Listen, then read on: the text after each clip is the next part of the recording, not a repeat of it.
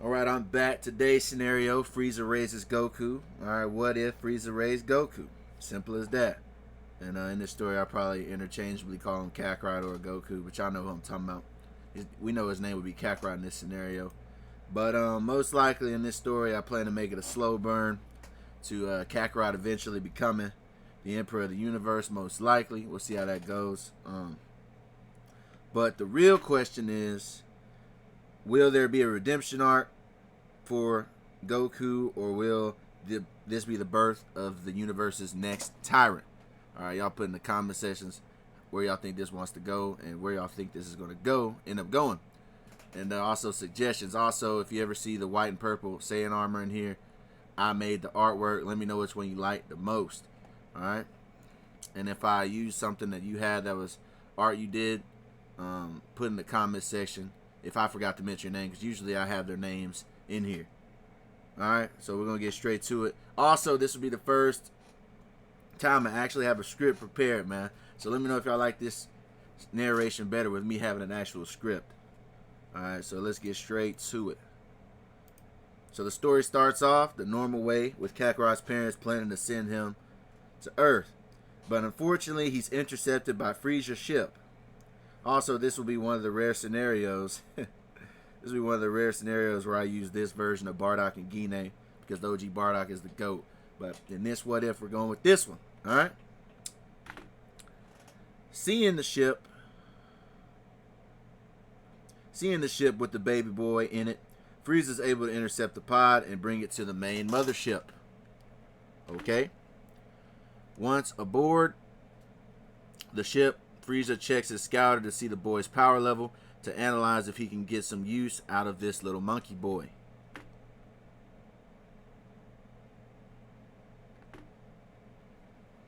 Right? Once aboard the ship, Frieza checks his scouter. Once he sees a weak power level of 10, Frieza is annoyed at how weak this child is. Alright? Annoyed, insulted, and views it as a waste of time. And in doing this, the Frost Demons intends to commit infanticide on the small child, seeing him as a weakling. But then as he looks at the child, the gears of his brain begin to turn as he realizes that unlike Vegeta, Nappa, and Radix, he can use this boy as a perfect monkey muscle, considering the fact that he has no concept of his planet, race, or heritage as an incentive for eventual rebellion.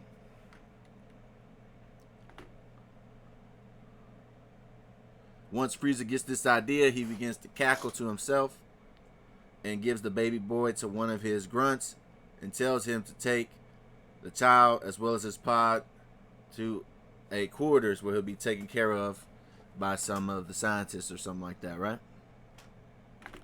Laughing to himself, he states, "Soon you will show me your worth, Saiyan." And we'll just see that he learns his name is Kakarot from Radix later on, because Radix wouldn't know that that was his brother. Alright? So Frieza strengthens his plan off the rip by ostracizing Goku from the rest of his Saiyan brethren, wanting to make sure they have the least amount of influence on his upbringing, so that his loyalty could be towards the Frieza Empire primarily. Alright, so he's going to separate Goku from the rest of the Saiyans. Doesn't want their influence rubbing off on him. Okay? So Goku spends more of his time around the Frieza Force, people like Dodoria, Zarbon, Kui, all of them, where he sees their harsh, brute nature. He sees destruction and bloodshed and power differences. As he ages, he trains with people like Zarbon, even learning a technique that will later come into play in this video. Stay tuned. As Goku is known to do in his canon counterpart, he learns the techniques of his opponents. Like Frieza, he learns conquering. He learns about the role of the Frieza Force, the destruction of devastation, the conquering of planets. Like Frieza, he develops an excitement for the destruction of his enemies. Frieza sees the potential that Goku possesses, thinking that one day he could become possibly his best soldier, and maybe he'll use him later on to get rid of the rest of his monkey kin someday, as he laughs to himself. Growing up, he sees multiple worlds, different technology, and he is hardened into a young, loyal Frieza soldier. One day, he is insulted by Vegeta and decides to fight back, where he is able to draw blood, but still loses the skirmish. Vegeta gets angry that he lost his royal blood to such a low-class child and decides that he wants to end him rightly then and there. But it's interrupted by Frieza telling him to stand down. As Vegeta flies off, he looks down to the battle warrior telling him that next time he should learn his place and that he's nothing more than a low-class trash pet kept around as amusement and entertainment for Frieza as he flies off, leaving an injured Kakarot. As Kakarot gets older, he feels a sense of detachment from the rest of the remnant of his race as they go on missions together, while he mainly goes on missions himself, only to target Frieza and Zarbon after his missions when he has the luxury to do so. Right? Also, Goku begins to dress like Frieza as well. When he gets old enough, he solos his missions exclusively, often mimicking his Lord Frieza when he's engaged in the planets he invades. Alright, starting to dress like Lord Frieza. Alright.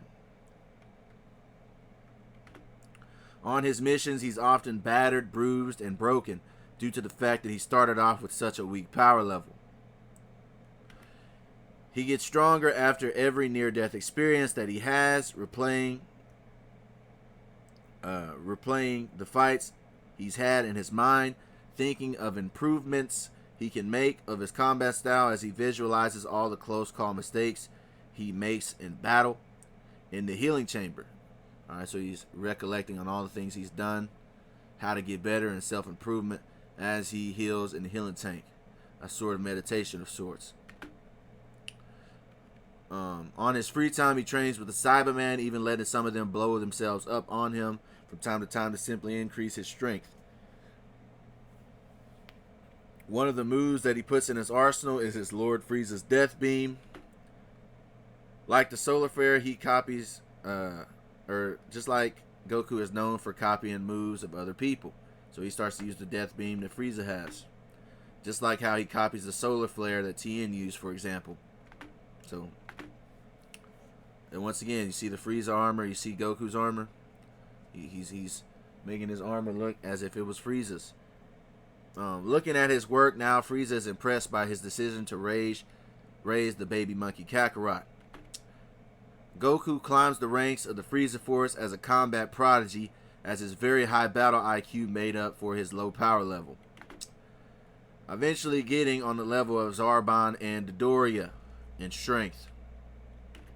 Frieza looks at Goku as his new muscle, preferring him to go purge planets rather than be by his side like Zarbon and Dodoria, and he also still has in his mind the plan of using him to purge out the remnant of his own monkey race in the future. Goku relishes in the heat of battle, seeing it as a rush and an ambition that gives him a reason to be alive. Vaporizing those that would oppose his emperor and killing those weaker than him without a moment of hesitation, while still keeping some of the traits of his original counterpart. For example, if Goku fights someone that he deems strong, he actually lets them live if he can, hoping to engage in battle with them again, just like how Goku did with Piccolo, when Goku let Vegeta get away, even when he wanted to give Frieza a second chance. So one day, Frieza contacts Goku, ordering him to go on a mission with Vegeta and his crew. While chuckling, he tells Goku that he expects him to be the sole survivor of the encounter, pretty much implying and giving the green light to Goku that today is the day that Goku executes the Saiyans. So Goku, now that Goku's been given the assignment,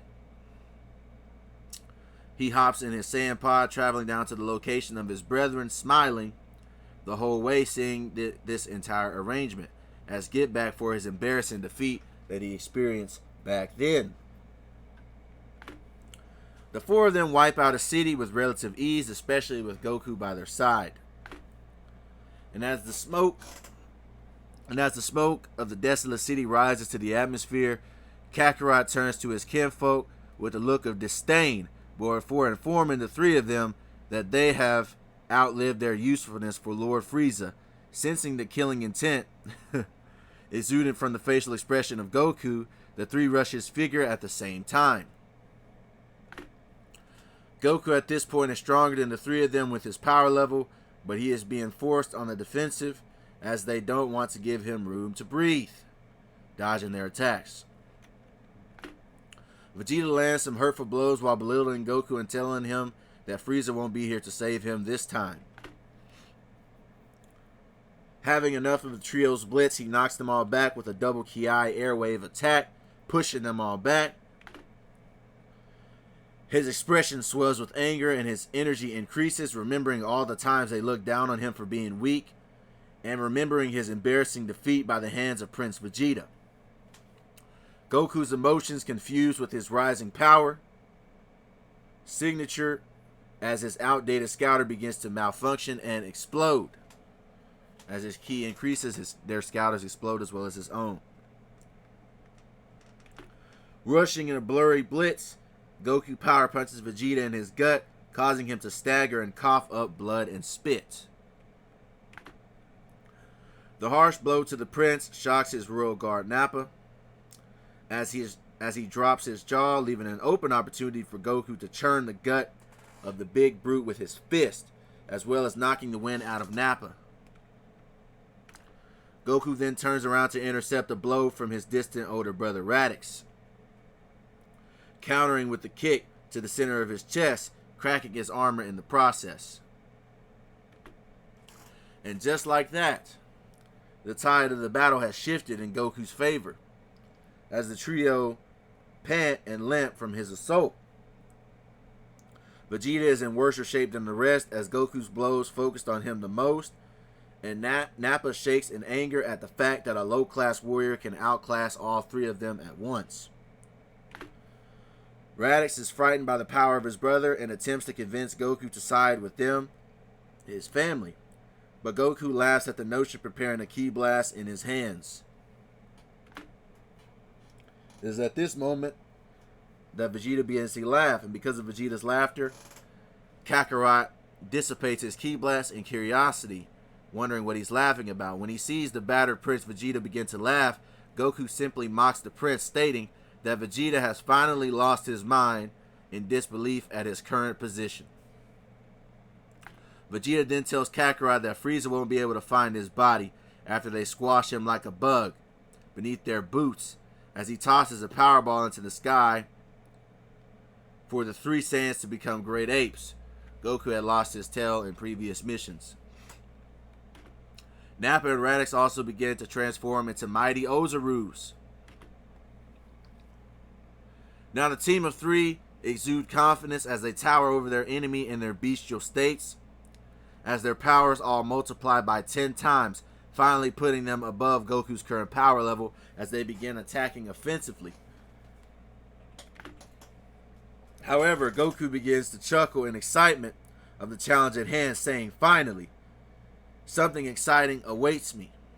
This is where I feel alive the most, when the odds are stacked against me in the heat of battle." The ground cracks at the sheer mass of the three titans as their shadows darken the lone Saiyan soldier below. Goku sports a wicked grin as he fires a ki blast at the giants above, which does only superficial damage, nicking their armor. Though the power shifted in the trio's favor, the speed of the battle was still to Kakarot's advantage, as Goku zooms past punches and kicks from the heavyset great apes, while still being hit by certain swipes that do massive damage to him. The deserted city trembles at the blows of the gigantified space assailants, each hit shifting the plates of the world, causing earthquakes. Goku relishes the challenge as he narrowly avoids being crushed. Radix, being more savage in his state with lack of control, sends a mouth blast towards the smiling Saiyan, Goku, who reacts to the oncoming attack by flaming up his aura and making a small energy barrier to tank the attack. After the explosion, as the smoke begins to clear, Goku's presence is revealed, battered as his armor is singed and his face slightly burned. His grin ever so slightly shifts to a frown of rage as Vegeta charges up a mouth blast of his own, planning to take full advantage of the weakened Goku, hoping to vaporize him then and there on the spot. The purple blast is belched out of the growling mouth of the prince, lighting up the area in a radiant purple blaze of death that explodes the area with devastating force. However, when the smoke clears, Goku is there with his eyes closed. He revealed to have blocked the upcoming attack with crossed arms, to the shock and surprise of everyone. Slowly moving his arms back to his side, the Saiyan's eyes begin to open, revealing the savage-like fierce yellow eyes of Kakarot. You see, like I told you guys earlier in the beginning of this video, like I said earlier, Goku learned a technique from Zarbon. A transformation of body where he changes his appearance to a savage state, harnessing the wrath of the Ozaru while keeping the speed of a man, in the same way that Zarbon can transform. Goku picked up on that. Remember, Goku is known for picking up techniques, and he saw the transformation of Zarbon in one of their sparring matches.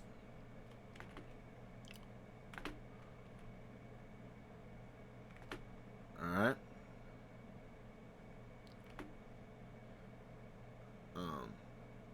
Goku's voice deepens. Goku's voice deepens as his muscles expand in a tightened flex, as he lets the audience of apes gawk at a form that no one living has ever seen. Not even Frieza has seen him in this form, in his Akari form. And yes, it's the wrathful Akari form that Broly had in the movie.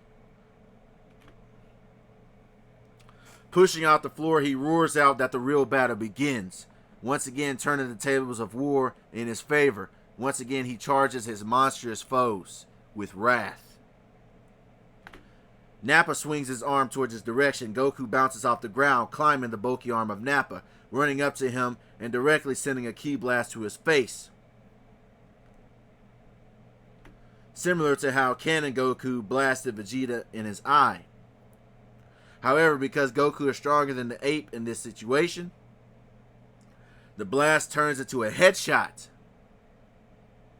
as he pierces the cornea of Nappa, leaving a gory sight of Nappa's Ozaru brain matter drenching the ground.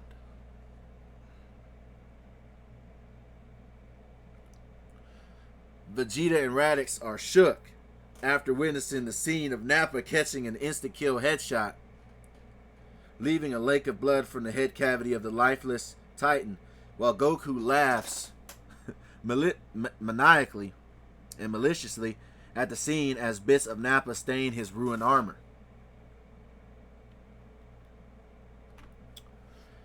Vegeta once again takes leadership and tells Raditz that they have to make a last stand and fire a dual mouth blast at Kakarot before they end up like Nappa. But Goku simply laughs at it as his hands glow with purplish pink ki, forming Death Saucer discs like Frieza makes. Before the duo could react, the discs travel in their direction as spinning frisbees of death. But instead of hitting their necks, Goku hits their tails with his attack, severing their source of increased power. Vegeta is shocked as him and Raditz begin to shrink back to normal size. As the destruction settles, Goku's eyes revert back to black as he walks through. He loses his yellow gold and his eyes revert back to black as he walks through fiery ruins, left from their battle with a look of killer intent enveloping his face, fully planning on torturing the both of them before he sends them straight to hell. Battered and broken, the remaining Saiyans lie on the cracked ground defeated. Mustering up what's left of their strength, Vegeta and Raditz use each other to lean on to raise themselves up, wanting to at least die with the remnant of their Saiyan pride. Smirking at the defying display, Goku chuckles before admitting he admires the pair's proud act of defiance in the face of defeat. And as a final favor, he will give them an opportunity of expressing their last words before the real pain begins, the pain of torture and eventual death. And to the warriors' unexpected surprise, the duo begin to explain their life story and how they got there and who is responsible for everything, letting Kakarot know who Frieza really is and what he's done. Vegeta tells him that Frieza destroyed their planet. Raditz tells him that Frieza killed their father and mother. And Raditz tells Kakarot that their parents were going to send him to a planet called Earth, far away from all this, but Frieza captured his pod, altering his life. A cocktail of emotions fluctuate on the appearance of the conflicted Saiyan Kakarot. Feelings of doubt, wanting to not believe them, denial, betrayal, anger. But then, even brief glimpses of memories flash in his mind. Memories of his parents looking at his pod, sending him off. Because remember, Saiyans have good memories. See the Broly movie, he remembered crying Kakarot, and Vegeta remembering Beerus. The windows of his eyes begin to fog as tears attempt to fall from his face as a dark image of the space tyrant appears in his subconscious mind. Composing himself slightly, Goku glares at the pair before he tells them to get out of his sight, and that they better disappear forever. He then gathers the severed tails of the two Saiyans along with Nappa's head, which he decapitates, to bring back to Frieza while blowing up Nappa's Saiyan pod and a lot of the surrounding area, making it seem like he vaporized not only Nappa's Saiyan pod but the rest of the ships as well, along with the Saiyans. Gathering the proof of his victory, being the two tails and Nappa's head, he dashes to his space pod, not even paying the pair a second glance, as he rushes to his ship to return to Frieza's headquarters. The Saiyans can't believe they made it out alive as they lie there licking their wounds as Goku leaves the atmosphere. Thinking on the realization he just experienced, still processing the revelation that his life is a lie.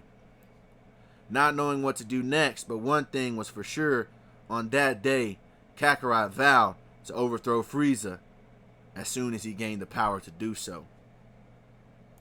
Alright, so that's it, man. Let me know what you guys think of the of this story, this scenario. I'm going to continue it, of course.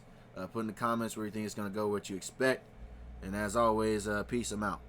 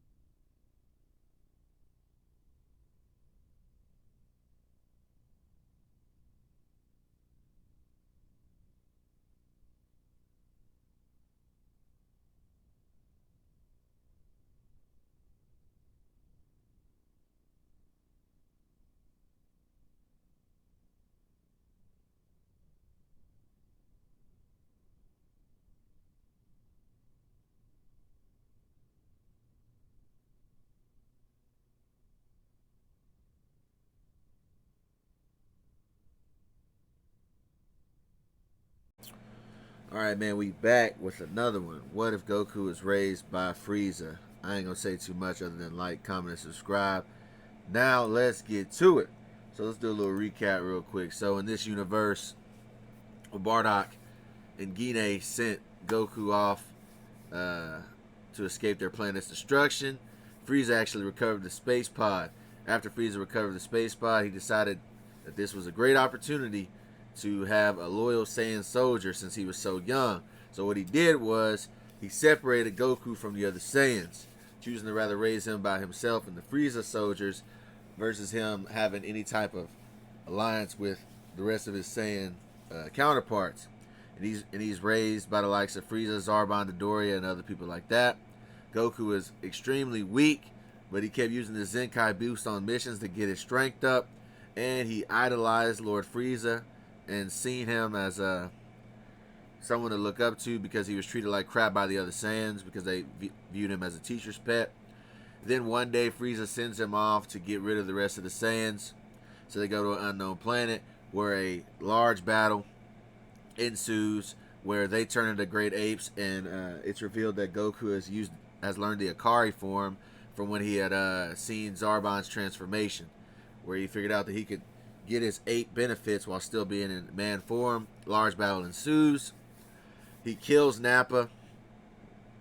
And after that happens, Raditz and Vegeta are on the brink of death, and that's when they tell him the true story about about Frieza was the one that destroyed their planet, and that Raditz tells Goku that he was never meant to be found by Frieza. He was supposed to be sent to a whole nother planet to escape Frieza's reign and wrath and things like that. And that's when Goku, which his name would be Kakarot in this scenario, that's when Kakarot comes to this conclusion that he's going to overthrow Frieza and become the new emperor of the universe. Right? So, that's where that's at. So we're at What If Frieza Would Raise Goku Part 2. And look, and I'm going to let you know the artwork has stepped up since then. Look at this. Anyway, let's get to it. So, Goku arrives back to one of Frieza's planets as his emperor and his guards watch him enter orbit. Goku is stuck in his own thoughts, plotting his next move. In his injured state, he limps forward until he is greeted by Zarbon and the Dodoria, who ask him if his mission was a success, but Goku simply brushes them off and continues walking.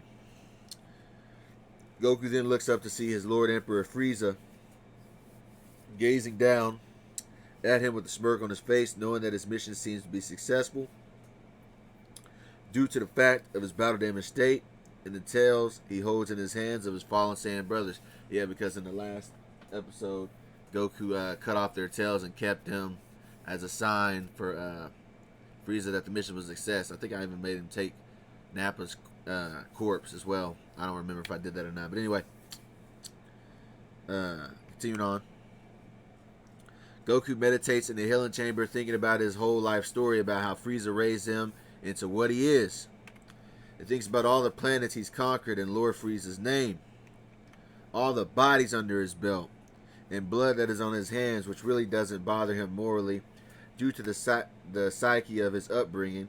But he wonders what his life would have been like if he had actually been able to escape to the planet Earth. But then he just puts that away in the back of his mind. But one thing was for sure, and one thing was for certain. He exited the healing tank, putting on a new suit of his custom armor, thinking to himself, I will bring down this tyrant and I will be the next emperor of the universe, smiling at the thought of the best battle he will ever participate in when the time comes. However, Kakarot was not entirely ignorant of how dangerous the battle would be, understanding, to the best of his knowledge, that Frieza is the strongest being in the universe that he knows of. He would have to get stronger before he ever thought of actively rebelling. Zarbon and Dodoria meet their Saiyan colleague in his new suit of armor. Seeing that his temper has calmed down, they tell him that Frieza has summoned him for a briefing of his last mission. Masking his true emotions, Kakarot puts on a smile on his face before throwing the tails he snatched from Vegeta and the other Saiyans, along with the head of the Ozaru Nappa, to Lord Frieza. Frieza congratulates Goku on his success, and Goku simply asks the Emperor for another mission. Alright, asking for his next mission. Frieza chuckles at the work ethic of his soldier and simply informs him that Apul has failed his last mission and he has failed me for the last time, so he's trying to run away from the consequences of his actions by taking a pod to another planet. Frieza wants Goku to hunt down the failure/traitor Apul and end his life as a sign to the rest of his subordinates that failure and treason will not be tolerated. As Goku exits Frieza's room, the Emperor thinks to himself, who would have thought that the son of the last Saiyan rebel would be my most loyal soldier? He then chuckles to himself, thinking about the past and future events that are to come. Goku never took any days off and is on the rise to being Frieza's best planet conqueror aside from the Ginyu Force. That's what he thinks to himself as well. Goku exits inside of a new ship given to him by Frieza himself, thinking to himself on how he could get stronger without bringing attention to himself, but his thoughts are interrupted when he realizes that he has reached his destination. As it would turn out, Goku has landed on the planet Yardrat. And because Frieza gave him a new state-of-the-art spaceship, he's actually made it to the planet faster than Apul. So he just waits on Apul's arrival. Goku didn't have to wait very long because not soon after his landing, he sees a ship enter into the planet's atmosphere, already knowing full well who it is. It's that fool, Apul. Apul exits his ship only to find his executioner aiming a glowing finger in his direction. Goku's face twists into a smile before he blows Apul away with a death wave, having no remorse for the cowardly weakling. Goku Scouter then detects other key signatures, so he readies another key blast in the direction of someone close to him, realizing that this is probably a local, a hostile planet local. But the unknown alien simply puts two fingers to his forehead in response to his charging blast. The Yardratian then vanishes right before his eyes, leaving nothing but shock on Kakarot's face, wondering how this man just teleported and vanished in thin air. And where did he go? Thinking fast, though, Goku sees this as an opportunity to learn a technique for himself. So he tracks the power level's last direction and then crushes his scouter so his next actions cannot be monitored by anyone listening in through the scouter. So he crushes the scouter similar to how Vegeta did it back on the over 9000 scenario. Goku smirks at the expressions of the planet's locals before saying calmly to the species for them to teach him how to do that technique. And he won't bring any harm to the planet, understanding that Frieza didn't give him the task of conquering the planet, but rather just killing the traitor Apul. Goku simply decides to be honest when he's greeted with Pabara, the guy who ends up teaching the instant transmission. Goku simply decides to be honest with Pabara and tells him about Frieza and his empire and asks to be trained by him so that he can take him down. To his surprise, Pabara knew about Frieza and he agreed to teach Goku, even though he sensed darkness within Goku's spirit. For those of you that don't know who Pabara is, he's the guy that taught Goku the instant transmission technique. And these are all his abilities. But we're really just going to focus on key control and instant transmission right now. But he can do things like spirit control, force spirit fission, gigantification, healing, and multiform. But we're going to just focus on key control and instant transmission. But anyway. The training begins as Goku learns about sensing ki and suppressing his own power level, as well as the instant transmission technique. And Pabara tried to change Goku's dark nature, but feared he had little impact on his worldview, but sensed something in him. Honoring his word, Goku doesn't attempt to hurt anybody, and even thanks Pabara for his assistance and says he'll see him again someday to learn more of his moves. showing off that he learned the instant transmission. Goku realizes that techniques alone won't be enough to overthrow Frieza, as there's still a huge difference in power between himself and Lord Frieza. Goku makes his way back to Frieza's spaceship, happy now that he has the ability to hide his ki, so his power level can stay the same on the scouters of everyone else. Goku then informs the Emperor of his mission success, which puts a smile on the face of his lord.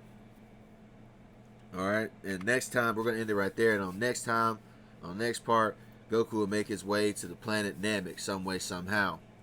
So let me know what you guys think of the new art style, man. It's getting better, I think. Alright, and also like, comment, subscribe, like I said. And catch you guys on the next one. That's going to conclude What If Goku Landed and What If Goku Was Raised by Frieza Part 2. Alright, so I'm out. Peace. Alright, man, we back with another one on What If Frieza was raised, or What If Goku was raised by Frieza. And on this part, Frieza sends Goku to the planet Namek. And before we go any further, hey man, stop playing with me and hit the like button, man. I be getting hundreds to thousands of views and I only get like 10 likes. Hit the like button, man. Stop playing. But anyway, let's do a quick story recap. So in the last episode, you had the battle damaged Goku land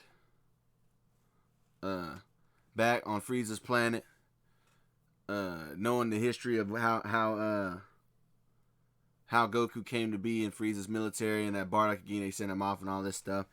So Goku's plotting revenge on Lord Frieza, and Frieza congratulates him on his mission and then sends him to get rid of a deserter, which was a pool. Goku lands on the planet Yardrat, where he ups the pointer finger and catches a stain by sending a pool to Otherworld. He's then greeted by the locals of the Yardratians, where he asks them to teach him the instant transmission technique after one teleports before him. He learns the instant transmission technique, teleports away, gets back to Frieza's headquarters, where he's tasked to go to the planet Namek. So that's where we're at. Now let's continue on, right? And also, let me know what you think about the Goku artwork. It's getting better. My Goku artwork is getting better, so let's get to it. So, Goku finds it odd to himself as he approaches the planet Namek, wondering why Frieza only wants him to destroy the strongest Namekians rather than just conquer the planet. He thinks to himself, this planet must have some sort of significance to the Emperor's eye. Goku, the young Saiyan, jumps out of the ship, then gets a lay of the land, seeing the pretty green sky and the blue grass, and we ain't talking country music. He then removes his scouter, knowing he doesn't need it anymore, and he begins to sense for the strongest power level, and he turns to a certain direction. His hair stands up and his muscles twitch as he senses the strongest power level on this planet, and of course we know it to be the warrior Nail. Goku's eyes lock in as his head turns toward the direction of Elder Guru's sanctuary. It doesn't take long for Goku to pull up, and he's now asking for a fatal fate one-on-one with the Namekian Nail. Now that Goku has the ability to sense power levels, he can tell that this will be one of his best fights he's ever had. Goku then eyes narrow into a serious expression on his face before he then asks Nail where he would like to be buried. You know, he gets to talking trash. Because I realized this version of Goku would be talking a lot of trash. And by the way, his name would be Kakarot. I'm just saying Goku because it's easier. But this would be, Goku would be talking trash because he's been learning from Frieza. And we all know Frieza's a trash talker. Nail puts on a stern face and asks if they can leave the premises because he doesn't want to damage Guru's establishment. Goku simply puts 2 fingers on his forehead, teleports to Nail, and then teleports them to a new location right outside of a Namekian village. The 2 warriors begin to square up, taking fighting stances. The battle begins, and it is immediately intense. Goku realizes that Nail's punches have power to them, so he then begins to avoid them with after images rather than block them. Right? Because his punches have some power, so he's bobbing and weaving. Whenever Goku sees openings, he ups the pointer finger and fires a death beam. But now Nail is proven to have endurance as well as regeneration in his catalog. Goku's face begins to show disappointment as the battle continues, as he turns to his green adversary and tells him he better use all his strength before it's too late. Nail then powers up, revealing a second wind in his full power, which puts a smile on his opponent Goku's face. The battle is now openly shaking the area as the two trade blows in a blitz for dominance, neither side letting up on their fury. The two of them separate to get some distance from each other, only to form individual energy blasts, aiming with malicious intent, as their attacks detonate, pushing the both of them back.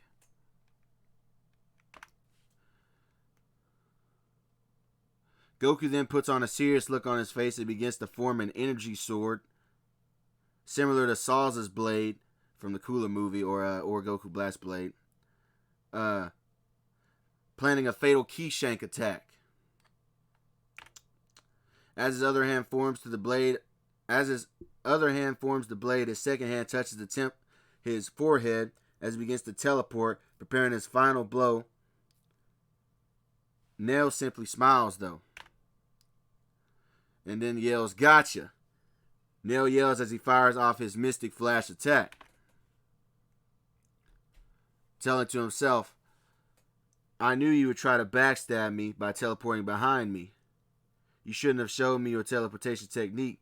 Taking me to this destination with that technique was a fatal mistake, but at least now it's over."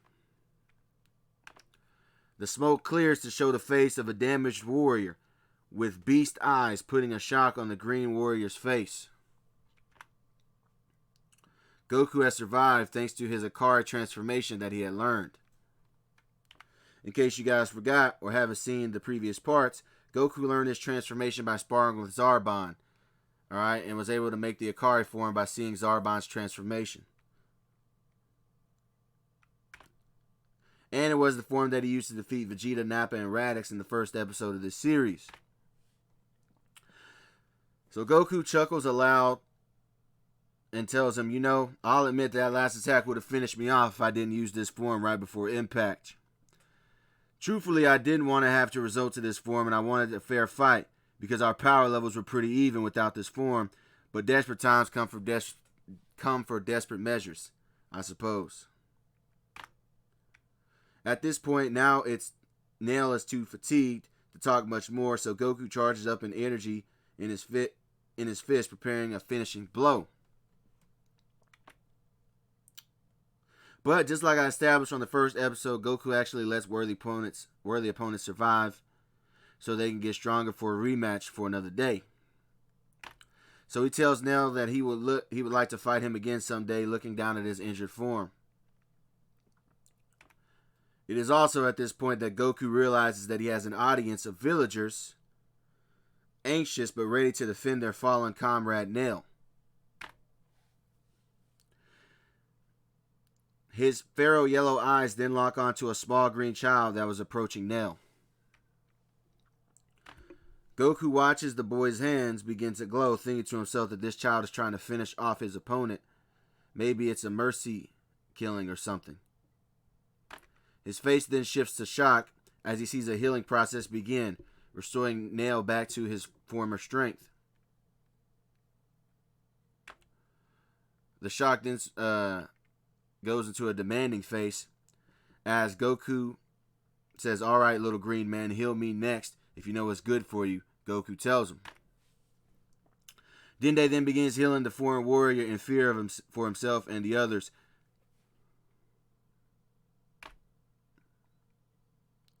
Goku's power rises even better than it was before he got there because of the Zenkai boost he was receiving. Goku then narrows his eyes as he thinks to himself and then begins to utter out loud, Yes, this is going to be how I'm going to be able to be stronger than Frieza. I'm going to have to spam my Zenkai boost to farm XP.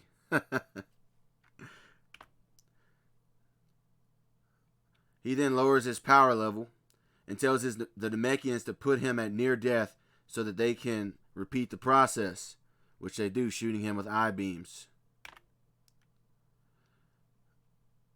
Dende is slightly confused at the sadism of this Saiyan warrior, as he repeatedly and heavily is injured to his liking. After farming XP off the Zenkai glitch for a while, Goku believes to himself that he is strong enough to take down the tyrant surrogate father, Lord Frieza. Goku is then shown the Grand Elder Guru, who tells him about his planet's history, about the planet Namek's history, and he even tells him about the Dragon Balls, which then allows Goku to understand why Frieza didn't want him to take out all the inhabitants, but only the strong warriors, so that the lesser Frieza soldiers could do the work for Frieza on collecting the Dragon Balls. Goku then tells Guru why he's really there and that he plans on challenging Frieza after he leaves this planet, and that if he is to fail, the Namekians should hide and or destroy the Dragon Balls if it comes to it. No telling what Frieza could wish for. The Namekian people even make some clothes for the warrior as a symbol of peace for Kakarot. Kakarot looks at Dende and begins to think to himself that he has gotten stronger and learned more techniques by cooperating with alien locals, and that if he becomes emperor, he would like to learn more techniques in the universe of all the other planets. He then throws up the peace sign and teleports back to the spaceship, ready to depart to Frieza's headquarters for his hardest battle yet. Goku gazes up at the horizon, envisioning his up-and-coming battle with the Emperor of the Universe. In his spaceship, his eyes narrow as the planet Frieza and his men currently reside on comes into view. When he touches down on the planet, he senses 5 key signatures exiting the planet's atmosphere, and he thinks to himself, that must be the Ginyu Force. What are they doing here? Goku then bumps into Qui, so he decides to question Qui and ask him why is it that he doesn't sense Frieza's Arbonne or Dodoria on this planet, and also why was the Ginyu Force here and leaving. Qui responds to Goku, telling him that Frieza is currently on his way to the planet Namek, and that he just sent the Ginyu Force to conquer the planet Yardrat. Goku's expression twists into one of rage as he flares his energy signature, putting fear in the eyes of Qui before blasting off towards his ship, leaving behind a scared Qui after getting a read on the angry Saiyan's power level. And that's where we're going to end things here, man. I hope you guys liked it, man. I'm going to come back with another one. Right, I'm also going to go back to the Goku and DC. I'm going to try to finish the what ifs before I move on. So I'm going to try to finish this what if, then I'm going to go to the DC what if, and I'm going to go to the Naruto what if. You know, things might interchange or whatever, but don't forget to like the video, man. I'm trying to go up. I'm out. We back. Y'all see the title, man. Goku Squad wipes the Ginyu Force. Right? Goku Squad wipes the Ginyu Force. This is back to what if Goku was raised by Frieza. Was this part 4, part 5? I don't know. Anyway, we're on that. And y'all might be wondering where's Godo at in this thumbnail. Well, I did my best in making this as Godo. Goku's holding his head, you know, which, you know, is about to be on some, he's about to be on some Omni-Man type timing. If you know what I'm saying, if you know, you know. But anyway, yeah, the head is in Goku's hand. It's supposed to be Godo. Don't judge me, all right? I'm getting better at the art. Anyway, so, story recap. Last time on this what if, Goku landed on the planet Namek. He had an epic battle with Nail. It was down to the wire, but he ended up using his Akari form to secure the W, but he spared him because he wanted to fight him again sometime. Dende started to heal Nail, which allowed Goku to be aware of Namekian healing magic. Do they call it magic? Anyways, Namekian healing powers. I know he was a healer Namekian. And then he comes up with the same idea that Vegeta had in the canon, which is to spam his Zenkai boost so he can be strong enough to overthrow his Lord Frieza. So he gets Dende to heal him, and then he keeps spamming it, farming for XP. Then he meets Elder Guru, learns about the Dragon Balls, then understands that's probably why Frieza has an interest in the planet Namek. Then he thinks he's strong enough to face off against Lord Frieza, so he flies back to home base where he meets Kui, who tells him that Frieza is on his way to Namek and that the Ginyu Force is on the way to the planet Yardrat, right? So Goku's going to go take out the Ginyu Force before he goes to planet Namek because he feels like he still has more to learn from the people of Yardrat. So with that being said, let's get into it. Goku squad wipes the Ginyu Force. So let's go. So the Ginyu Force pulls up to Yardrat, ready to terrorize the community. The five guys are halted by the appearance of a lone warrior, and the group is confused by his arrival. Kakarot, what are you doing here? Frieza didn't have to send reinforcements. Kakarot simply tells the group that this planet is off limits. The Ginyu Force begins to laugh at his response. Who could possibly make a planet off limits for Lord Frieza? Goku flares his key signature in response and says, "Me." Right? Goku then rushes forward towards the group, fully aware that he doesn't have time to waste on this violent dance group, fully planning a squad wipe. Goku sends an energy blast volley attack towards the group, but it is countered by Godo freezing time. When Godo stops his time freeze, he sees a powerful explosion in the background that makes him nervous by the strength of the son of Frieza, Kakarot. Godo tries to freeze time again, but he is predicted and Goku uses instant transmission at the same time. Godo looks around as he holds his breath, wondering where Kakarot could possibly be, and as soon as he begins to breathe again, Goku knocks his head off his body, sending it off like a field goal. He then turns to see who's next as he charges an energy into his fist. Jace and Berter step up, ready to spin. They tee up and spin with their signature purple comet attack, and as they surround Kakarot, he remains still and unimpressed, even though they're spinning around him like sharks. Inside the purple vortex, Kakarot sends a fist right through Jace's torso, similar to how Dodoria ran through the Namekian on Namek. Pause on that. All right, no Diddy. And while his hand is still through Jace, he forms a death blast aimed at Berter. Goku smirks before saying, "I guess you can call this a 2-for-1 deal," before blasting Berter through Jace. But before he can catch his breath from the two-piece, he senses a rush of power hurling towards his direction. Raccoon has fired his eraser gun mouth blast attack.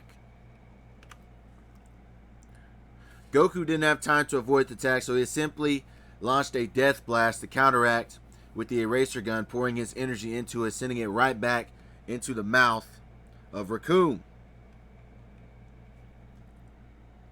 which caused his head to explode from the energy overload. Captain Ginyu freaks out at the quick deletion of his subordinates. Goku fires a death beam into the frantic captain's shoulder. Ginyu fires the Milky Cannon at Kakarot in what seems to be an act of desperation, but Goku deflects the blast quite effortlessly.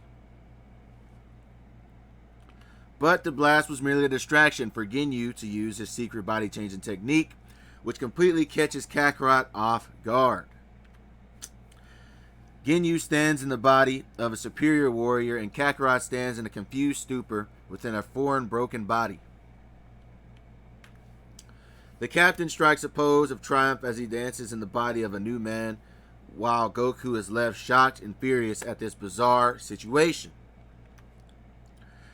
Captain Ginyu then begins to lay down the beats on his old body like it's his hobby, bars, and leaves Kakarot in a broken state on the ground. A sadistic smirk comes across Ginyu's face as he floats within earshot of the broken figure. "Since you threw your life away betraying Lord Frieza for the weaklings, I figure I might as well let you watch me purge this planet in your body, so then you can know what it's like to lose comrades like I did." So then he flies away and leaves Goku leaking on the ground. Carnage ensues as fires envelop the neighboring cities as Ginyu begins purging the planet Yardrat. The Yardrat natives watch on in disbelief at the appearance of a familiar face now destroying their home world. Goku watches the devastation, angry with himself for not just simply finishing it off his opponent, while struggling to stand up, wanting to continue to fight with what's left of his energy in this foreign body.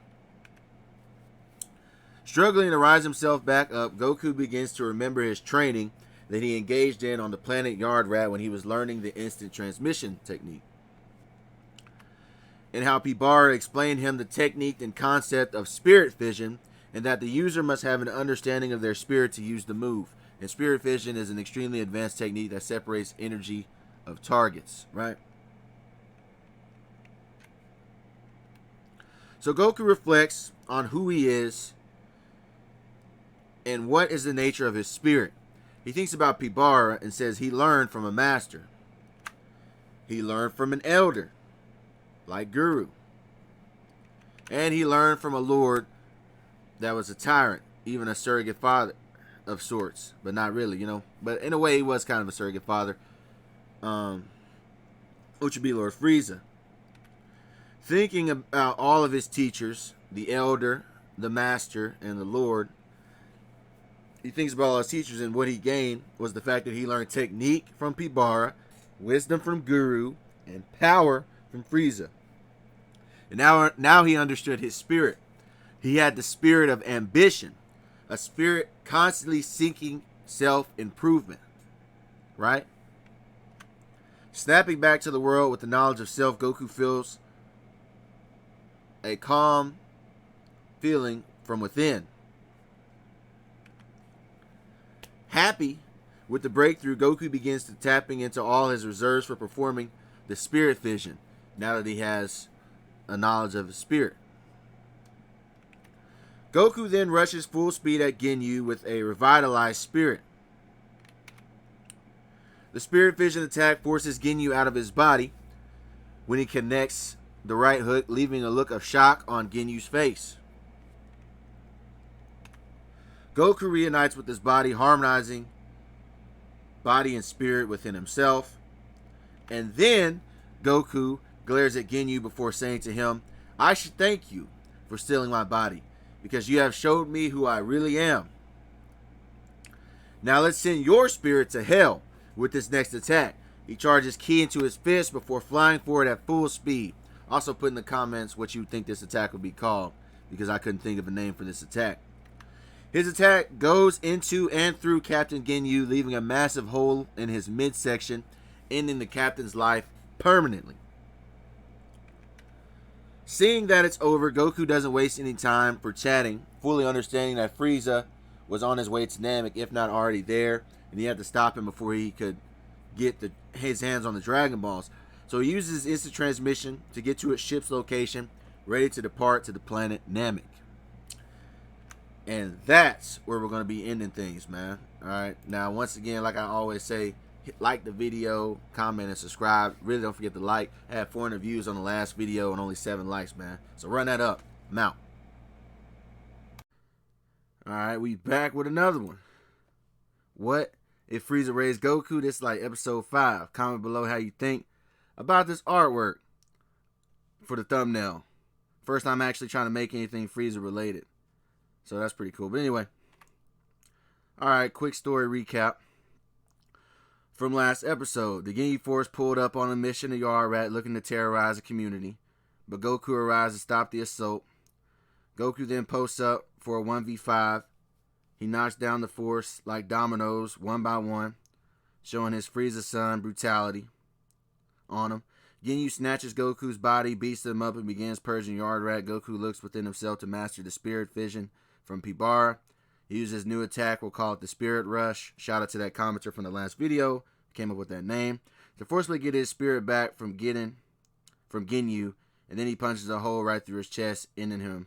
He then heads to Namek to challenge Frieza once and for all, hopefully before the tyrant can get to the Dragon Balls. Right? So, now that we caught up, we can move on. Also, the reason why Goku has yellow eyes in his thumbnail is because he's using his Akari form. And the yellow aura by his arms is to indicate a form that's to come next, which I'm sure most of you already know what that is. So anyway, let's get to it. Goku blasts off full speed to Namek's coordinates with murder on his mind. Before his ship can even get all the way to Namek, Goku concentrates on a key signature when he gets close enough and pinpoints Frieza's power signature. Goku then uses instant transmission to pop up right in front of the unexpected Frieza with a serious look on his face. Frieza smiles. Kakarot, I must say I'm disappointed in your Planet Purger performance. I thought we raised you better than this. Goku flares his ki slightly before letting Frieza know that his reign of terror is over.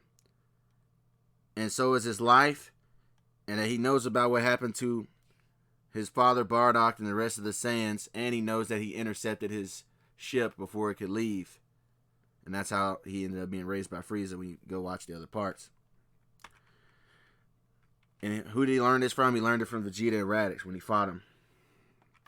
Alright, when Frieza put a hit out on him. But anyway, the three chuckle in spite of the killer intent until Goku raises his power level on their scouters, causing them to explode from the rising energy so rapidly, putting fear in the eyes of Zarbon and Dodoria. Frieza simply smiles at the show of defiance while saying, it would seem Kakarot is all grown up, and now he needs to learn a lesson on respect. Frieza begins to power up, kicking up debris in Goku's direction, causing the Saiyan to smile with anticipation.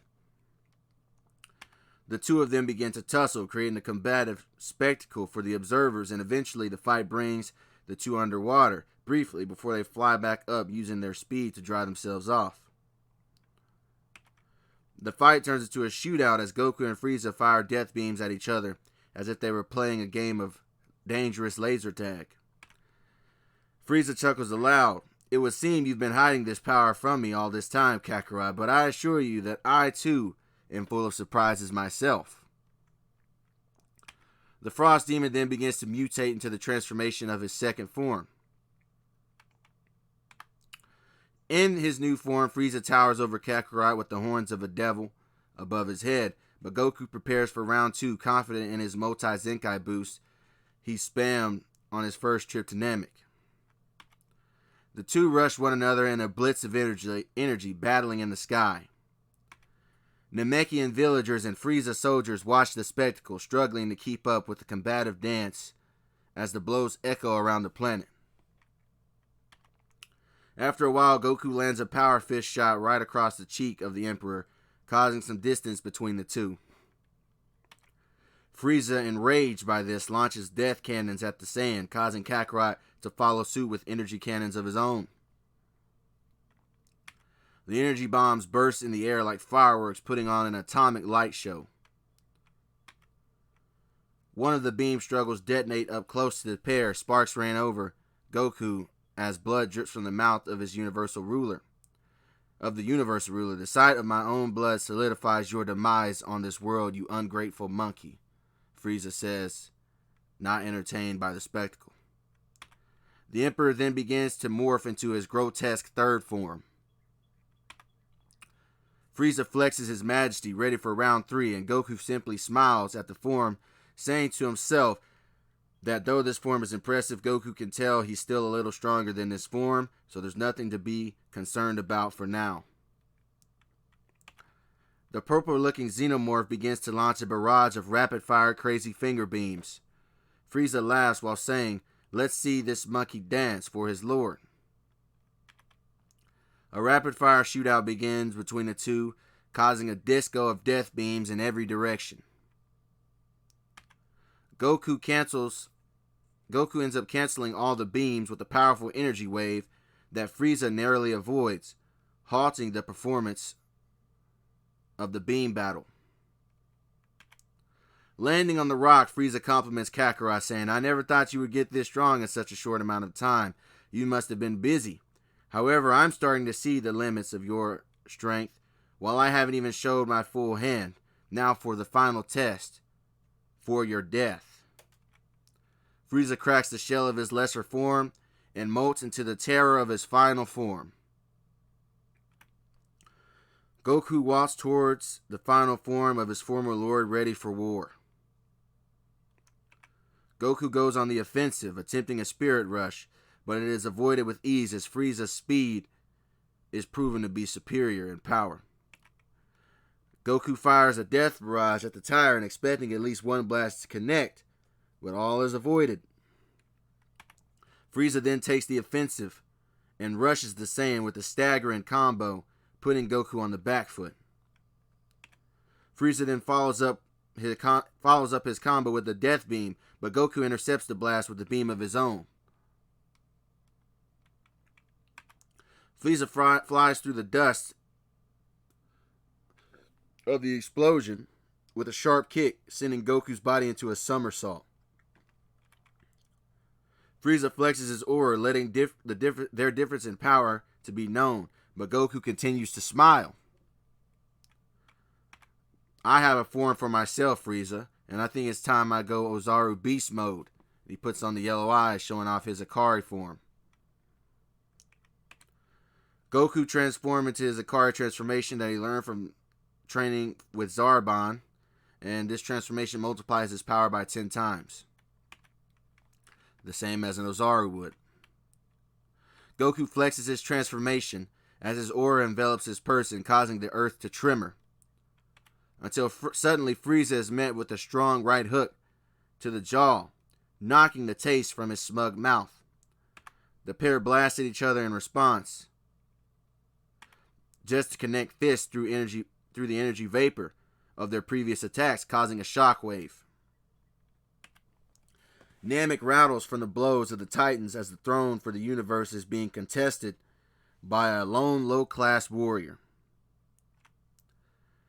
Goku then begins to spam his instant transmission technique in his Akari form to land blows all over his opponent. Frieza is assaulted from all directions as Goku continues to seemingly overpower his former lord.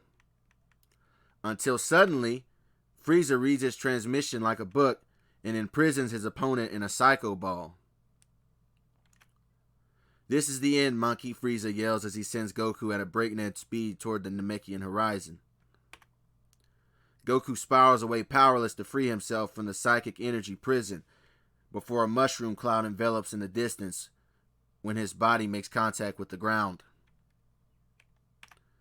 Frieza smiles, believing he's won, before telling his soldiers to gather the Dragon Balls so they can get on with his wish.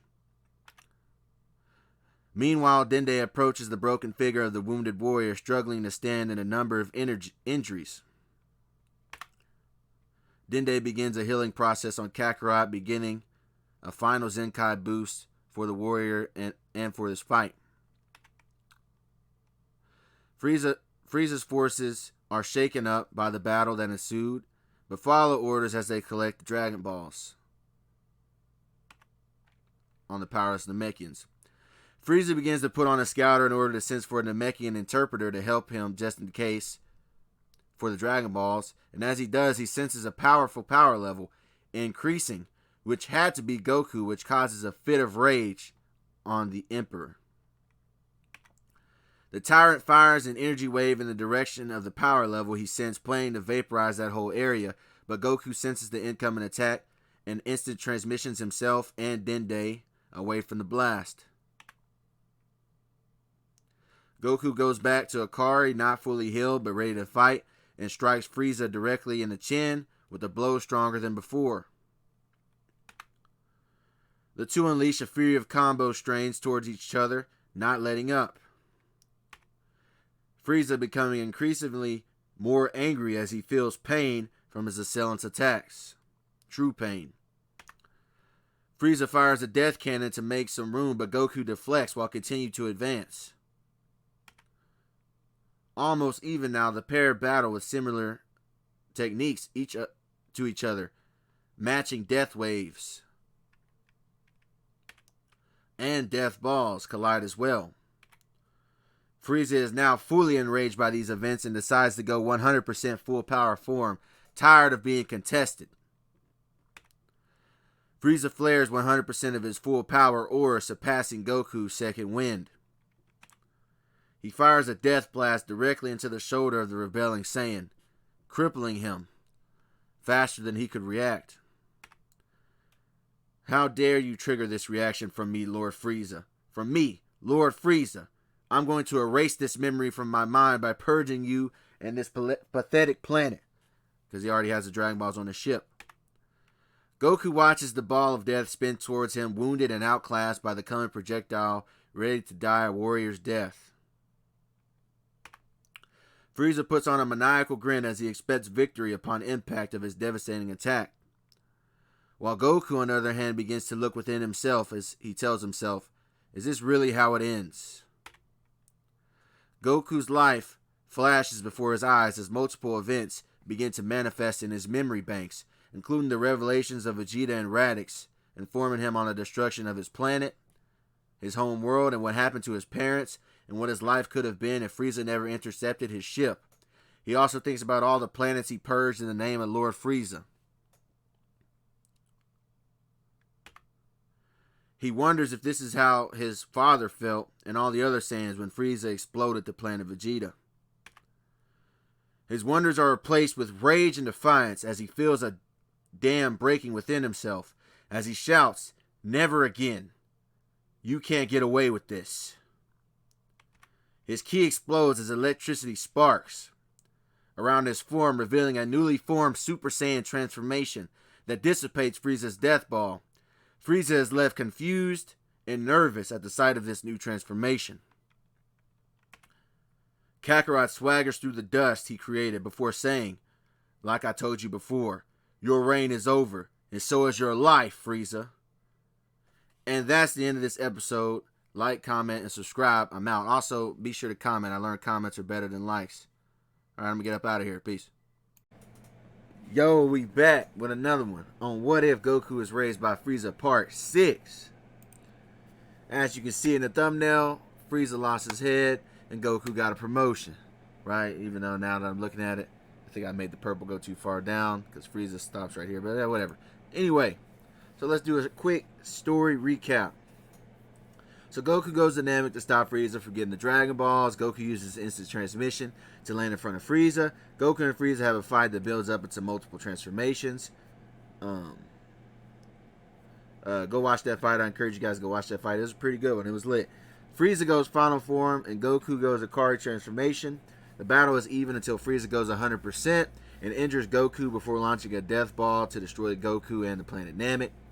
Goku uses all of his frustration to ascend to a Super Saiyan transformation, which shocks Frieza himself. Alright, so that's the quick recap. So let's go ahead and finish this battle for the Universal Throne. So, here we go. Frieza is taken aback and aggravated at the sight of this new transformation, while Kakarot is flexing off his new Super Saiyan drip. Goku cracks the steel tension with a harsh punch to Frieza's gut, which causes blood to eject from his mouth violently. Frieza flares his aura up to create distance, while Goku simply laughs and mocks the tyrant for being already out of breath from one single punch. Frieza then decides to rush forward with a death charge towards Kakarot, not willing to accept a monkey's mockery, while Goku readies a super death cannon in his hand. The cannon overrides the charge, halting the Emperor's rush, causing a detonation of explosive purple fireworks. After the smoke clears, Frieza is revealed to be damaged and fiercely glaring at the smiling Super Saiyan. And if looks could kill, Goku would be dead already. Frieza prepares a smug speech, but Goku interrupts his conversation with a punch to the face, knocking out a mix of bloody saliva from his former lord. Frieza fires a full power energy cannon towards the Saiyan's direction, and Goku counters with a power wave of his own. This collision causes a bigger explosion, shaking the entire planet, even evaporating a quantity of the Namekian water. Frieza then sends an evil eye beam through the smoke that Goku doesn't even try to avoid. Instead, he just tanks the attack head on, showing off his endurance and power. Wanting to finish this battle with a gruesome finish, Frieza prepares his Death Saucer attack with the intention of splitting Kakarot in two. The new Super Saiyan simply responds to his Death Saucers with death blades forming in his hands. You know? Let us just cut to the chase, monkey, the tyrant says before launching his death discs towards the Super Saiyan. Goku locks onto the cinder, narrowly avoiding the seeking frisbee blades, advancing in the direction of Frieza. Goku then teleports right before the saucer slice into him and uses his momentum to cut Frieza in half with a horizontal slash. The action causes disbelief and anxiety into the eyes of Frieza's army as they see the bloody spectacle before them, as they watch and spectate. The Namekians smile at the sight of the tyrant's mutilation, sensing victory for Namek's anti-hero. Before the fallen Emperor's body could even touch the ground, Goku looks at Frieza in the eyes with his beam blade in hand and severs his head clean off to finish him off. Goku picks up the lifeless head of Frieza and speeds toward the Emperor's spaceship. Goku then live streams to every Frieza base in the universe an image of himself holding Frieza's head, letting all the observers know that he is now the new Emperor of the universe, before ending the call abruptly. Goku then gathers together the remaining Namekians, letting them know that from now on this planet will be under his protection for its aid in his uprising against Frieza. Goku then looks at his presumed new army on Namek and gives them all an ultimatum by saying that the universe is under new management and all of you have a decision to make. Either continue to work for me or you'll never make it off this planet alive. The soldiers smirk and bow before the Super Saiyan Kakarot. Several days later, after the fall of Frieza, Zarbon approaches Kakarot, asking him what his next move is now that he occupies the universal throne of the former Lord Frieza. Kakarot simply tells Zarbon that he now plans to visit the planet Earth. Inwardly in his mind, Goku wonders what the world his parents wanted to send him to would actually be like. And that's where we're going to end this one on. Dang, I didn't know it would be this short, but oh well. We'll go to the next one. We'll see what happens when Goku meets Earth. I'm out. Peace. Yo, so in this episode, Goku arrives on Earth as an adult, and this will be part 7 of What If Frieza Raised Goku. Also, this vid might be long because I was going to do 2 parts, but I decided to go ahead and one-shot this arc. So let's do a little quick story recap. On the last episode, Kakarot achieves Super Saiyan and challenges Frieza for the throne of the universe. The clash is intense, and the fight was ultimately decided with Frieza using his Death Saucers and Goku countering with his Death Blades. Kakarot is victorious and shaves Frieza's head off his body and lets the universe see it from Frieza's spaceship. And after the smoke settles, he decides to travel to the planet Earth out of curiosity, because that's where his parents wanted to send him to originally before he was intercepted by Frieza. Right, so that's the recap. So let's get to Goku landing on the Earth as an adult. Also, hit the like button and comment what you think is going to happen next or what you want to see next. So let's go. Kakarot leans forward from his throne at the sight of Earth, as the sight of Earth comes into vision as they arrive to his destination. The ship lands and Goku exits to see cities in ruins and smoke polluting the gloomy skies. And Goku wonders what happened to this once civilized place. And he's reminded of purging planets under Frieza's orders when he was growing up. Let's have a Dragon Ball flashback to see what happened to this Earth's universe. So we don't have to go way back, but let's just say Demon King Piccolo got his wish and achieved eternal youth and started knocking off his potential challengers. Yamcha was the first to get smoked, and is that a surprise to anyone? Krillin got his neck broke. Chaozu sacrificed himself in vain as King Piccolo survived. Tien got blasted after putting up a decent fight. Master Roshi tried to seal the demon back, but failed ultimately with the cost of his life. And Kami himself was sealed away in a bottle and swallowed down the throat of the demon. No Diddy, pause. Bulma is distraught and depressed as the evil regime prevails. And let's just say the reason she's still alive and not a vegetable for Mr. Carrot is because Grandpa Gohan traveled with her on her travels.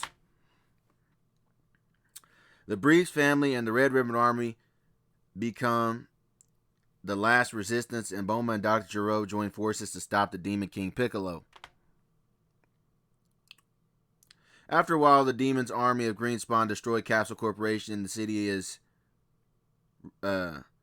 destroyed as well. And they were trying to eliminate the last resistance, so they destroyed Capsule Corporation.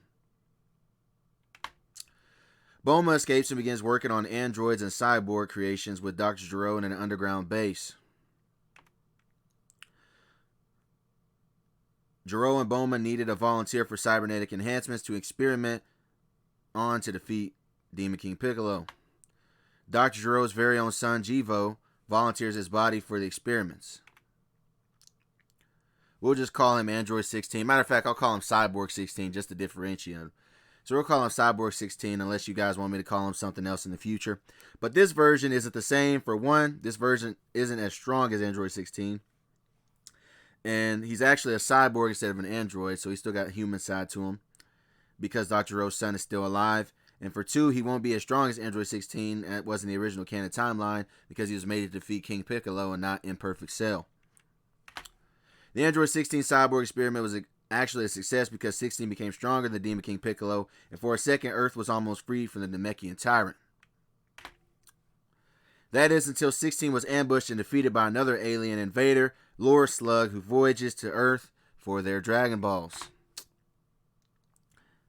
Cyborg 16 was forced to retreat for repairs to his injuries and improvements, and it was at this time that Lord Slug and his army joined forces with Demon King Piccolo and his army, under the agreement that Demon King Piccolo would produce an offspring that could recreate the Dragon Ball so Slug could obtain eternal youth.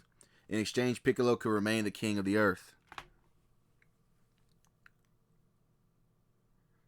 Right? Bulma became the Demon Clan's most wanted because her face was known while Gero stayed in the shadows. Because the clan wanted to stop cyborgs from being made, they made Bulma the main target.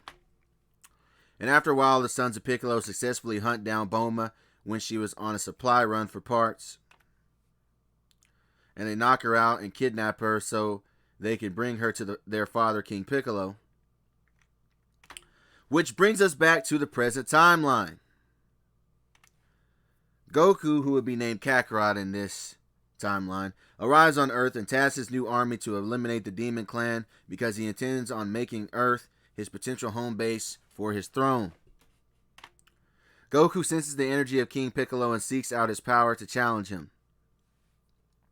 Bulma lays in a dungeon imprisoned in bondage as Piano leads Piccolo to the blue-haired captive. King Piccolo informs Bulma that he intends on executing her publicly to deter the morale of the remaining rebels. As the camera rolls, Piccolo lunges to grab Bulma by her hair. Just then, the walls are vaporized by Kakarot's blast. Bulma is shocked at the appearance of the alien Saiyan Emperor as he walks through his newly made entrance. Goku smirks at the king before smugly announcing, "Oh, I'm sorry, was I interrupting something?" Piccolo smiles as he holds Bulma by her head before saying, "You must be another one of this woman's machines," attempting her rescue. Goku simply widens his smirk before revealing his status as the new emperor of the universe, Lord Kakarot. Piccolo smiles as he holds Bulma by her head before saying, "Oh, I already said that, my bad. Yeah, I made a script, so I'm reading from it." Piccolo laughs before time seems to slow as Goku speed blitzes the Demon King. A sharp blow to the king's gut cracks the air, breaking the sound barrier, causing the demon's jaw to drop as Bulma falls to the ground. Unaware of what just happened and how she got free from King Piccolo's grasp. A single blow was so devastating, Demon King Piccolo coughs up the seal bottle of Kami, freeing him from the seal. Piccolo doubles in pain as he shakes in fear at the sight of the Saiyan before him. Kami is freed and Bulma is confused at the green old man that looks like Piccolo, wondering who he is and what is happening. Piccolo flexes his full power, psyching himself up, lying to himself like it was a lucky shot, and Kakarot crosses his arms, unimpressed at this display of his power level. The Demon King lunges at Kakarot, intending to pierce his neck with his sharp claws, but Goku evades every swipe with relative ease. Goku backshands the taste out of the mouth of King Piccolo with a smile on his face before asking the still rolling camera, "Is this your king?" Piccolo stands enraged, damaged, and humiliated at the new challenger that simply stands there as if he were playing with a toy. Goku's advancement is halted, however, as he senses the energy of Lord Slug and realizes that this ki is stronger than his current opponent. Kakarot simply staggers Piccolo before beginning an instant transmission towards the energy source of Lord Slug, promising to finish this king off later. Piccolo is surprised he was simply left alive, and Bulma shrieks that she expected the Monkey Man Lord to finish Piccolo off and save her. Kami grabs the shoulder of Bulma and teleports the both of them to his lookout during the hysteria. Slug is thrown off guard when Kakarot materializes in front of him with a serious expression on his face. Kakarot flares his aura and accuses Slug as being the true force of the Demon Clan regime, and the two square up for combat. And as this is happening, Zarbon is facing off against Slug's men, Zarbon is facing off against Angela, Dodoria is facing off against Wings, and Kui goes against Metamaka. These are all Slug's top soldiers. Goku compliments his strength at his old age, but it's a shame he has to put down a weakened old man. But then again, considering his upbringing, he wouldn't be the first one. Goku had to do that too. Goku fires a blast that Slug counters with a mouth blast of his own, rattling his lair. So they match each other. He fires a mouth blast to match Goku's ki blast. The energy exertion causes Slug to fall to his knees, fatigued and defeated due to his old age. Goku intends on finishing him off. But Slug, however, promises a better fight to Kakarot as he sees Demon King Piccolo hovering in the air. He offers Piccolo the Namekian fusion technique. Slug then transfers his potential and essence into the eternal Namekian King. King Piccolo radiates with a skyrocketing energy source increase of an eternal Super Namekian. Goku smiles at the appearance of a worthy challenge, finally feeling excitement since his fight with Frieza. The two fighters rush at each other as the real battle finally begins. Their power collision destroys what's left of Slug's lair as their auras flare. Goku is put on the defensive as he avoids the newly powered punches of his strong opponent. Goku attempts to make some distance by sending a blast to the Super Namekian's direction, but Piccolo simply catches the orb. He then sends it back at Goku after he enhances the attack with his own energy, which does significant damage to Kakarot. As blood drips from the mouth of the Saiyan, a golden aura envelops his person. Now the real showdown begins as Kakarot transforms into a Super Saiyan. The Titans clash against each other, causing tremors for miles. The auras of the pair could light up a planet as they battled in the air, like fireworks in the sky. Finally, Piccolo connected a gut shot to Kakarot's midsection, knocking blood from his mouth. Goku retaliates by cracking the king's jaw with an uppercut. Goku harnesses his energy, going into one of his techniques, causing worry to appear on the demon's face. Goku attempts his Spirit Rush attack, causing Piccolo's eyes to widen. But Piccolo being smart on his feet, Piccolo charges a Demon Wave to interrupt Goku's Spirit Rush, which forces Goku to cancel and counter with a Death Cannon of his own. The pair then form energy blades in their arms, going for blood. The energy slices duel with each other, and rocks are split by the air slashes of ki energy, crossing the spots they linger on as they attack each other. And in the end, Kakarot is able to chop off Piccolo's arm at the shoulder at the cost of Kakarot getting his own arm broken. But Goku had forgotten the Namekians can regenerate limbs, so his sacrifice was for naught, and he's down an arm, and because he hadn't mastered Super Saiyan, he's expended too much energy. Piccolo himself has lost a significant amount of energy, but unlike his opponent, he doesn't have to maintain a transformation, so he now has the advantage.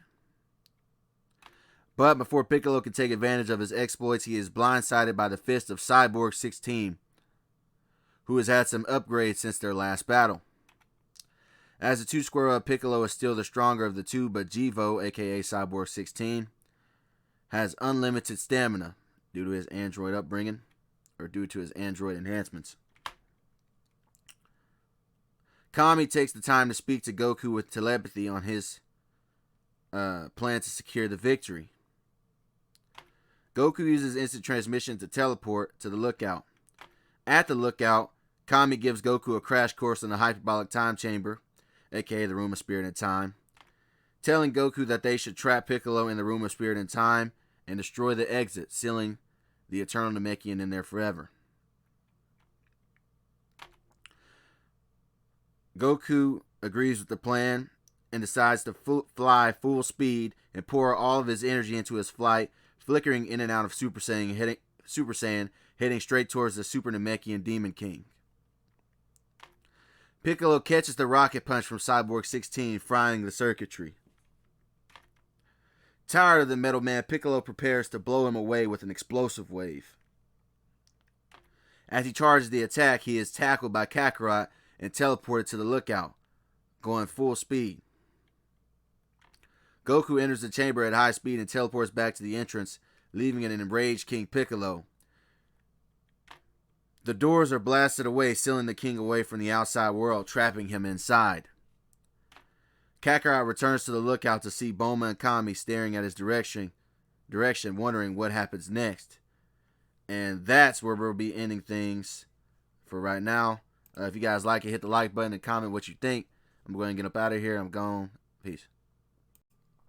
Hey, yo, man, we back, right, with another one. So in this episode, Goku takes over the planet Earth, and this will be part 8 of what if Frieza was raised by Goku. What if Goku was raised by Frieza, right? So, I also got to say, man, y'all killed it on the last part, man. We hit 3,300 views. I think it's actually at 3,400 now, man. I had 119 likes, and I just want to say I appreciate all the support and the encouraging comments, right? So I'd have Bulma blow a kiss to y'all, man. I appreciate it, right? So let's remind y'all with a recap of the last part.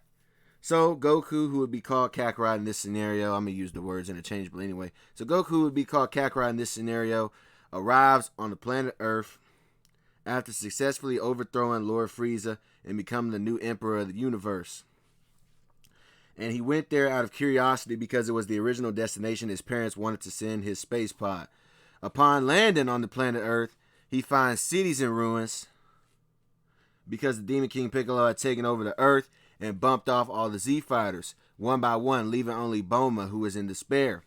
Out of desperation, Bulma and Dr. Gero form a last resistance coalition where they team up against King Piccolo, Jivo, aka Android 16, who we'll be calling Cyborg 16 to differentiate the two.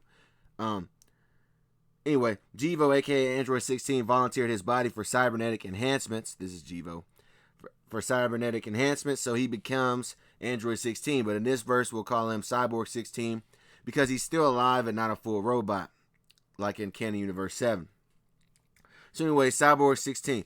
But before 16 could defeat King Piccolo, Lord Slug arrived on the planet Earth and form an alliance with the Demon Clan, with the deal being that Piccolo could remain the king of this earth if he had one of his children begin to make some new sets of Dragon Balls to give eternal youth to Lord Slug. Eventually, so they make an alliance, and eventually King Piccolo captures Bulma and plans on executing her publicly on camera. But at this moment, Goku arrives on the scene, wanting to take out the leader of the Demon Clan. Eventually, Goku ends up facing off against Lord Slug as well. Defeating both of the Namekians easily, that is, until Lord Slug offers his body for a Namekian fusion, which transfers all his latent potential into King Piccolo, making him a Super Namekian. After that, a fierce battle ensues between Super Saiyan Kakarot and Super Namekian Piccolo. Goku uses up all his energy because he has not mastered the Super Saiyan form, so Kami uses his telepathy to communicate with him on an idea on how to defeat King Piccolo. So Cyborg 16 distracts King Piccolo, and Kami tells Goku about the Room of Spirit and Time, and Goku uses the remaining amount of his energy to push King Piccolo into the Room of Spirit and Time and blast the door, trapping him in there eternally. I left out some details, but y'all can go watch the last part for the full context. It was a good video, man. It went up. Y'all ran that video up. Once again, I want to say thank y'all for that. Right? 3,300 views. I think it's at 3,400 now. Right? And 119 likes. See if I can run this one up too. So anyway, let's get to it, man. Let's see what Goku does on the planet Earth after securing another victory. Right? Kami gives Goku a Senzu beam that he got from Korin as a thank you, which heals his broken arm and replenishes his energy. Kakarot hardens his expression and asks for a full story on what happened to the planet and who is he talking to. Kami then explains King Piccolo's return and how he stepped on Earth's best fighters, except Mr. Popo, Mr. Popo the GOAT, and destroys the Dragon Ball. And he destroyed the Dragon Balls. Kami also explains that he is the Earth's guardian. Kakarot scolds Kami on being an incompetent guardian who has gotten old and weak over the years, and that if he was smart, he could have A, got eternal youth first before Piccolo, or B, trained to become stronger than Piccolo while he was sealed up, while he was locked up. Kami simply sweats at the blunt words of the alien warrior.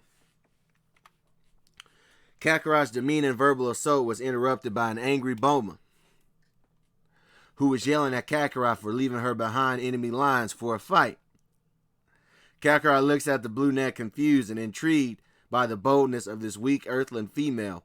Kakarot decides to ignore the raging woman and plots his next move. Goku puts on a scouter to contact his army on his victory, and Bulma watches the Saiyan communicate through his alien technology with a look of confusion on her face.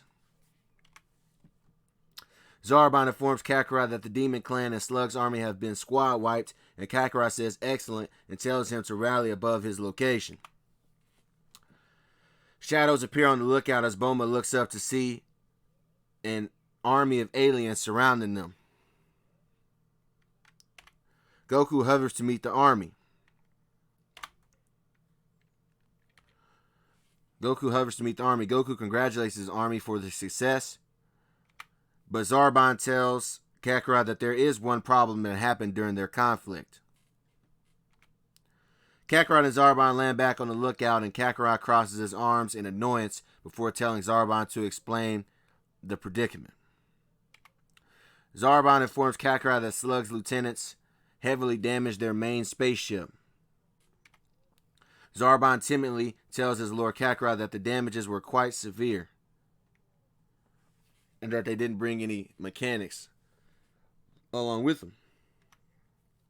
Bulma ties her hair back before she confidently hops into the conversation by claiming she can definitely fix their ship and that she welcomes the challenge since it no doubt has new technology she can learn from.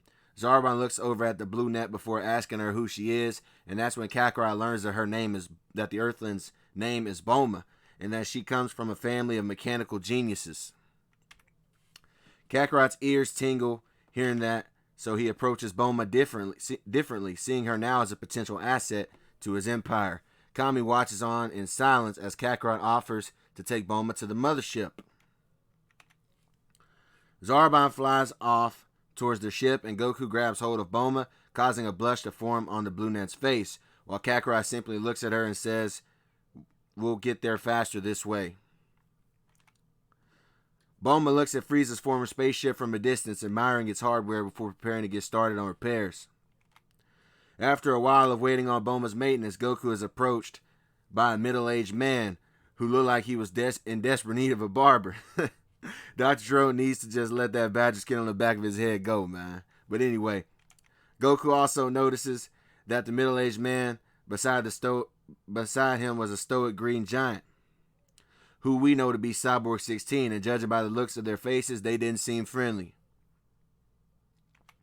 Kakarot begins to flare his aura up, expecting a scuffle, which causes 16 to analyze his energy level on his sensors.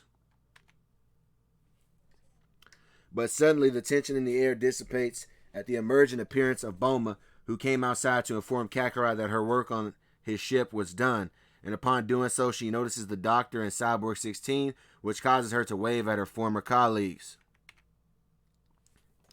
Bulma introduces the party of four to one another, sharing their names and whatnot, but Dr. Gero simply looks at her with disappointment, asking Bulma how could she help out an alien invader after all their planet has been through.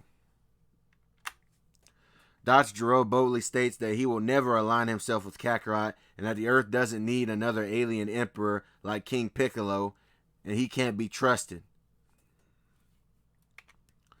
Silence follows and expressions change, but Kakarot remains indifferent to Gero's comments, and Bulma is conflicted with where she should stand. Suddenly, though, Gero is startled by the cheers of civilian Earthlings, happy that the Saiyan defeated King Piccolo. Kakarot himself is surprised by the reaction, being so used to locals fearing him under his service to Lord Frieza. You see, a lot of Earthling civilians watched King Piccolo's broadcast when he planned on executing Bulma live on camera when Kakarot appeared and challenged the Demon King with the camera still rolling. Kakarot is found swirling with new emotions as the crowd cheers for him, because he expected he would have to establish his rule through fear due to his upbringing. He frowns, remembering the conditioning of Lord Frieza, who turned him into a murder machine, accepting more missions than his contemporaries because of his lust for battle and improvement, purging planets for the tyrant, even if he simply pointed at the world's direction with a finger. Kakarot forms an image in his mind of what he could have become, or what he could become in the universe, just another Frieza. But then he thinks to himself, he can become something and someone greater. Kakarot smiles as he faces the crowd and declares to himself that he will be better than Frieza in all ways, and he will make the universe desire to improve just like himself. Eventually, Kakarot sits on his hovering throne like Frieza used to do, knowing that there is work needed to be done. Dr. Gero says under his breath that the war isn't over as he walks away with Cyborg 16. Right? So now we're going to have a time skip to 1 year later. So what has happened since Kakarot has made Earth his main headquarters as Emperor of the Universe? Well, Kakarot informs all of his subordinates that their new task is improvement on all fronts and all fields. Planetary improvement, self-improvement, technological improvement, relations improvement, right? Things of that nature. He has his soldiers clean up the ruined cities. He makes his own soldiers train in combat and not just rely on blasters like Frieza previously had his low-level troops doing. He also has those same ray gun blasters introduced to the Earthling police population as an upgrade from their handguns.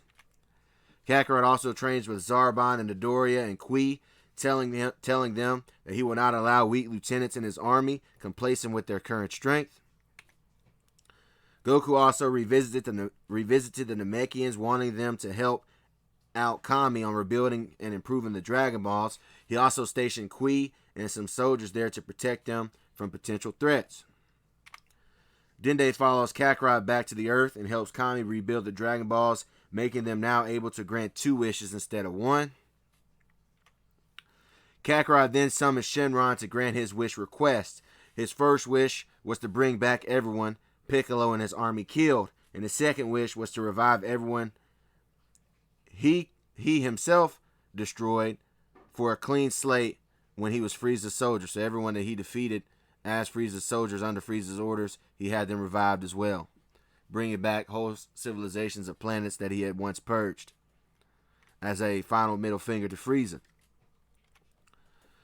After his wish, he was periodically visited by the fighters that were unalived by Piccolo. The first visitor was Krillin, followed by Tien and Chaozu. He even had a conversation with Master Roshi, learning some wisdom, as he did with Guru on Namek and Pibara on Yardrat, seeing the value in wise elders' words and techniques. The last warrior to visit Kakarot was none other than Yamcha, who was rejected by Bulma in continuing their relationship. Kakarot didn't really care about the interaction, but Yamcha felt like Kakarot had pushed Bulma away from him, even though they weren't even dating like that.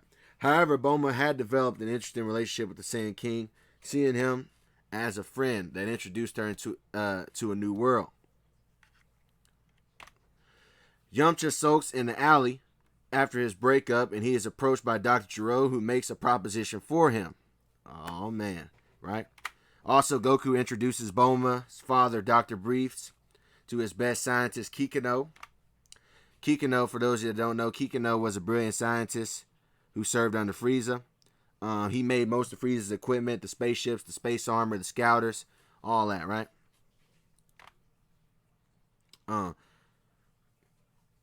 Goku focuses on improving... Oh, wait. I'm getting ahead of myself. Anyway, Bulma creates an even more advanced gravity room than in the canon Universe 7 because of Frieza's technology from Kakarot. Kakarot focuses on improving his Super Saiyan transformation after remembering that he ran out of energy against King Piccolo. He believes he can push Super Saiyan further. And in that year, Kakarot was actually able to achieve Super Saiyan 1 Grade 2, which is like Super Vegeta against Semi-Perfect Cell. All right, like Super Vegeta, he got Super Saiyan 1 Grade 2. And elsewhere, after the year, a new ship appears. It's revealed to be the young warrior Trunks, who has landed in Kakarot's timeline with heart medication and the intention of warning Goku about the android's future attack. But after exiting his ship, Trunks is met with alien soldiers in Saiyan armor, confusing Trunks and causing Trunks to think that maybe he's in a completely different timeline than the one his mother told him about. And that's going to be interesting later. I think comment some ideas on that and what could transpire. Meanwhile, somewhere else on another planet, King Cold has the planet Earth in his sights as he plans to overthrow Kakarot from his throne and avenge his fallen son Frieza. The next episode, we will have the Battle of Kings, King Kakarot versus King Cold for the throne, for the Universal Throne. And that will be the end of this video, man. I hope you guys enjoyed it. It was a little slow, I know. Not a lot of action. We really set things up for future arcs. And a lot can happen to come. A lot can happen to come from what happened, right? Because we got a lot going on. We got Yamcha following Dr. Gero. We got Trunks landing in a totally different timeline, coming across Kakarot's soldiers. And we got King Cold coming to visit the Earth. So hit that subscribe button and stay tuned, man. Trying to get this channel monetized. Let's get it. All right. Thank you for all the support. I'm out. Peace. All right, back again like I never left with What If Goku is Raised by Frieza Part 9. Y'all see the title of this episode. Trunks lands in a timeline where Goku took over the Earth. Right? And also, I just want to say, y'all been killing it with the views. So keep liking the videos and commenting and subscribe. I really appreciate that. Now, let's get into a story recap, and then we'll get into the actual story. By the way, y'all got the 4.6K and 1.5K in my last 2 videos. I appreciate that. So let's do a recap. So after sealing away King Piccolo, Kakarot learns about Earth's guardian Kami and learns that Bulma is a mechanical genius that can help him repair his damaged ship.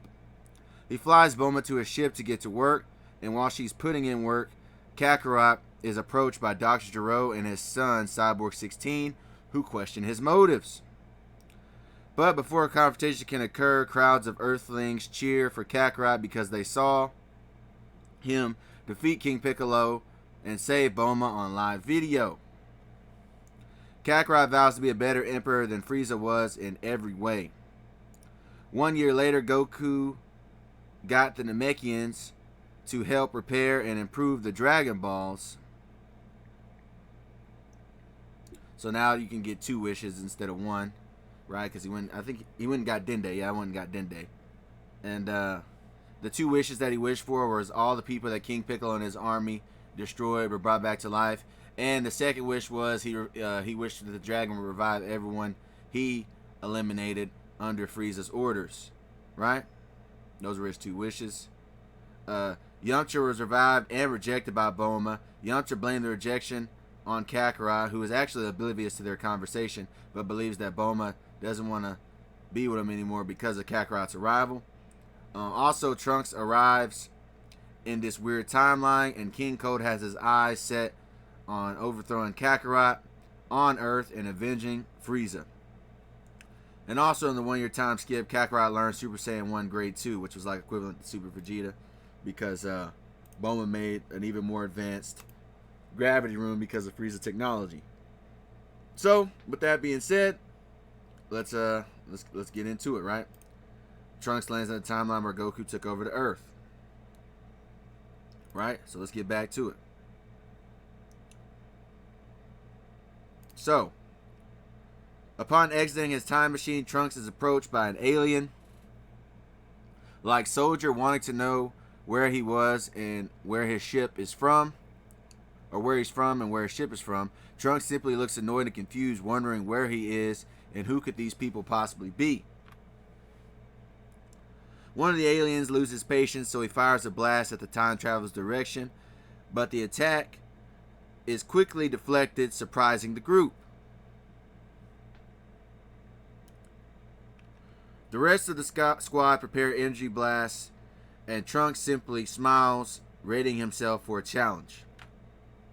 Meanwhile, somewhere else,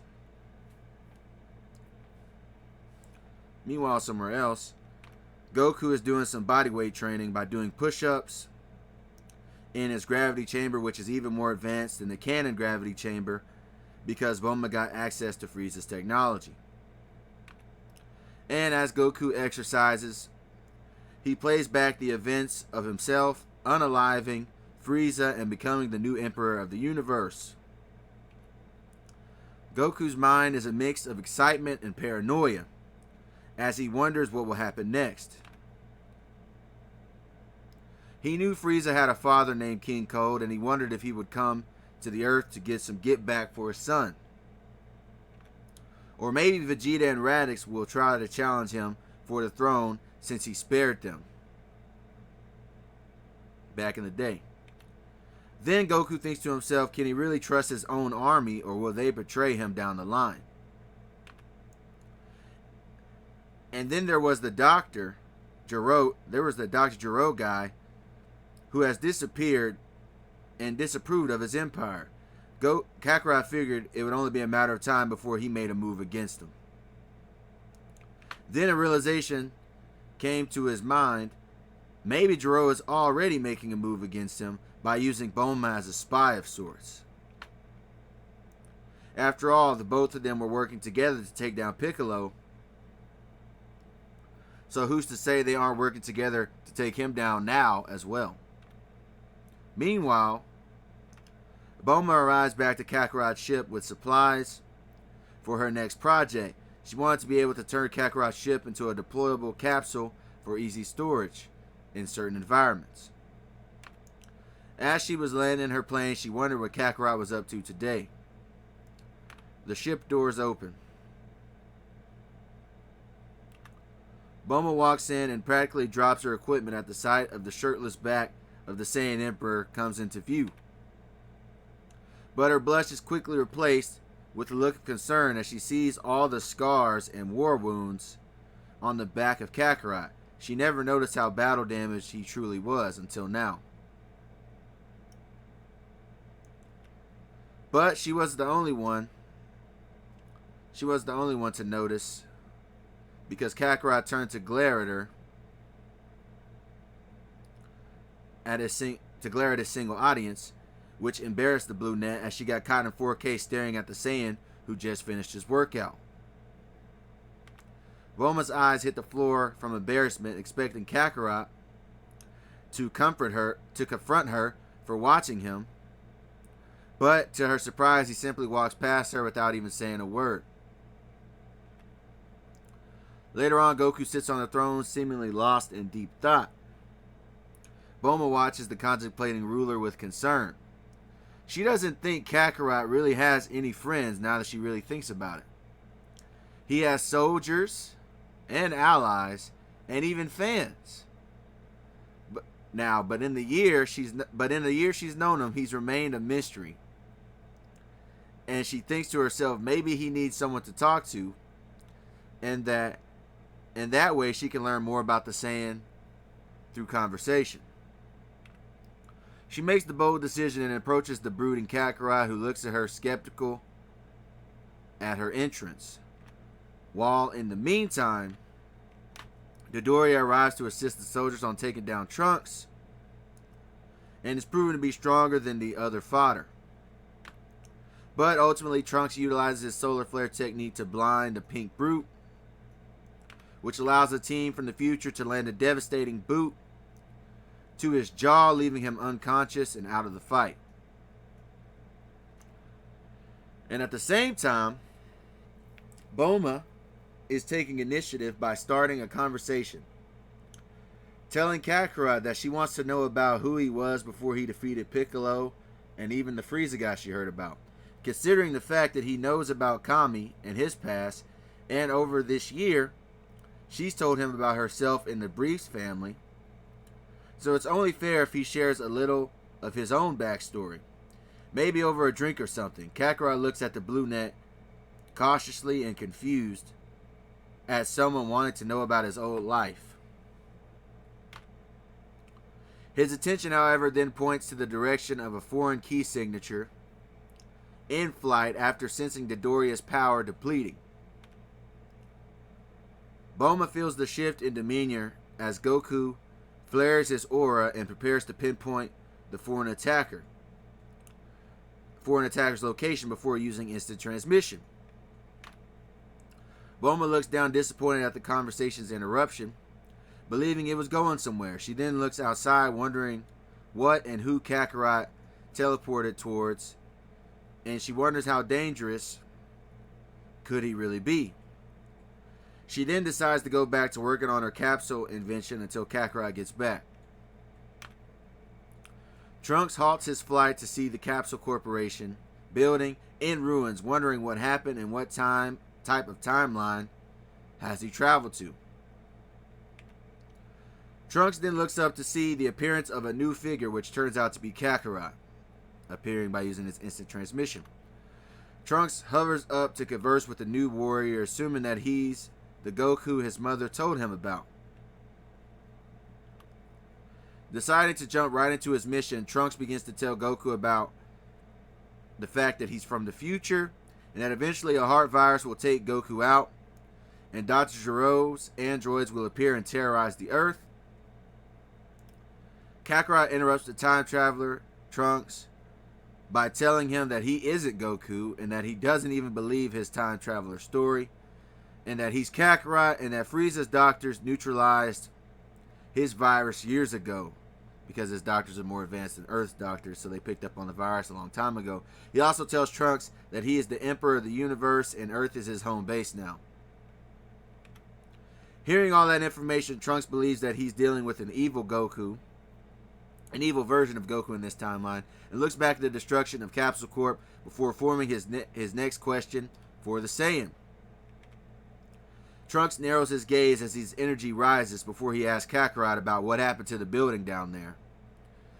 Kakarot puts on a sinister smile, sensing a fight coming up. So he eggs it on, wanting to see how strong this team was, by saying, wouldn't he like to know what happened to that building? That's all the confirmation Trunks needed. So Trunks anger swirls as he transforms into a Super Saiyan before the sinister smiling Kakarot. The action takes Kakarot completely off guard, not expecting this kid to be a Saiyan, much less a Super Saiyan. Trunks balls up his fist before landing a devastating blow to the cheek of the unexpected Kakarot, sending him flying backwards. The teen advances after his opponent quickly, while Kakarot tastes blood in his mouth, surprised by what's actually happening. Kakarot breaks his tumble and flares his aura rapidly, transforming himself into his Super Saiyan state, evaporating the clouds in his vicinity. Trunks' next punch is caught by Kakarot, and his grip begins to hurt the teen's hand, who is surprised by the strength of his opponent.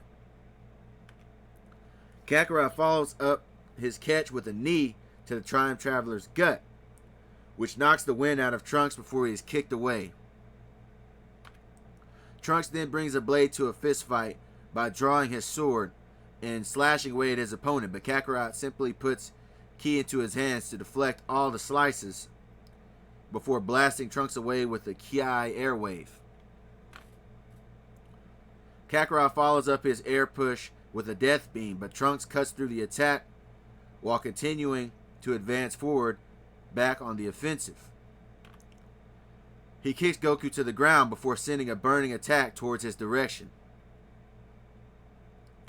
Goku blocks the attack with his arms, causing smoke to envelop the area, and Trunks flies into the smoke with his sword in hand, expecting to get the drop on his opponent. Trunks lifts his sword overhead, preparing an overhead swing, thinking it's over, but Kakarot simply laughs as he forms an energy wave towards Trunks' chest, leaving him wide open. Before Trunks could swing, Kakarot blasts him across the street into the old Capsule Corp building, knocking down the team. Kakarot points a finger in his direction, preparing to finish the fight, as energy envelops his finger at the down Super Saiyan before something catches his eye and attention. Kakarot notices the Capsule Corp logo on Trunks' jacket, which takes him aback. He remembers that Bulma also rocks the Capsule Corp merch, which links these two together in some sort of way. Kakarot notices his soldiers spectating the skirmish and snaps back into attention by ordering them to carry this boy back to the ship for interrogation. Bulma begins to run tests on her tech until she sees the shadow of a man above her in the clouds. And she looks up to see the scowl of Kakarot hovering over her, and she wonders why the sudden mood change.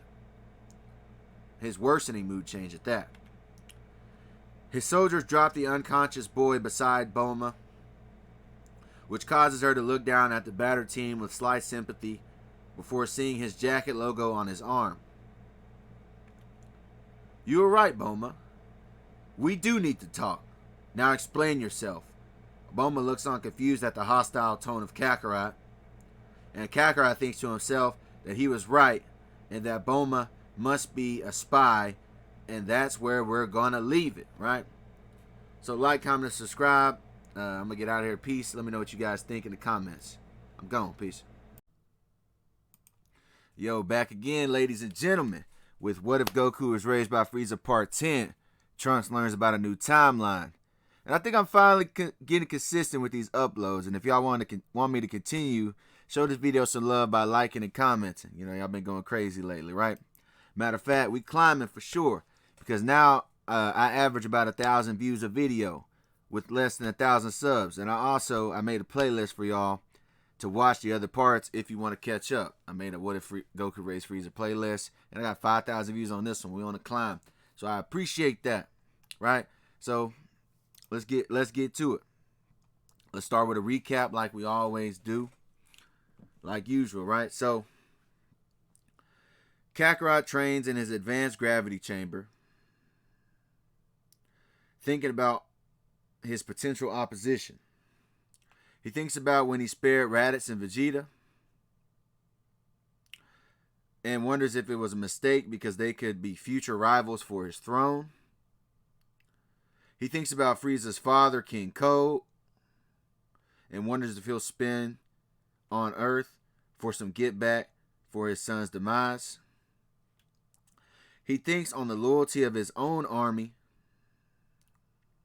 and he believes that Dr. Gero will move against him eventually. He wonders if Bulma is a double-edged or a double agent and really is a spy for Dr. Gero because he starts to remember their relationship before he arrived on Earth. Bulma, on the other hand, has noticed all the scars on Kakarot and is curious on who he was before he became Emperor of the Universe because he seems quite friendless. She eventually approaches the Saiyan wanting to know more about him, which makes Kakarot look at her skeptically and suspicious. But their conversation is cut short when Kakarot senses that Doria losing to Trunks. Kakarot teleports to the scene where he meets Trunks. Who then tells him that he's from the future. You know, he gives his whole spiel on like he did in canon. But Kakarot doesn't believe him and tells him that his name is Kakarot and not Goku. Trunks thinks he's landed in a timeline of an evil Goku and transforms into Super Saiyan, which totally surprises Kakarot. A battle ensues, which y'all can watch on the last part. It was pretty cool. And eventually Kakarot blasts Trunks away, leaving him unconscious. Kakarot then takes a closer look at Trunks' jacket and realizes he has the same Capsule Corp logo as Bulma. He then travels back to confront Bulma on her potential betrayal with Trunks as evidence. Right, so that's the recap. Now let's get back to it. Trunks learns about the new timeline. So, Trunks wakes up in a cell to the sight of a taunting Kakarot, but he chooses to remain silent, sticking by his future story and having nothing more to say. Kakarot's taunts are replaced with anger as he promises that he will get to the bottom of it, using his energy to shake the ship. Kakarot exits his ship aggressive and hostile as he demands an explanation from Bulma on the imprisoned Trunks. Bulma denies knowing the teenager but cannot explain his Capsule Corp jacket, causing Kakarot to flare his aura, which makes Bulma and observing soldiers flinch at the display of power. Bulma, however, shows off her genius by thinking fast and comes up with an idea that could absolve her of collusion with the supposed time traveler. Kakarot looks at her mood change with irritation. Bulma then lays out her idea. Why don't we just analyze the DNA of Trunks for answers on his story to see if he's telling the truth or not? To see if he's really from Earth or if he's an experiment that caused his Super Saiyan transformation or whatever the case could be. Kakarot loses his temper and is shocked at her idea, wondering why he didn't think of that. Bulma then gets DNA off of Trunks' Capsule Corp jacket and puts it in a database for results on his genetic origin. Kakarot pokes his head out as he hears a gasp from the research in Blue Net, wondering what she's discovered. Bulma finds out that Trunks is her biological son, which totally surprises her, and she realizes that means Trunks really is from an alternate future timeline because that would explain his age. Because he's a teenager and Bulma isn't that old, so how could he be this old? That means he's from the future. Kakarot is dumbfounded by this information and begins to see a resemblance in the pair now that he thinks about it. The duo is then interrupted by the appearance of Zarbon, who tells Kakarot that his soldiers have located the ship his prisoner arrived to their world in. And it's, we already know it's Trunks' time machine, but they don't.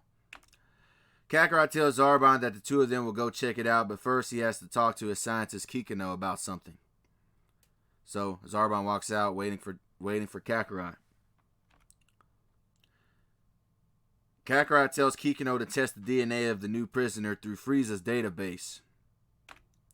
His reasoning was because there aren't that many Saiyans left, so the hybrid's father would have to be one of the Saiyan survivors that were in Frieza's army, most likely.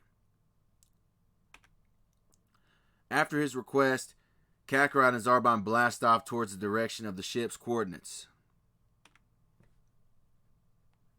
Bulma watches the Saiyan fly away with his subordinate with her own plans in mind. She planned on getting her son out of prison as she opens a hatch toward the cell block. Bulma makes her presence known as she approaches Trunks' cell, which causes surprise to appear on the teenage prisoner's face. Bulma reveals a key card that will free Trunks from his captivity, but she is noticed by Kakarot's soldiers who tell the Blue Net to stop right there or they'll shoot. Bulma yells at the guards and calls their bluff by telling them what Kakarot would do to his guards if they vaporize his best mechanical engineer, which causes the guards to back off. Bulma then offers Trunks an invitation to go see their version of Earth, which the hesitant teen accepts. Kakarot flies alone slightly behind Zarbon in his thoughts on Trunks and his mysterious Saiyan heritage. He thinks to himself, what if Trunks is the son of the Goku guy that Trunks confused Kakarot of being? Would that make this teen his son? The thought interests the Saiyan as he flies toward the direction. His thoughts are then interrupted as Zarbon cancels flight at the sight of the ship as the sight of the ship comes into view, showing that they had arrived. Kakarot inspects the ship and realizes it's a time machine, which proves Trunks was telling the truth about his origin. Meanwhile, Bulma takes Trunks sightseeing and fills him in on what happened to her version of Earth. Trunks learns about Kakarot's soldiers advancing the Earth's police forces and military, while he sees other soldiers reconstructing the broken buildings from King Piccolo's demon army that Bulma told him about. Bulma tells Trunks that Kakarot isn't even really that bad of a person as he seems, and he's done a lot for the Earth in the year he's been there, and he's even rebuilding planets that Frieza had once purged after he wished back everyone he deleted for Frieza under Frieza's orders. As they are chatting, Kakarot appears in front of the two, gesturing them to land their capsule ship. Kakarot tells Trunks that he's found his time machine and that he's free to go after finding out he was honest. Trunks, however, watches the Saiyan with a look of mixed emotions after finding out about Kakarot's intentions on the Earth. Bulma expected the Saiyan to chastise her for releasing a prisoner without his order, but the Saiyan simply walks past the both of them, seemingly having something on his mind. Kakarot enters his ship and goes towards the direction of his elite science lab, wondering about Kikino's results. Kikino is happy to inform his emperor that he was able to match Trunks' DNA with the Saiyan in Frieza's database. Kikino reveals to Kakarot that the father of the prisoner is none other than Prince Vegeta, according to the genetic makeup. The data reveal surprises the Saiyan Emperor as the image of his rival comes into vision on the computer. Kakarot goes back to greet Trunks with a devious smile. So you're the son of Vegeta, huh? Huh, boy? The comment causes Trunks to stutter in speech.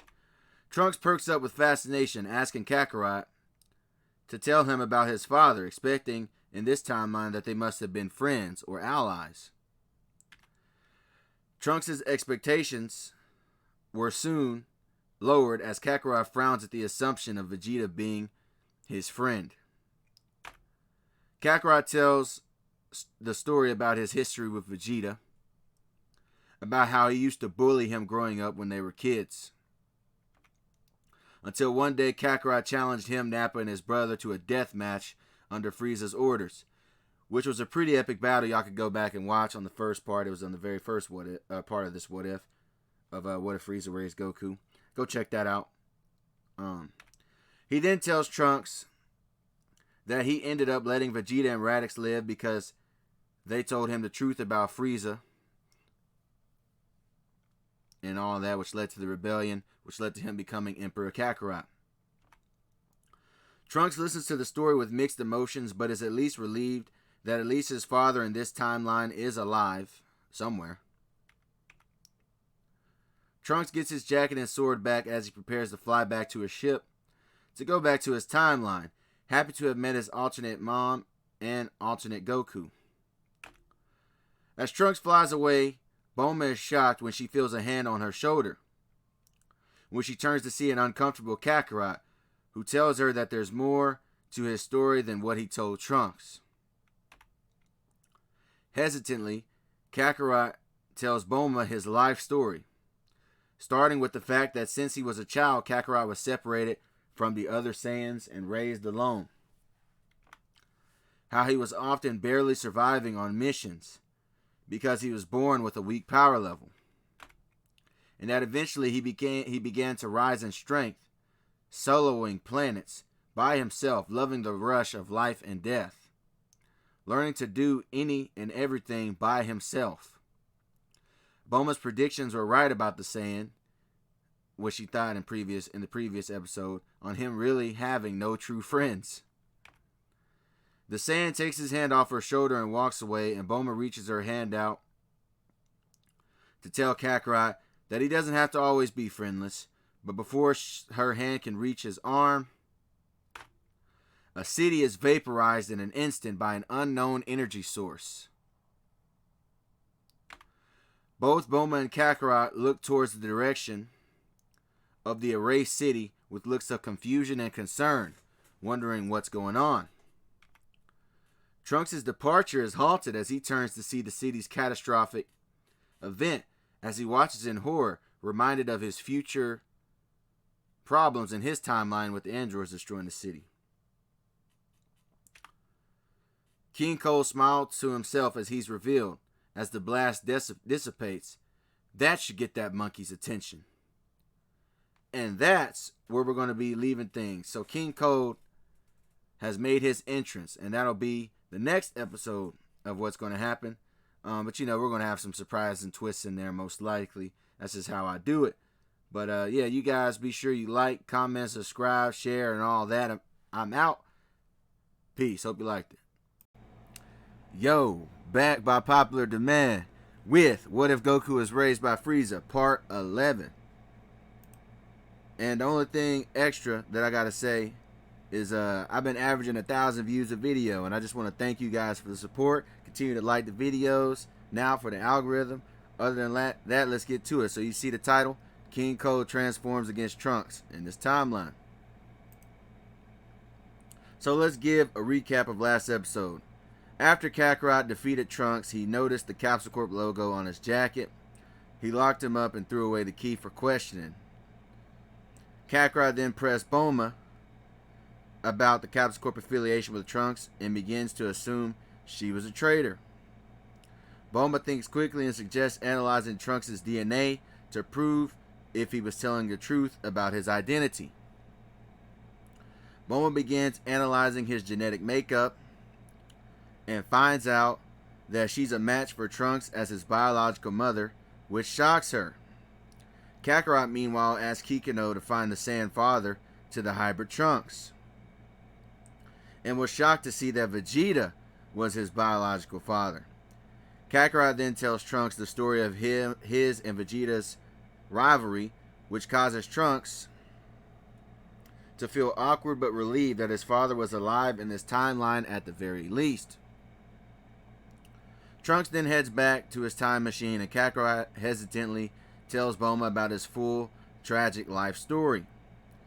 Bulma extends her hand to comfort the now distant Kakarot after hearing about his hard and lonely life, but before her hand can connect, a city is destroyed by King Cold, which catches their attention. So that's the follow-up, and now we'll get to the part where King Cold transforms against Trunks. So let's get to it.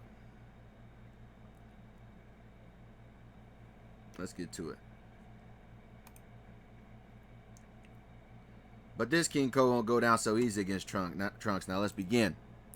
Kakarot rushes to the site of the incinerated city, ready to slide on the attacker. Bulma takes a vehicle following behind, wanting to know what is actually going on herself. Kakarot arrives to see an enthused King Cold, pretending to be friendly with the aggravated Saiyan. Kakarot, however, wasn't in the mood for the banter and shakes the ground with his rising power level. King Cold hardens his expression at the flex, not wanting to underestimate the monkey that put his son 6 feet under, Namek. The two titans rush towards each other, causing rubble to rise and sparks to collide as they battle for dominion for the universe. Bulma arrives on the scene later only to hear sonic booms and feel vibrations, unable to keep up with the powerful pair in their battle.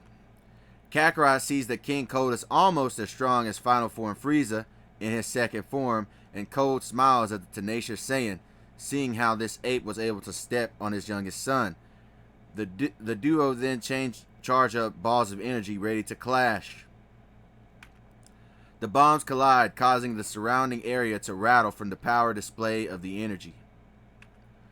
Key sparks rain down upon the ruined city and the lone warrior as King Cold looks down amused by this demonstration. Suddenly the Frost Demon is surprised at the appearance of a new fighter who just pulled up. Future Trunks delayed his departure to arrive at the destination of the city's explosion. Kakarot disengages with Cold and crosses his arms with a proud look on his face. So, the son of the prince has a Saiyan blood for battle after all. Tell you what, Trunks, I'll give you a win under your belt in my timeline. He's all yours. Trunks looks at Kakarot like he's insane, wondering why they can't just jump this monster now and save the world. Trunks, however, ignores his thoughts and instead prepares for battle against the Frost Demon. King Cold puts on a sinister smirk, expecting this team to be a free body for a death beam. Trunks, unlike Kakarot, didn't come to play and turns Super Saiyan immediately, ready to kill something. King Cold is taken off guard by the transformation. Trunks punches the tyrant in the midsection, causing him to double over in pain as saliva involuntarily escapes his orifice. Trunks then punches King Cold into a broken building, causing blood to violently leave his mouth this time. King Cold begins to laugh before telling Trunks that he's not the only one with surprises, as sparks of purple envelop his body as he preps for a transformation. King Cold begins to transform into his third form, which unnerves the hybrid Super Saiyan. The father of Frieza walks forward for round 2, and Trunks removes his jacket, sensing the power increase. Trunks flares up his aura as King Cold sports a wide grin towards the Saiyan hybrid.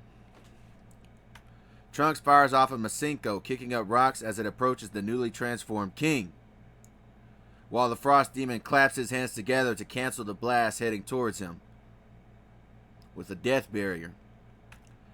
King Cold follows up his defensive move with a barrage of low-powered death beams that impact and wound Trunks as the sadistic King uses the blonde boy for target practice. The sight infuriates and concerns Bulma, who witnesses the evil display. Trunks holds his arms as he feels the pain, and Cold prepares to rush Trunks with blinding speed, wanting to take off his head to finish off the fight. But he's blindsided by the fist of a Super Saiyan Kakarot, who decides to step in. Also, this art was from Dragon Ball Multiverses. I think it's chapter 31. You guys check out that series. It's free on the internet. It's really good. But anyway, he's blindsided by the fist of a Super Saiyan Kakarot, who decides to step in. Bulma sighs with relief at the display as the Saiyan Emperor saves the day by getting involved. King Cold chuckles. Ah yes, another golden monkey enters the battlefield. Kakarot ignores the taunts and continues to power up. He then transforms into a Super Saiyan 1 Grade 2, which is like Super Vegeta, the Super Vegeta form used against Imperfect Cell. The main event then begins as the two rush towards each other, ready to pick up where they left off. Kakarot lands a blow to the overgrown Lizard King, doubling him over. They then match blasts and blows with one another, with Kakarot having the slight advantage. Kakarot smiles and tells the tyrant to transform again before he dies. King Cold is surprised by the request but decides to show his true form. Energy surrounds the straining king as he begins to transform into his final form. Final form Cold takes a battle stance and Kakarot frowns at the demon, preparing himself for what's to come. Suddenly, Cold blitzes his opponent's abdomen, implanting his fist between the abs, causing the Super Saiyan to spit out blood in surprise. He vanishes, and it's difficult for Kakarot to keep up with the Frost Demon's movement. Kakarot is then blown back into some rubble by a death cannon that destroys his Saiyan armor instantly upon impact. Bulma watches the battle, worried about the events she was witnessing and hoping Kakarot can save the Earth again.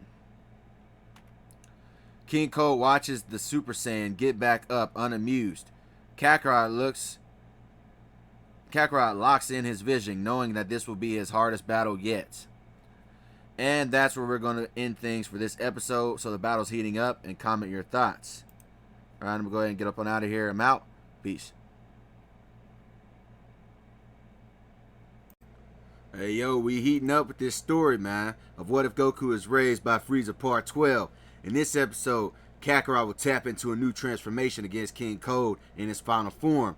Also, this is a very experimental vid for me, making a new transformation. So let me know if y'all rock with it or not. So let's do a story recap. Right? So King Cold wipes the city off the map to make an entrance. Then Kakarot pulls up to the scene, ready for war, wanted to skip all the small talk. Kakarot pulls up to the scene. Like I said, the kings battle each other, and Kakarot notices Cold in his second form is almost as strong as Frieza was in his final form. Future Trunks arrives, and Kakarot decides to give this fight over to Trunks. Trunks has the upper hand as a Super Saiyan until King Cold transforms into his third form. Cold starts to light up Trunks with beam shots, creating and causing a lot of pain. Kakarot steps in to apply pressure to the Frost Demon, so Cold decides to transform into his final form. Cold starts to turn up and sends a shot to Kakarot's chest, cracking all his armor. And now, the real battle begins, right? So that's the end of the recap. Also, when we begin, let me know what's y'all's favorite transformation in the comment section. What's y'all's favorite transformation in Dragon Ball Z in the comment section? And what should I call this form for other episodes in this series? Let me know that in the comment sections below. Right? So that being said, let's continue on. Kakarot's vision tunnels. Kakarot's vision tunnels on the Royal Tyrant as he dashes forward while Cold smirks and takes a defensive stance. The sky claps and clouds dissipate as the kings rattle the world with their battle. Both warriors smile in the heat of the battle. Kakarot from excitement of combat, and Cold from the opportunity to use his final form after decades. He hasn't used this form in decades. The fight is intense as they blitz around the earth, but Cold begins to show his advantage and power as his hits begin to hit harder, to the point where he smacks the Saiyan to the ground, leaving him stumbling. Kakarot rises up only to see a Nova Cannon blast heading towards his direction. The blast was strong enough to disintegrate the Saiyan and the planet, so Goku counters with a Super Death Cannon. The blasts collide and melt the area as the beams struggle for dominance. The blast is pushed past the clouds and detonates in space, lighting up the world with a beacon of energy that they had never before seen. The struggle took more out of the Saiyan than the Frost Demon, and Cole begins to notice. He sends a blast at Kakarot's upper body, faster than the Saiyan could even react. The blast brings the Saiyan to his knees and takes Kakarot out of his Super Saiyan transformation. Cole looks down and says, "Looks like the monkey is running out of gas." Cole wraps his tail around the neck of his enemy and lifts the down warrior to his eye level so he can see the face of the Lord that's about to snap his neck. But Trunks dashes forward with his sword in hand, and he cleaves through the ice lizard's tail with a diagonal slice. The action enrages King Cold as the injured teen looks at the invader with defiance in his eyes. Cold begins to beat Trunks senseless and bloody, and cracks his ribs, wanting to slowly torture this Super Saiyan swordsman. Trunks is put on his stomach from the assault of the villain, who then begins to stomp him out, looking down on him just as angry as before. Kakarot comes to the rescue as he charges forward towards Cold with his Akari form activated, showing off his yellow eyes. But his movement is easily readable for Cold, as he backhands the Saiyan with ease before beginning a continuous pummel of strikes. Zarbon and Dodoria watch the beatdown with nervous expressions, but the pair begin to get berated by a furious Boma, asking them why they aren't getting involved in helping out their emperor. They recollect how their lives were under Frieza's rule versus Kakarot's, and accept the fact that Kakarot was a far better emperor and even wanted to improve the lives of his soldiers as well as the planets that they were occupying. Boma's words pushed Zarbon to act first by sending an elegant blast towards the direction of King Cold, catching him completely off guard. Cold is infuriated as he looks through the smoke, wondering who would dare stand against him on this backwater planet, and is shocked to see Zarbon and Dodoria betraying his family and siding with this Saiyan monkey.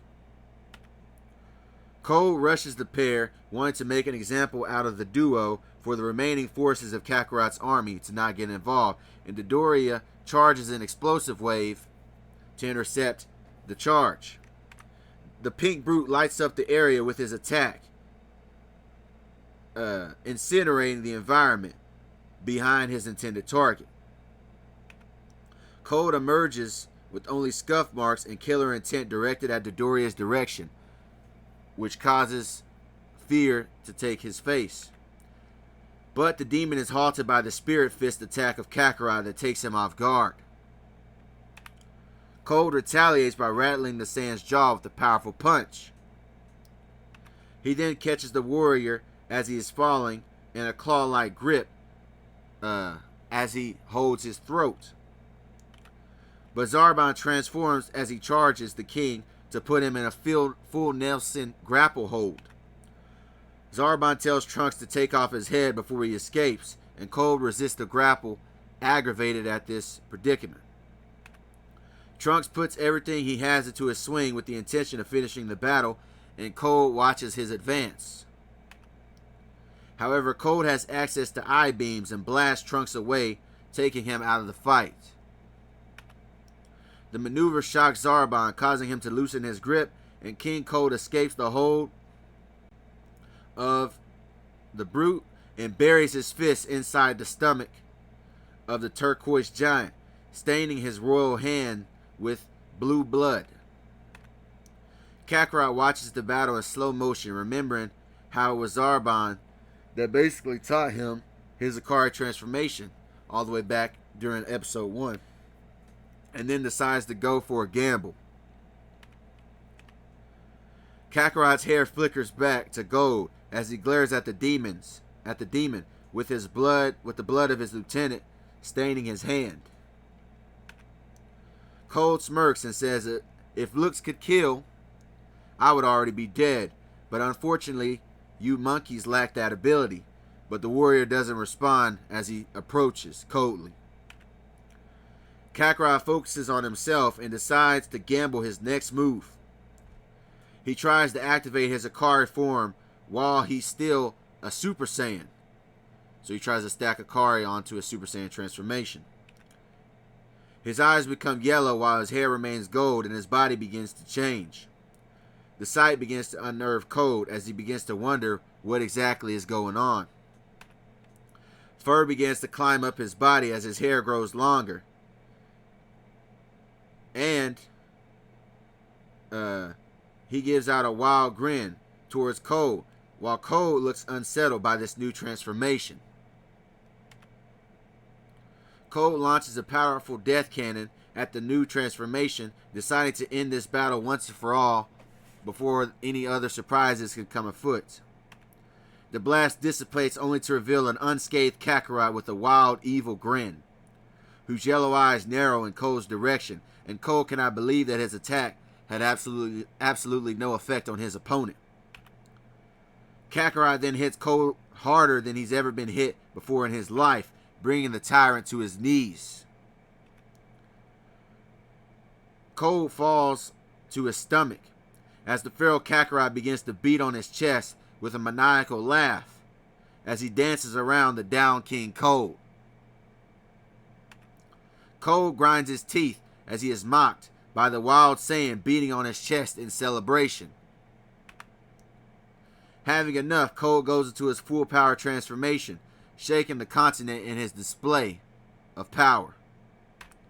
Electricity envelops the Frost Demon as his rage intensifies, but Kakarot is unimpressed with the display and simply flares his own aura in response. Code dashes forward, throwing continuous punches and kicks at the savage Kakarot, but his attacks are disregarded by his opponent as he easily avoids them. Code sends another cannon more powerful than the first, but the blast leaves nothing but vapor and a feral smile of Kakarot when the smoke clears. Code has had enough of this predicament and decides to use all of his power in one attack, one final attack that will destroy the earth at the very least, ensuring his victory. But before he can even deliver, Kakarot rushes the king faster than his eyes could keep up track with, and his fists are at the ready. The attack lands and blood escapes the body of the shocked King Code, who is even afraid to even look down at the damage he just received, fearing the worst. Kakarot held in his hand a vital organ of the king. As the alien blood stains his fur, a monstrous grin forms on the face of the Saiyan. And even before King Code could react to the mutilation, Kakarot formed a death cannon and vaporized the Frost Demon, with the last look on Code's face being one of fear for the Golden Monkey King. Bulma and Trunks smile at the sight, both thinking the battle is finally over, smiling with relief. But smiles disappear as Bulma sees Kakarot beating his chest violently while causing the world to shake. You see, Kakarot had become a humanoid golden Ozaru, gone wild, taken over by his primal instincts.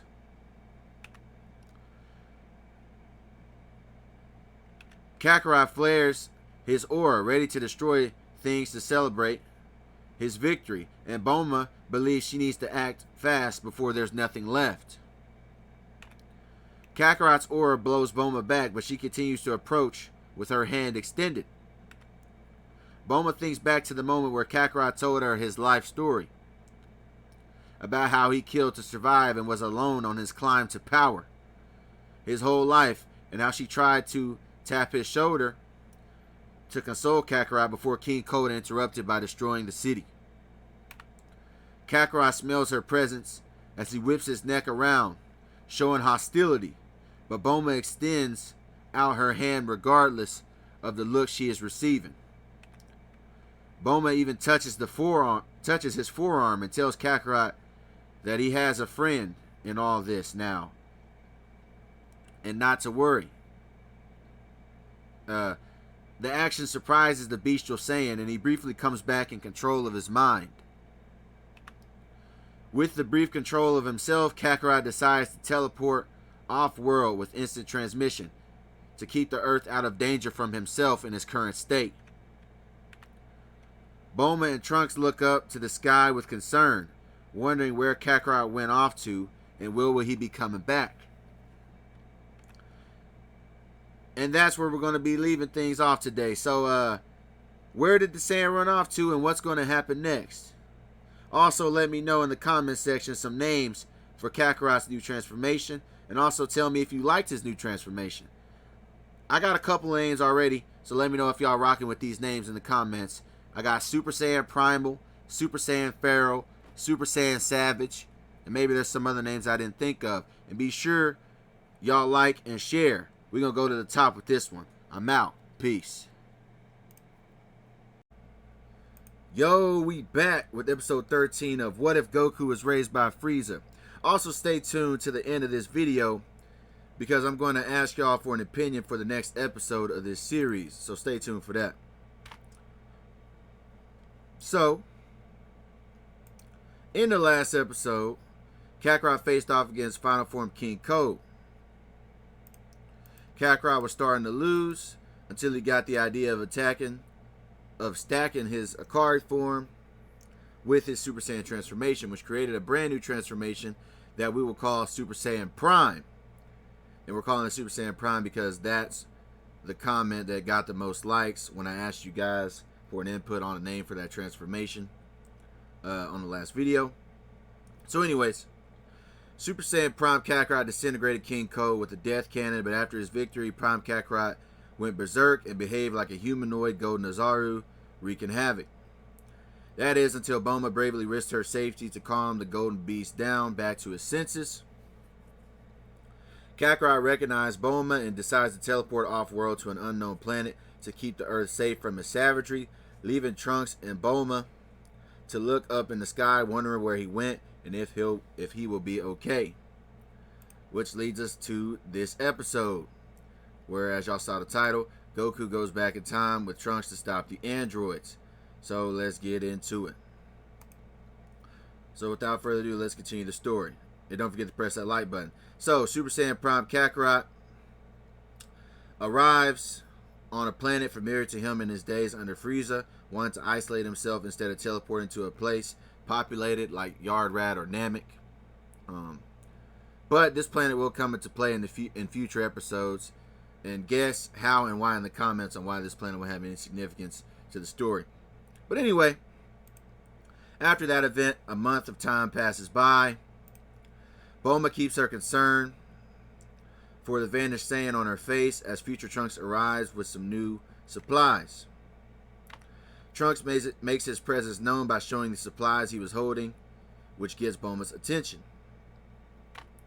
Trunks goes to store the supplies of mechanical parts, and Bulma says she's going outside for some fresh air. Trunks tells her he'll join her after he gets everything situated. Bulma walks outside only to come across the newly arrived Kakarot, who had just returned to his ship, who asks the brunette what did he miss. Kakarot is blitzed into a hug by the mechanic, which causes a blush to form on his face, unused to this type of affection from really anyone. Trunks steps outside to see the reunion with a smile on his face as he waves to welcome the missing Emperor on his return. Kakarot smiles at the teen time traveler before thanking him for sticking around until he returned to the Earth, because he's sure the Earth would have been with weakened defenses if something were to have happened while he was away. After the warm greeting, Trunks thinks it's about time for him to go back to his own timeline since he had been gone for a while. But the teen is stopped in his tracks by the hand of Kakarot, who places his hand on his shoulder. And he says, "I guess we got some androids to kill, huh?" The words surprise Trunks, but Kakarot insists, considering it a favor since future Trunks helped Kakarot defeat King Code in his own timeline. But suddenly Kakarot is met by a powerful slap that caught him and Trunks completely off guard. Kakarot recovers from the impact only to see an angry Bulma berating him for wanting to leave again as soon as he got back. Kakarot puts on a serious face and tells Bulma that this isn't up for debate because he owes Trunks and a real emperor repays his allies. But the Saiyan's serious face turns into one of curiosity as he asks Bulma if there's anything interesting happening on the Earth today. Bulma gets excited about the opportunity and begins to brainstorm ideas for an event. Bulma then informs them about the World Martial Arts Tournament that was about to take place. Kakarot gets excited at the idea of seeing a tournament of the world's best fighters.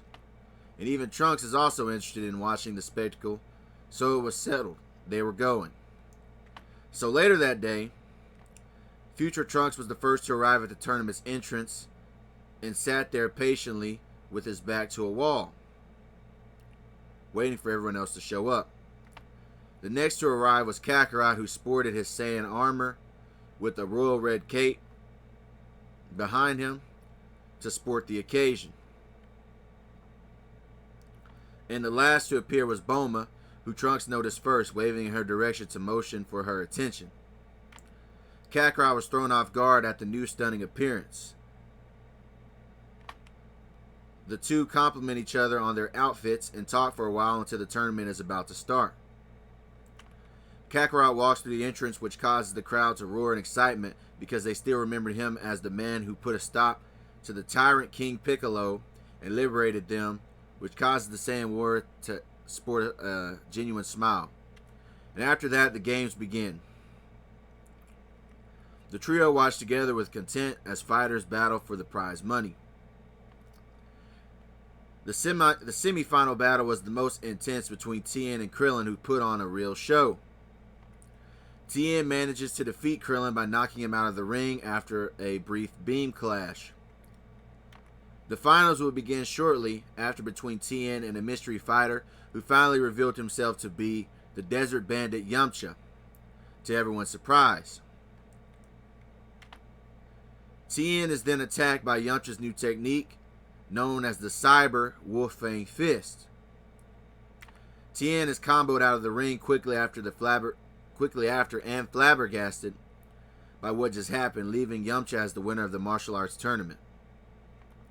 Kakarot watches the skirmish, confused by the result because he was incapable of sensing any energy from Yamcha, which was strange. Yamcha smirks and looks in the direction of Kakarot and Bulma, silently flexing in his victory. But Kakarot looks back unimpressed. Bulma, however, can tell something has changed with her ex-boyfriend and can see he seems darker in personality. And that finished the World Tournament event. Kakarot approaches Earth's fighters and compliments their performance and told Tien and Krillin that he knew an elder that could probably bring out even more of their potential someday if they were interested. So later on that night, Bulma says that they should do this again sometime, and Kakarot agrees and even offers to pick out their next adventure with an amused expression. The next day, future Trunks prepares the time machine and Kakarot waits in silence, excited to battle these androids he's heard so much about.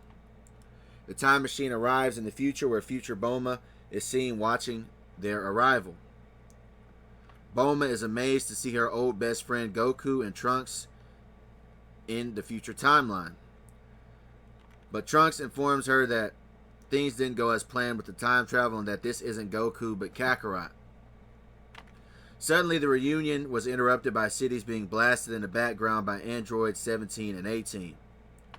The pair fly in the smoke's direction, and Trunks begins to sweat, remembering the trauma the androids put him through, unsure of what would happen next. But Kakarot, on the other hand, was hyped to catch a double kill in a new timeline. Trunks masks his concern and smirks when he makes eye contact with Android 17 below him as he lands several feet away. Before Android 17 could disrespect Trunks, he changes his facial expression as if he's just seen a ghost when Kakarot makes his presence known. 18 says it must be Christmas already because we finally get to see the man we were designed to kill, and 17 agrees with 18, ready to up the score on another Z fighter. Kakarot, on the other hand, laughs at the pair, before saying, "All I see is two teenagers desperately in need of a belt." Wanting to go ahead and get this over with, Kakarot transforms into Super Saiyan 1 Grade 2, lighting up the area with his aura.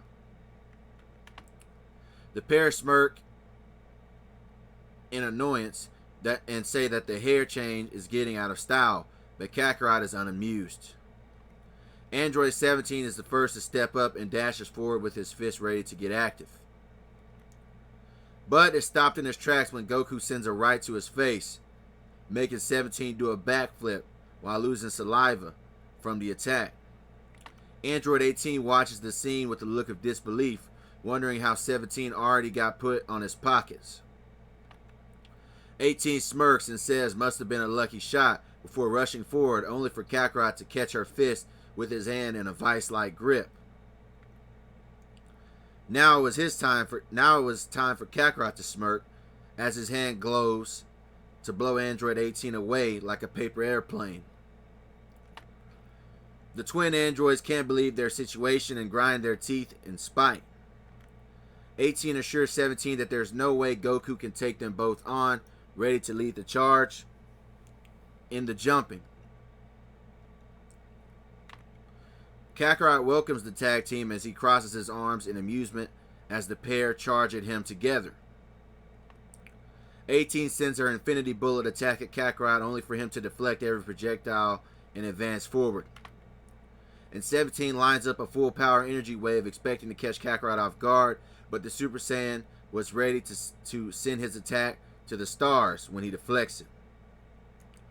Just then he retaliates with a blast of his own, big enough to hit the both of them, which sends them through the already wrecked buildings. Kakarot mocks them as they appear through the smoke, just about ready to wrap things up, and the android twins are battle damaged and running out of options. Sensing their demise on the horizon, the pair look at each other before looking in the direction of future Trunks, who is happy to see the androids sweating for once. Suddenly, in a desperate attempt to escape, the androids get shoulder to shoulder and fire a blast towards the direction of Trunks, who wouldn't be fast enough to avoid the upcoming attack. Kakarot curses under his breath, seeing the beam advance in slow motion before he makes up his mind. Kakarot gets in the way of the blast, crosses his arms, and takes the full impact of the attack head on. By the time the smoke cleared, Kakarot could see that the murder twins were getting away. Not wanting to let them run off, Kakarot decides to blast off after them, wanting to finish them off once and for all. Kakarot can see that they had to have fled inside one of these ruined buildings of the city, but is unsure of which one they've gone into. But unbeknownst to them both was the fact that another observer was watching the battle in secret, waiting for the right opportunity to strike. Androids 17 and 18 hide in a building as they see Goku fly past them, unable to sense Android's energy, thinking that they are in the clear from the golden threat. However, 17's smirk turns into an expression of horror as his sister is swallowed up by a tall green bug-like creature right in front of him, faster than either of them could react. Cell begins to transform from his absorption, and Kakarot begins to sense his increasing power level. Now, before you guys go, it's time for me to ask y'all the question about the next episode I talked about in the beginning of this video. Should I make this Cell look female in his appearance, since he absorbed 18 first, plus it would be something different? Because I'd totally be down with making a female Cell character for next episode if y'all would want that. Or do you guys want the regular Cell we are all familiar with? Comment down below your suggestions, and don't forget to like and subscribe. I'm going to go ahead and get up on out of here. I'm out. Peace. Yo, we back with What If Frieza Raised Goku Part 14. Y'all see where we at, man. Trunks faces a new Cell in his timeline. In this episode, future Trunks goes against a slightly different Cell in his very own timeline, right? Last episode, at the end of last episode, I asked you guys to put in the comments if you wanted to see a female Cell or the OG Cell we're familiar with, and female Cell got more likes. And to be honest, that just made my job harder Because I could have just used images of an already established cell instead of creating brand new female cell pictures. But I'm a man of the people, so hit that like button and we'll call it even. So let's get into a quick recap and then we'll go from there. Right? So Kakarot tells Future Trunks that he's going to travel with him to his timeline to help him get rid of the androids as a favor, since the team helped him unalive King Code. But before that, Bulma, Kakarot, and Trunks go watch the world's martial arts tournament. Yamcha makes a surprise appearance and defeats Tien in the final, shocking everyone, and Kakarot was unable to sense any key energy from the Desert Bandit. After the tournament, Kakarot and Trunks hop in the time machine to handle business. Kakarot pulls up on the twins looking to up the score on his kill counter, and the androids are happy to finally get the opportunity to fight and unalive the legendary Goku, because they think he's just Goku. Kakarot proves to be too much for delinquents in his Super Saiyan 1 Grade 2 transformation. Androids 17 and 18 get desperate and hurl a blast in Trunks' direction for a distraction. Kakarot intercepts the blast, and when the smoke clears, the androids had already ran off. They did the race and flew off into another direction. The twins think they've successfully escaped when they rest inside an abandoned building until Android 18 is absorbed by an imperfect cell. To 17's horror, which also gives Kakarot something to sense after cell transforms. So he senses imperfect cell's transformation. Right? Which brings us back to the beginning of this episode. So let us begin. The light show ends, leaving behind a horrified Android 17 looking at some green freak that sucked up his sister like it was Kirby, who had a playful smile on her face.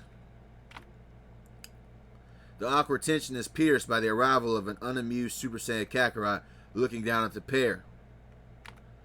Semi-Perfect Cell looks intrigued at the sight of the golden Goku levitating above her and asks the Saiyan if he likes her new look, but the Saiyan remains silent as he lands on the ground.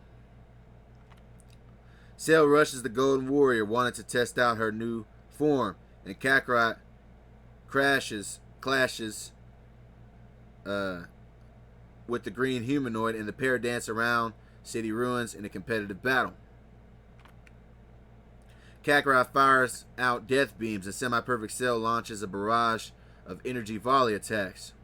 And the sky lights up when the blasts cancel each other out, showing the spectacle of a deadly disco.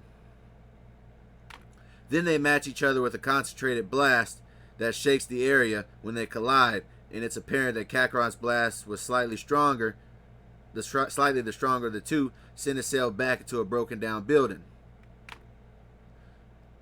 The runes regenerate, and the feminine Cell is impressed by Kakarot's performance and lands a short distance in front of him, wanting to properly introduce herself to the warrior.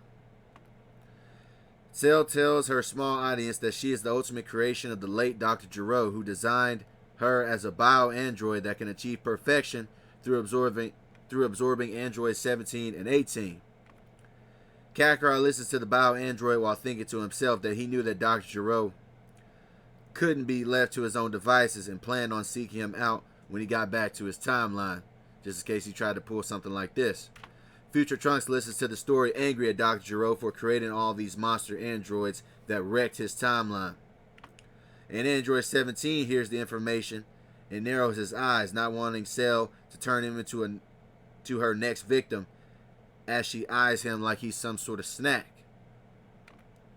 Suddenly, Kakarot drops his battle stance and begins to laugh maniacally, which places a look of confusion on the female Cell's face, as she wonders what he finds funny about this situation. Kakarot grins and investigates the direction of Android 17. Well, don't let me stop you from achieving your goals. I don't want to save this metal man anyway. Semi-Perfect Cell is pleased with what she was hearing and licks her lips as she locks her eyes on her next target. Then suddenly Future Trunks steps in front of 17 defensively, which surprises the delinquent, and Trunks boldly says that he cannot allow another android to become even stronger than the two that ruined his life. Cell is amused by the brave teen Super Saiyan and calls him an idiot for standing up for someone whose squad wiped his side with his twin sister, and Cell also can tell that she is clearly stronger than Trunks. Kakarot tells Trunks to stand down and tells the teen that Cell can do their job for them and give him a better fight in the process. And Trunks protests but ultimately backs down, knowing he couldn't win against either of the two. Cell takes the opportunity and blitzes Android 17 faster than he could react and punches him in his stomach. And opens her tail to absorb Android 17 to his horror and protest. Cell begins to transform and shapeshift as an energy barrier envelops the bio-android. And the light show begins to dim to reveal a bombshell bio-android glowing in her perfect form. Trunks watches defensively as Cell begins to feel on herself, excited to have achieved perfection, as if she was looking into a mirror. Kakarot puts on a grin as the smoke clears and Cell advances forward, asking the Saiyans if they like what they see. And then suddenly Kakarot deactivates his Super Saiyan transformation while keeping a smile on his face. Trunks watches the power down, confused, and a sweat drops down from his cheek. Perfect Cell looks at the action in disbelief, shocked at his decision, and asks Goku what is he doing. Kakarot cracks his neck and tells Cell that he has used up too much energy fighting the androids and needs a day of rest before they battle. He had to tank a dual blast from the pair to protect Trunks, and that took some energy out of him, and then he used even more against Cell when he was in when she was in her semi-perfect state. Cell crosses her arms in disappointment but tells Kakarot that she will allow him to rest since he helped her achieve her perfect form, and plus she wants an epic battle to show off her abilities, her perfect abilities. Future Trunks blasts off the scene first, confused by the events that had just transpired. And Kakarot follows suit after sending a grin at Cell's direction and flies away. Kakarot catches up to Future Trunks, who sends him a side eye before asking him what is really going on. Kakarot tells Trunks that Perfect Cell is stronger than them both and that they didn't stand a chance as they are now against that current state. Trunks is astonished by what he just heard and can see that Kakarot was serious, and then he asks him, what will they do now then? Kakarot looks towards the Capsule Corp direction and says that he needs to speak to Bulma to clarify something. Trunks walks into the Capsule Corp building first, and Bulma puts on a smile, assuming they were successful in destroying the androids, but Trunks tells her that there's actually a bigger threat now. Kakarot tells Bulma that he needs her to tell him about some information in her timeline. Kakarot asks Bulma how did they defeat Demon King Piccolo in their timeline. Bulma smiles as she reminisces about the good old days and tells Kakarot and Goku, tells Kakarot that Goku defeated King Piccolo when he was actually still a kid. And then she tells him that Piccolo had a junior son who battled Kakarot at a tournament for revenge when he became an adult, and that they were enemies for the longest time. But ultimately, Goku turned his enemy into a friend, and they became allies and even good friends. Goku had a habit of making friends out of his enemies. Trunks watches Kakarot, who seems to be thinking to himself, wondering what was in his mind, or on his mind. Kakarot mentions the room of spirit and time to the two of them, and says that they can get a year's worth of training in a day. Kakarot tells Trunks that they are going to train in there tomorrow to become stronger. Later on, Bulma calls Chi-Chi on the phone and tells her to come over, which alarms the woman, wondering what's going on. Chi-Chi walks in and sees a man that looks like her husband and blinks in disbelief, and Kakarot wonders who's this woman and why is she looking at him like that. Chi-Chi rushes Kakarot into a hug, thinking he was her Goku, And Kakarot looks at her confused by the affection, but Bulma tells her that this isn't their Goku that they know, and he's from another timeline. Later on, the two of them cook up a feast, wanting to learn about each other's timelines over a meal. The two Saiyans eat like champions as they eat like feral savages, devouring their food. Kakarot learns about Goku and his family, and they discuss the good times to him, which leaves him shocked at how different his counterpart was than he himself is. And seeing that Goku had a relatively good life, but also seemed to be quite idiotic. Bulma puts a lot of leftover food in her capsules for the pair when they go into the time chamber so they can eat. The next day, Kakarot tells Trunks that it's time for him to become a real Saiyan warrior. Before they went, Bulma gave the two some new Saiyan armor to train in for the Room of Spirit and Time, and waved them off when they went toward the lookout, wishing them success in their training. And that's where we're going to be ending things today. Let me know in the comments what y'all think about this episode and what y'all think about the female cell design, or what I say, fem cells design. Also like, comment, subscribe. I'm out. Peace. Yo, sorry for the wait, but we back with episode 15 of What If Goku is Raised by Lord Frieza. And in this episode, Kakarot is going to train with a transformed, unhinged future Trunks in the hyperbolic time chamber. Right? Goku trains with Berserk Trunks. Cue to recap.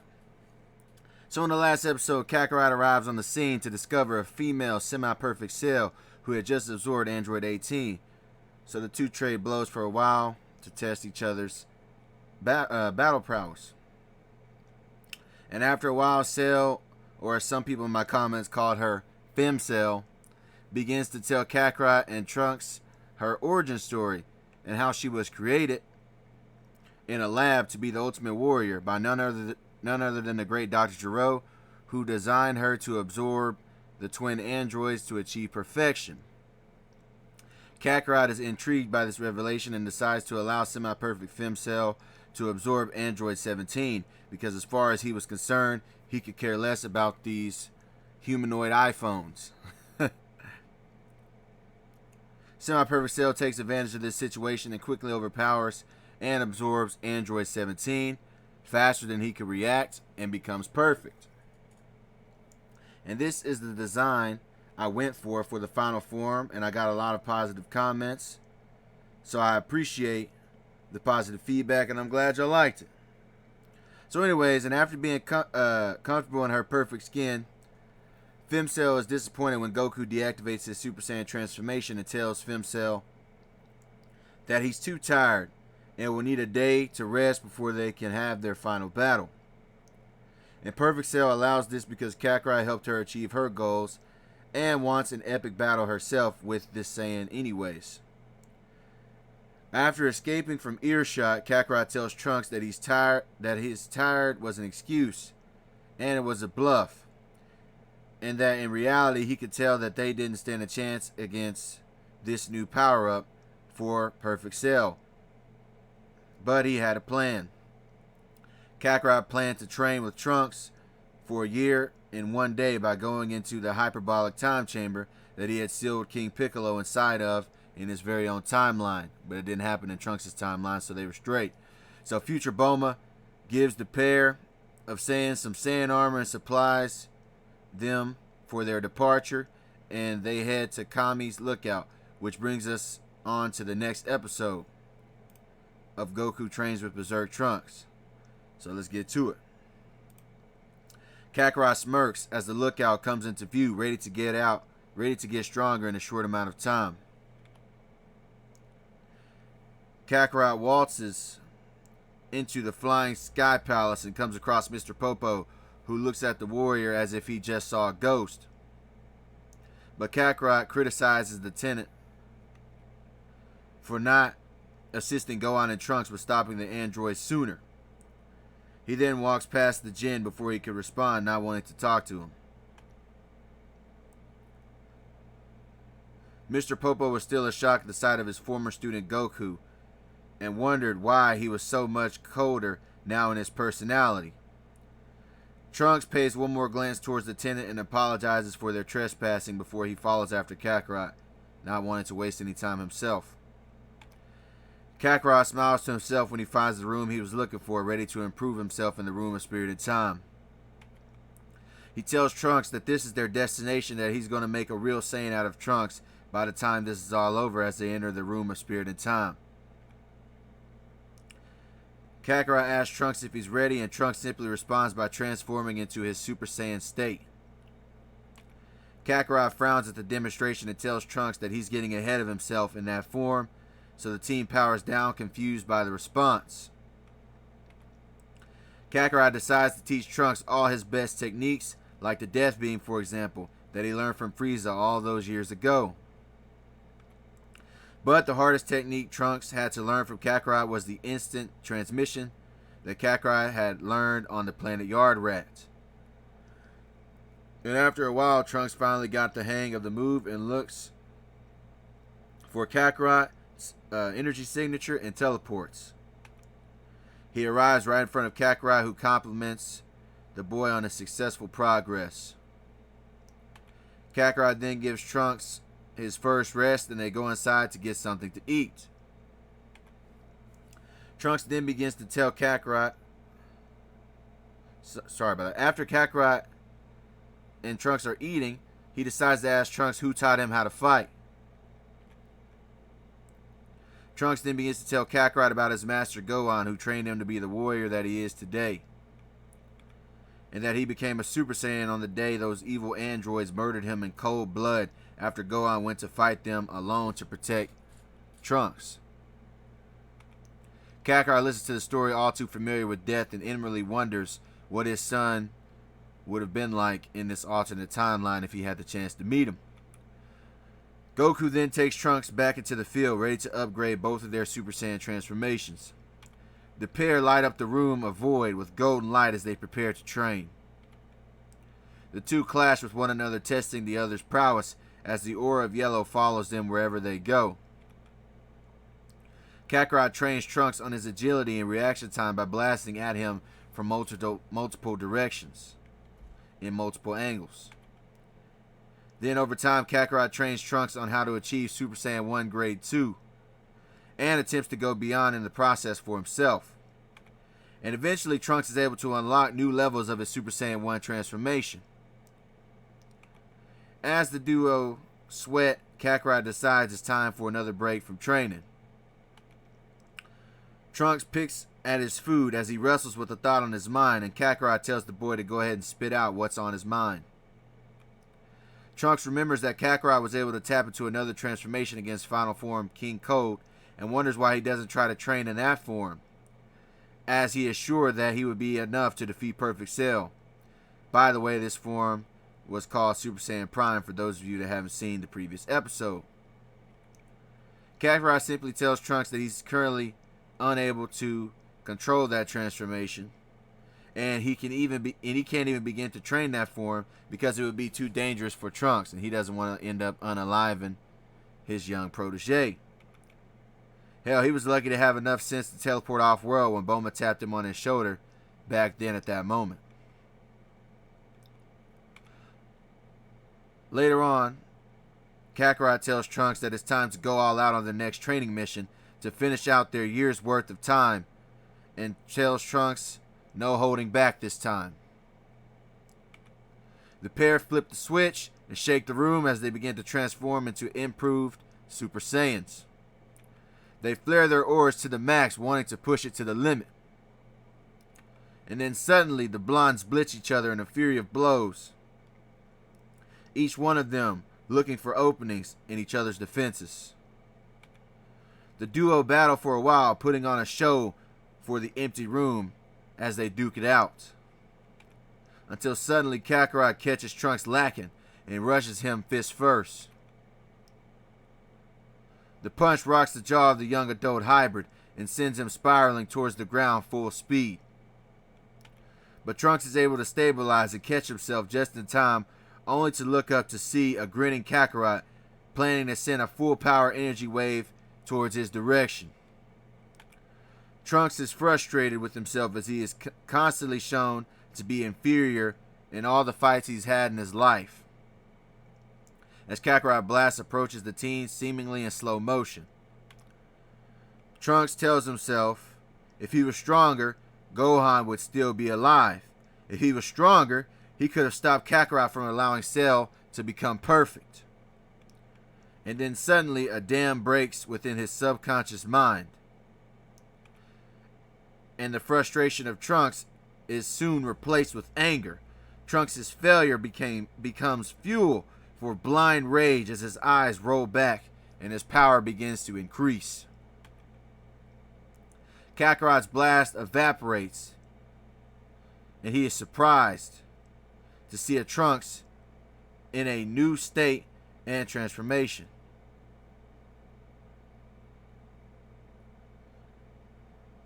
Quickly, Kakarot is able to feel the hostile aura of the Berserk boy who looks towards his direction. As the power of Trunks rises, Kakarot tries to reach out to the future warrior to calm down his rise, until suddenly Trunks rushes Kakarot at a blinding speed, taking the Saiyan veteran off guard at a speed that he's never seen before. The blow cracks Kakarot's armor and causes blood to escape from his mouth as he is shocked by the strike.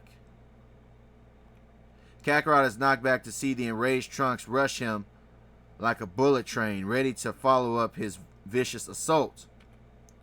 Kakarot counter-rushes Trunks, understanding that the training session was over, and now it was a battle for his survival in this white room. The two battle for supremacy in the sky, and it is clear that Trunks is doing more damage to Kakarot than the other way around. But the older warrior has the advantage in technique as he battles in the sky with the new monster. Kakarot receives a devastating blow to the cheek that rattles him to the core, but counters with a haymaker of his own, putting all of his power in his fist as he chips the chin of the Berserk Trunks. Kakarot follows up his attack with a super death cannon blast that follows Trunks on his way down. The attack sends Trunks way off into the distance as Kakarot pours all of his energy into his attack, wanting to incapacitate the enraged Saiyan hybrid. Kakarot falls to his knees exhausted, broken, and battered from the assault he received, but happy he succeeded in his plan. Until suddenly Trunks hops back up and screams as he flares his enraged aura once more to Kakarot's surprise. Kakarot knows things are bad and can't believe Trunks had all of this raw power within himself as he admires his possible executioner. Kakarot's energy is spent and Trunks' power continues to rise, and Kakarot realizes his end is probably near. Until suddenly Trunks collapses to the floor, burnt out from all his power output, leaving Kakarot surprised and relieved.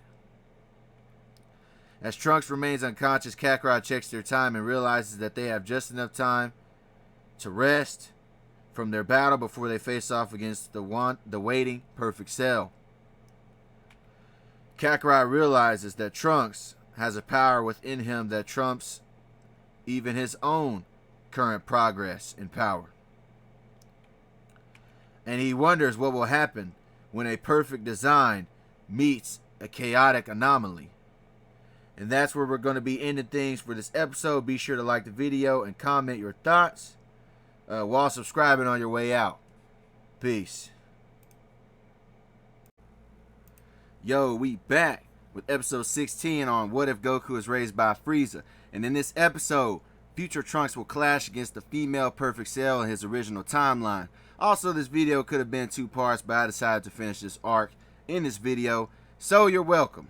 Anyways, let's go with a little story recap. So last time, Kakarot takes Trunks to Kami's Lookout. His destination was to find the Room of Spirit and Time to train for a year and 1 day with Trunks. The pair entered the time chamber ready to improve. Kakarot teaches Trunks some of his signature moves like the Death Beam. He also taught him the very useful instant transmission technique. Afterwards, they work on the grades of the Super Saiyan 1 transformations. And eventually, Kakarot triggers some sort of trauma within Trunks that causes an uncontrollable Super Saiyan Rage transformation. I basically mixed his Rage form from Dragon Ball Super with the Super Saiyan Grade 3, or some people call it Super Saiyan Ultra Trunks. Anyway, they have a battle and Kakarot is saved only because Trunks ran out of energy in his unhinged transformation. Kakarot then realizes that Berserk Trunks is possibly their best chance against the female Perfect Cell. Right, so let's get into it. That's the recap real quick. Kakarot replays the events in his mind as Trunks rests in his chambers after going ballistic. Kakarot decides they should rest for the remainder of their stay, and Trunks seemingly has no recollection of his blind rage transformation. I think I'm going to call that transformation blind rage form, by the way. Eventually, they exit the time chamber, and Kakarot appears unbothered by the upcoming fight, while Trunks appears anxious, wondering if their training will be good enough to defeat Cell, as the pair fly towards the direction of the signature of Perfect Cell. Kakarot is the first to greet the Bio android, who compliments their new armor outfits, while Kakarot smirks and engages in small talk with his soon-to-be opponent. But to the young adult's surprise, Kakarot announces that Trunks will be the first one to go against Cell, which surprises the boy. Cell mocks his decision and teases Trunks by saying this beating will basically be child abuse, but Trunks remains serious as he steps up to the challenge, believing and trusting in Kakarot's decision. Cell drops her smile when Trunks transforms into Super Saiyan, seeing that the boy didn't come to play around. Trunks raises his fist for battle and boldly states that Jiro's legacy ends here today with her death. And Cell says that she promises to end this quickly after she has a little fun. Trunks dashes forward on the offensive as Cell watches him as if he was in slow motion, easily dodging his strikes because his movements are easily telegraphed and predictable. He then fires a blast against the Bio android, but it is deflected with relative ease. But the blast gave Trunks room to get close as they then bob and weave powerful jabs from one another. Cell makes some room by kicking Trunks in the face, knocking him back by rattling his jaw. Trunks recovers, however, from the strike and blasts Cell to the ground with a burning attack. Kakarot watches the explosion with interest, wondering how much damage did Trunks cause to the green girl. Cell reappears smiling through the yellow smoke, seemingly unscathed, causing Trunks to feel frustrated at his lack of damage he caused in this fight so far. Let's see if Kakarot taught you how to dance, Blondie. Cell says as she puts on a maniacal grin, sending a barrage of blasts toward Trunks' direction, causing him to think fast as the beams approach. Trunks is forced to avoid the blasts in the air as the blasts follow him like heat-sinking missiles of energy. Trunks' body continues to dodge while his mind goes back to his training session with Kakarot as he remembers his Saiyan master's teachings. Then suddenly Trunks stops in his tracks as the barrage approaches his person, as he puts two fingers on his forehead, and then right before the blast can connect, he suddenly vanishes from view. He uses the instant transmission technique and kicks the Bio android in the back, completely catching him off guard. He then follows up his kick with a full power energy wave to the falling Cell, causing her to be shocked by the offensive maneuver. Trunks sweats from stamina drain as he looks down at the wounded, unamused Cell, glaring daggers at him, hoping that her looks could kill. Kakarot watches the aftermath of the damage and sees that the wounds were significant, but notices a grin on Perfect Cell's face. And then suddenly, to her challenger's surprise, she regenerates all of her injuries, taking Trunks totally off guard by the display.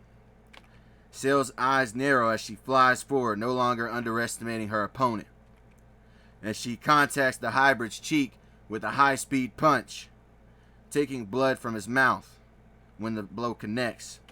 And after the blow connects, her fist opens up so her hand can drag Trunks' face across the rocks for maximum abuse as she begins to dominate the battle. Until Trunks flares up his aura into an explosive wave to get some distance from her assault. Cell then raises her fingers and prepares to fire a death beam at Trunks, who senses danger incoming. Trunks recognizes that technique because Kakarot had taught him to death beam himself back in the time chamber. Kakarot smiles as he sees Trunks aims his finger in retaliation, knowing the maneuver. And then suddenly the pair get into an energy shootout as they fire death beams at one another. Cell is impressed by Trunks' performance, but also notices fatigue setting in within Trunks as he pants.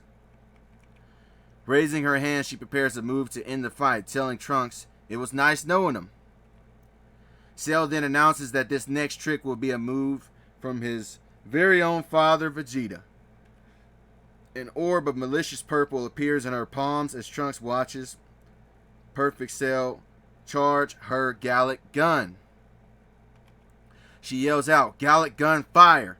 and sends her blast towards Trunks, who decides to counter with a blast of his own, a Super Masenko. The blasts meet and kick up dust as they rattle the earth with their collision. Cell's move is constantly flowing with energy while Trunks struggles to match his force. Smashes the force. Kakarot watches the conflict on the edge of his seat, knowing that this is where Trunks needs to tap into that raw power within him, as he remembers the blind rage of the boy he fought against. In the last episode, Trunks looks defiant as he refuses to allow Cell the victory. And then suddenly his anger rises and his pupils disappear while his power increases. This boost allows the Masenko to consume the Gallic gun and overtake Cell, who is surprised by the sudden power creep. Cell is left legless with an arm missing as well as she looks on at the blind rage Trunks transformation with an actual look of fear on her face as she drips her blood on the surface of the earth. His presence shakes the ground as Cell looks at his new form with a hint of horror as she regenerates from the damages she previously suffered. Then the duo fly towards each other, ready to continue the fight. Trunks hits her hard, cracking her jaw like it was pottery. And before she can react, he begins to pummel her in the sky like a green rag doll, only to send her flying to the ground with a double kick to the spine, right between her wings. Cell looks at her opponent as her wounds close up and realizes this is now a physically outmatched battle, so she thinks of a plan for action. Her hand glows yellow as she decides to perform a Destructo Disc to cut down the freak that stands before her. She then hurls the Kienzan towards his direction and only manages to slice the cheek of the enraged Trunks. The act only further angers the young adult as he cracks the environment with his aura. And then he appears behind Cell in an instant and plunges his gloved hand through her chest before tearing her arm off along with half of her torso, leaving behind a very gruesome scene, like it was some type of Mortal Kombat fatality.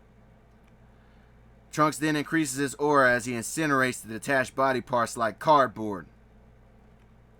And then suddenly the Super Saiyan Behemoth prepares a world-destroying blast aimed at Cell point blank, which surprises her because Trunks doesn't even care about his own planet in this enraged state. But then suddenly a transformed Kakarot intervenes by punching Trunks in the face, preventing the Earth's destruction. Cell is shocked by the assist, but Kakarot pays her no mind as he looks at the blind, enraged Trunks. Trunks' aura overpowers Kakarot as he looks at the new attacker in his battle stance. Kakarot tells Cell that they are going to have to work together to stand any chance at staying alive and save the Earth from this berserk Trunks. And after nodding heads, the two blitz forward towards the Titan Trunks. Trunks meets them in the middle with a haymaker to Kakarot's jaw. Cell sees an opening and kicks Trunks in the face during this attack, but does little to no damage. Trunks then rushes Cell in the sky, wanting to rip her apart like green construction paper. And as Trunks grabs the bio-android by both of her arms, Kakarot begins to flare his aura. Trunks looks down as he feels the air shift, as he holds the arms of the resisting Cell, watching Kakarot swell with power from below. Kakarot's muscles expand, and the ground sinks as he transforms into the bulky Super Saiyan Grade 3 transformation, causing Cell to marvel at the sight. Then suddenly Kakarot hits Trunks harder than last time, knocking the taste out of his mouth, forcing him to let Cell go from his grasp. Kakarot informs Cell that he is stronger in this form, but he is also slower, so they will have to mix his power with her speed to offset the difference with Blind Rage Trunks. Cell understands the assignment and sends quick jabs for Trunks to block and counter. And Kakarot takes advantage when he can by sending powerful shots at Trunks when he's distracted. And eventually Trunks adapts and catches the fist of Kakarot to his surprise. The chaotic force then dislocates Kakarot's jaw in a devastating counterpunch. Kakarot puts his jaw back in place as he glares at Blind Rage Trunks, until the both of them blitz each other, ready for war. The sky cracks and rocks slide as the pair go blow for blow, enraging the waters below. Bars. And while this is going on, Cell fires a super Gallic gun at the unsuspecting Trunks, but he catches the blast and starts pushing back the beam with his own strength. And while it's occupied, Kakarot sends a blast of his own aimed at his back and fires a death cannon. The blast overtakes Trunks and vaporizes the surrounding area with beams of bright purple light. Trunks emerges from the purple vapor with only scratches and cuts as he flies down, still as strong as ever and unamused. Dread sets in as the Alliance realize they're pretty much out of all options. Kakarot decides to communicate with Trunks as his final option. Kakarot yells at Trunks to come to his senses by telling him he hopes he can come to his senses for the sake of the future and this planet. Trunks then twitches at the sound of the word hope, and memories come into his mind about the time machine with the written words hope. And then suddenly his green pupils begin to reappear as Trunks fights back his blind rage for control of his senses, and Kakarot smirks, saying, "I knew you were still in there." Trunks powers down from Super Saiyan and apologizes to Kakarot, but the Super Saiyan tells him that he's been through far worse.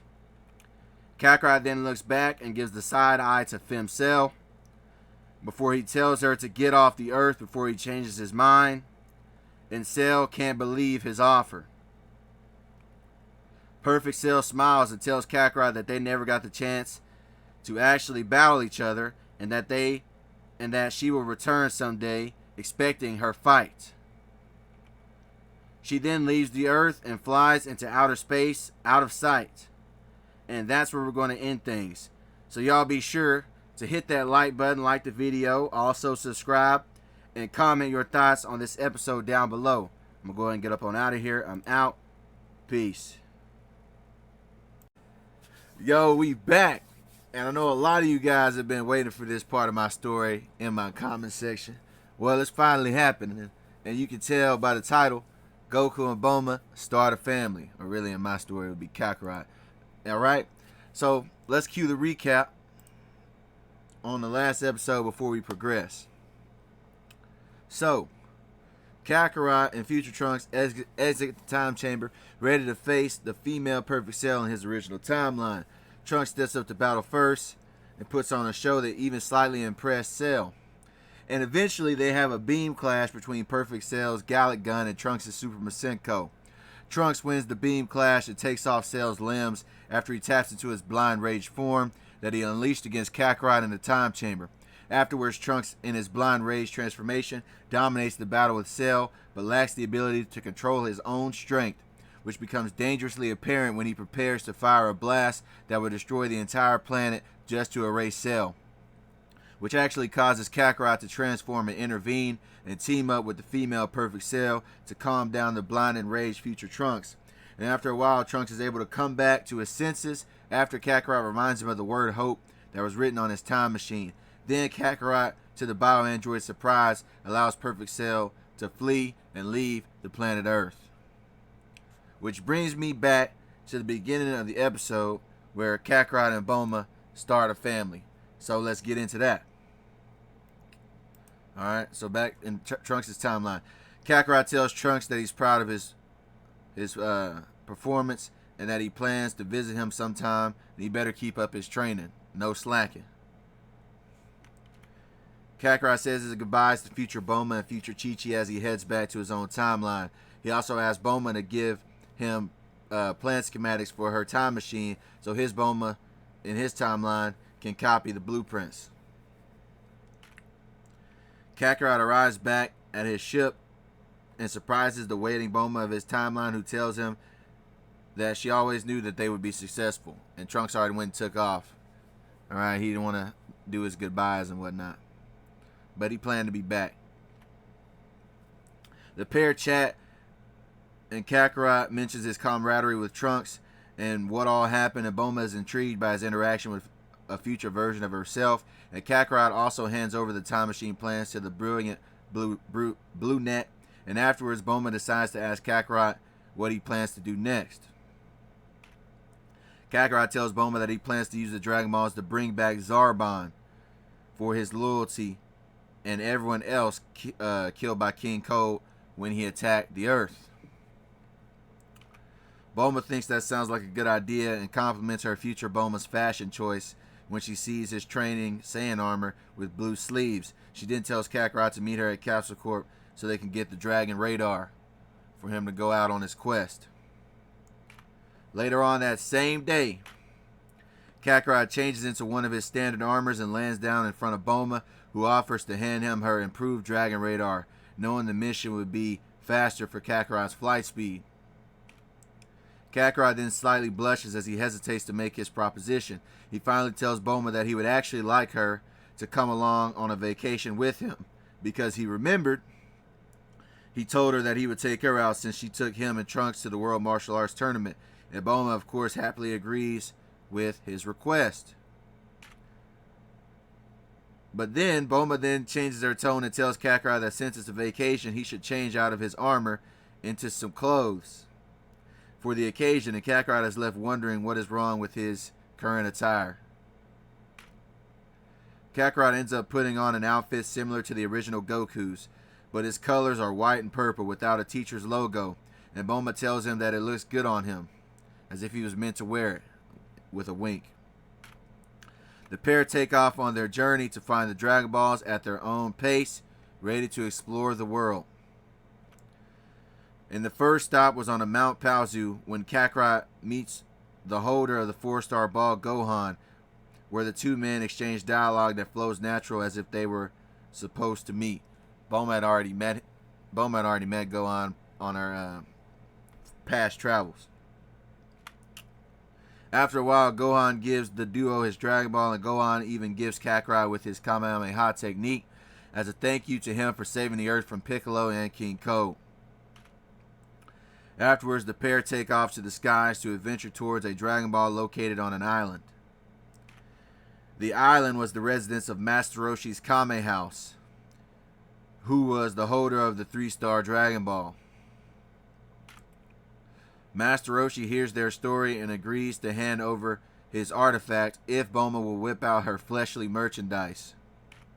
Kakarot is irritated by the request and launches an air Akai attacks towards the perverted old man's direction, which causes the master to avoid the violent rush of wind in seeming slow motion.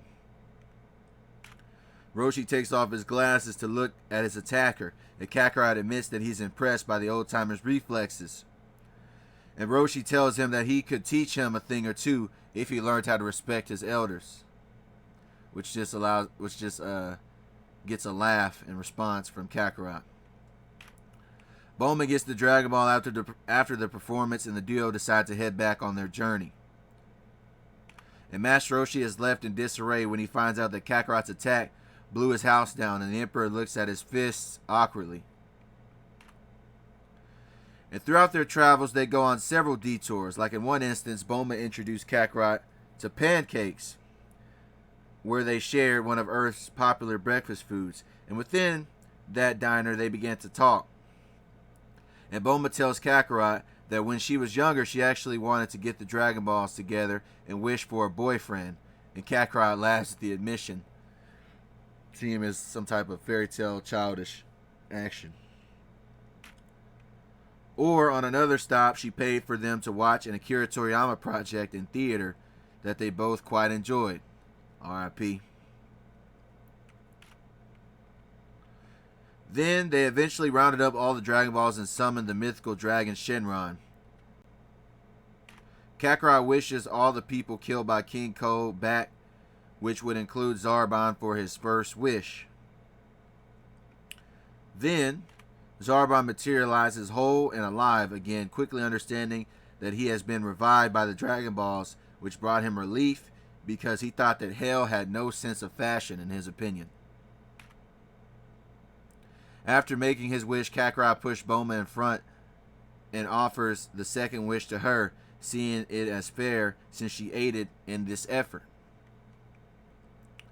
Bulma turns to look at the Saiyan's eyes and says under her breath that her wishes already came true, which causes the man to smile, remembering their conversation at the diner.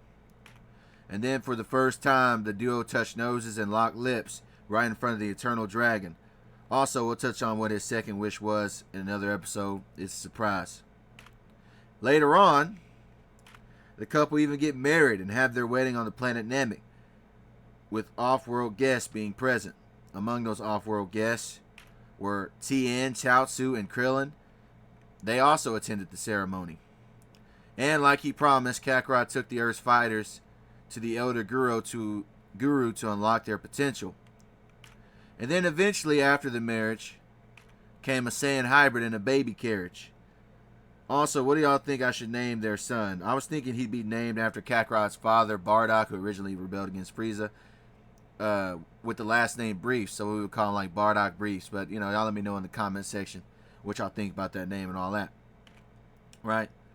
And then a couple years later, Kakarot had been training with Tien and Chaozu, as well as with Krillin, wanted to strengthen Earth's domestic fighters. And Bulma and Kakarot's son had grown to be about 4 years old in his appearance. He has his mother's eyes and hair color while possessing the hairstyle of his father. Meanwhile, Dr. Gero thinks it's about time to strike the alien invaders that conquered the planet, because Kakarot's guard is down and it's time to retire the Earth's Emperor. And Yamcha grinds his teeth in anticipation, finally going to get his revenge on the freak that stole his life. And that's where we're going to be ending things, man. Let me know what you guys think. Alright, we're going to be heating up on the next episode. You're going to get to see Android Yamcha. Alright, let me know what y'all think about it in the comment section. Don't forget to like the video and hit that subscribe button. Alright, I'm out. Peace. What's happening? We back with episode 18 of What If Goku Was Raised by Frieza. And in this episode, Yamcha wants revenge on Bulma, so he becomes an android. So let's get to it. So in the last episode, Kakarot said his goodbyes to future Trunks and went back to his own timeline, carrying future Bulma's time machine schematics along with him. Then Kakarot meets back up with the Bulma of his timeline. They talk about what the next agenda is, and Kakarot announces that he wants to collect the Dragon Balls to bring back everyone that was unalive by King Ko, which would include his own commander Zarbon. Bulma looks at this adventure as a date and makes Kakarot change out of his armor for the occasion, and the pair head off on their adventure. And on their travels, Kakarot meets some interesting people, like Old Man Gohan, who thanks for saving the Earth and even teaches him the Kamehameha technique as a reward. He then later meets Master Roshi and learns that the old pervert truly was a master of martial arts, which interested him. Eventually, Kakarot and Bulma collect the Dragon Balls and wish everyone back, while getting close romantically in the process. They become an item, get married, and even have a son who they named Bardock Briefs. And they live happy, a happy family life for a couple years. But trouble is on the horizon because Dr. Gero decides it is time to take down Kakarot and his foreign alien regime.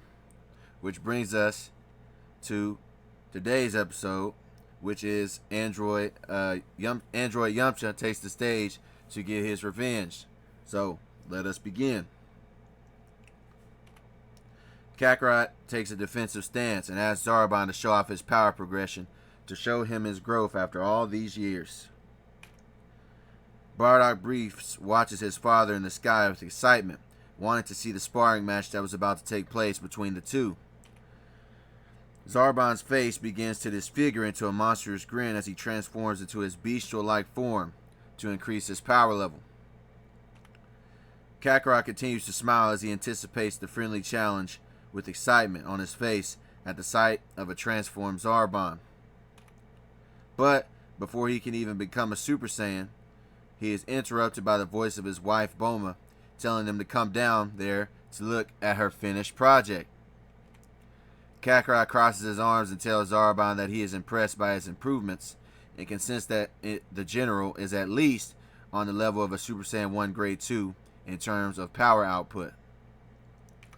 The Saiyan then flies down to the ground, not wanting to keep Bulma waiting, and walks in to see that the Blue Net has completed her work on the time machine for their very own timeline.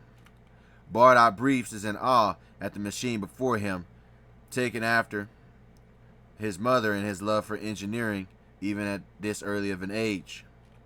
He starts playfully harassing his mother with millions of questions about the time machine, while also complimenting her about how cool it looks as she smiles at his childish curiosity. Bulma is proud of herself for finishing the time machine, and she even made some improvements to her future self-design. But the glory is short-lived when Dr. Gero appears to send an eye beam directly at the machine.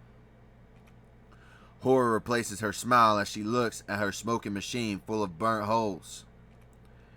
Kakarot becomes aware of the doctor's presence, who insincerely apologizes for his actions, telling Bulma he's sorry for his actions, but he cannot give this invader any means of escape, as he glares at the Saiyan Emperor that is in the room. Bulma is angered by the events and begins to yell at Gero, who simply calls her a traitor for fraternizing with the enemy. He then reminds her of the regime of the alien King Piccolo that conquered the planet, just to be replaced by yet another invader. Gero then says that his newest creation will liberate the world of all extraterrestrial threats, as he looks towards the shadows, wanting his android to introduce himself. Gero's creation is revealed to be none other than the former desert bandit Yamcha, who enters the room with a light smirk on his face as he sizes up the glaring Kakarot. Bulma interjects the stare down by asking Yamcha what the hell is he doing here, and why is he working with Gero and helping him out on his plans. Yamcha cuts her off and throws Kakarot a look of hatred towards his direction, before confessing that he feels like Kakarot has stolen his life from him ever since he came to Earth. Kakarot is confused by the confession and just thinks this Earthling is jaded by some sort of jealousy. Sensing the battle in the air, Kakarot tells Zarbon to take Bardock away from the upcoming combat zone to ensure his safety, and the general nods his head, understanding the assignment. At the same moment, Dr. Gero takes off to continue his plans. Then suddenly Yamcha sends a punch in the gut of the Saiyan warrior, picking him up off his feet and sending him through a wall. Zarbon takes flight with young Bardock, but is noticed by Gero's son Jivo, also known as Cyborg 16 in this universe, because he didn't become a full android and he was just modified, so he's Cyborg 16, also known as Jivo. In this universe, he begins to follow after the retreating alien. Kakarot lands in a field of grass with his guard up because he cannot sense the energy of his opponent, but felt the power from Yamcha's attack. quickly understanding that he must be an android, much like those twins he faced in Future Trunks' timeline. Zarbon sets his eyes on an isolated island as the perfect place to protect Kid Bardock, a kid that is currently unhappy with his father's decision, and he makes it known every chance he gets to Zarbon by complaining. Zarbon ignores the protests of Bardock briefs and puts on his scouter to inform Dodoria of the situation. He also tells the Pink Brute to go to the main ship and rally the army to assist Kakarot. And as he talks on the scouter, he realizes they are not alone and sees Jivo, aka Cyborg 16, stepping out to reveal himself fully. Dodoria flies toward the ship, understanding his assignment, and smiles when he sees the vehicle come into view. But before he can enter the ship, he is interrupted by none other than Dr. Gero, who expected this plan of a distress signal of sorts. Dr. Gero tells Dodoria that he will stop him from rallying the troops, and Dodoria laughs and tells him that he won't even be able to stop this elderly abuse. So the battles begin on 3 fronts for the Earth's future. Jivo rushes Zarbon, who prepares a counterattack.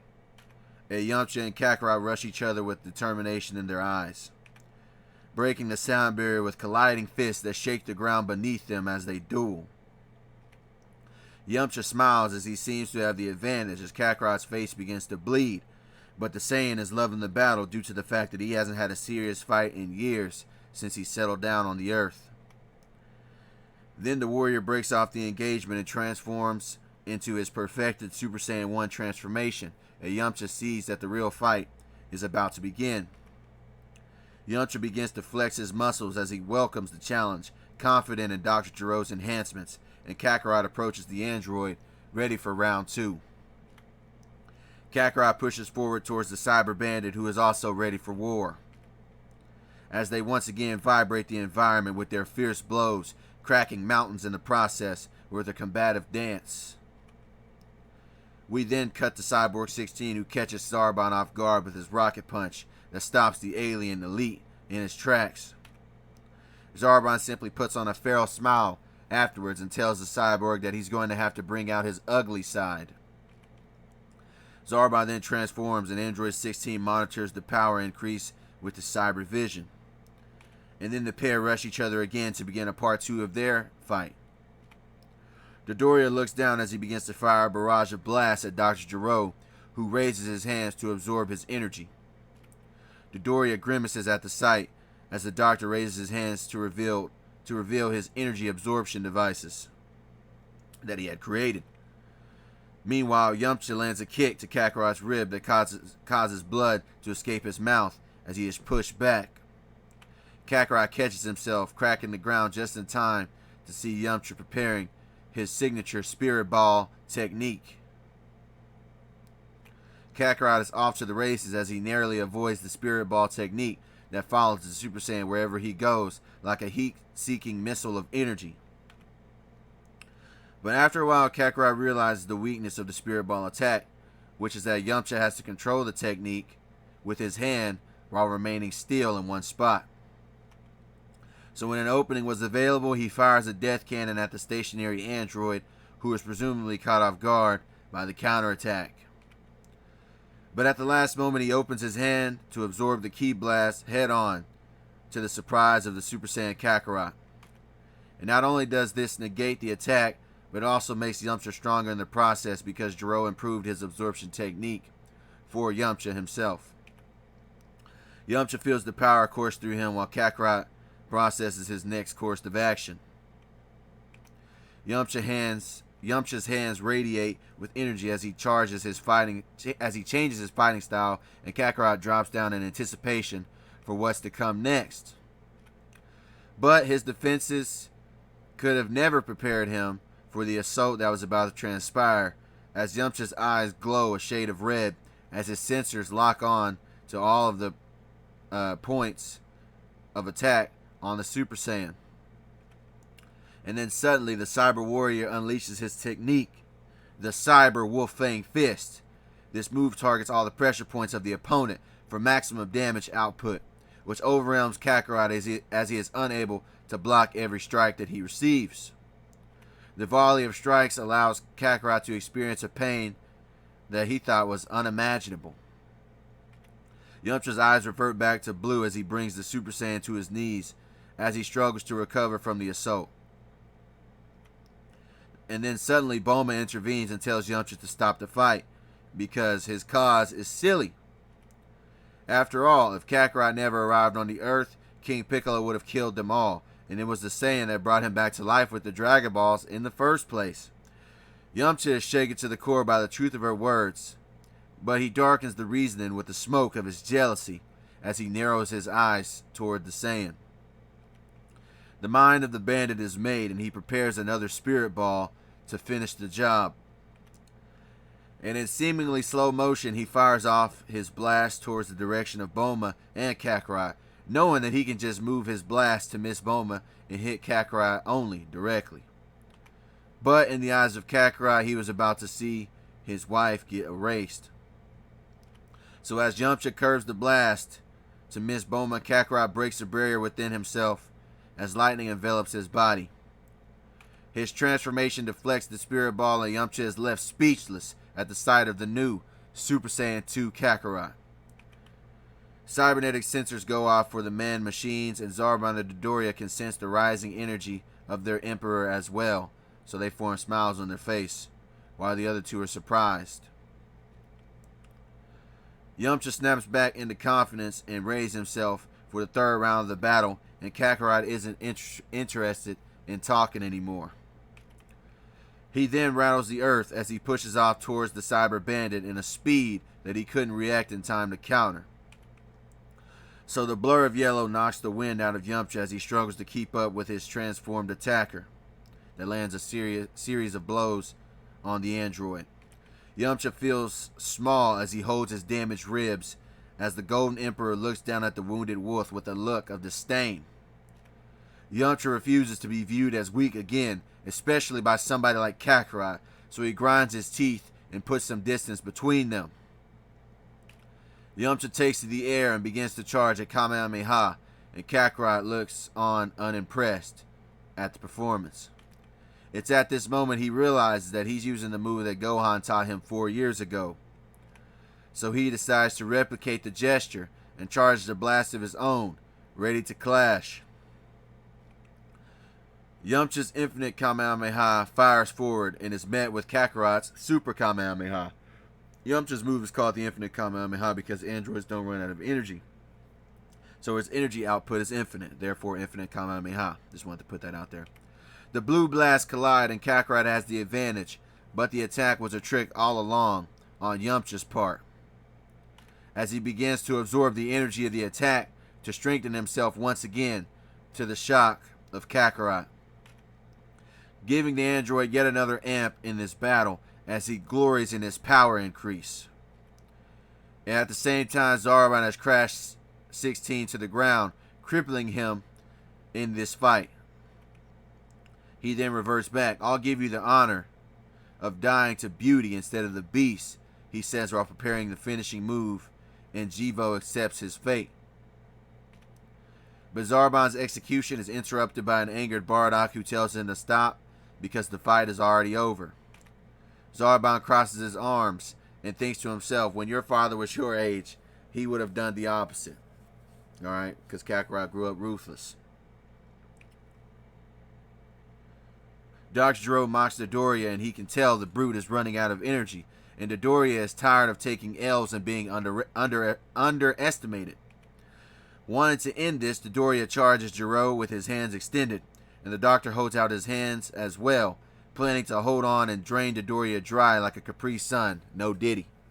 But the doctor underestimated Dodoria and paid for it, because as soon as they locked hands, he fired a mouth blast point blank towards his face, giving him no way out of escape. The blast separates his head from his body, and Dodoria is happy he finally got a win after so long as he watches the head roll away smoking. Then we come back to the main event as Yamcha almost matches Kakarot in strength now, thanks to his other energy boost. As the state of the world is shaken by the collisions of their fists colliding. Kakarot is showing fatigue while Yamcha has unlimited stamina in this fight. He compliments Jiro's design and tells Kakarot that while he gets weaker, he'll stay the same, and he's stronger than ever thanks to his energy, and Kakarot wonders how he can win under these circumstances. And then he closes his eyes and thinks back, all the way back to his master Pibara, that taught him the solution all those years ago on the planet Yardrat. He thinks back to the spirit fission and how one of its purposes is to negate energy absorption. And then his eyes reopen with resolve that unnerves Yamcha. Kakarot raises his hand forward and Yamcha prepares to absorb the potential blast.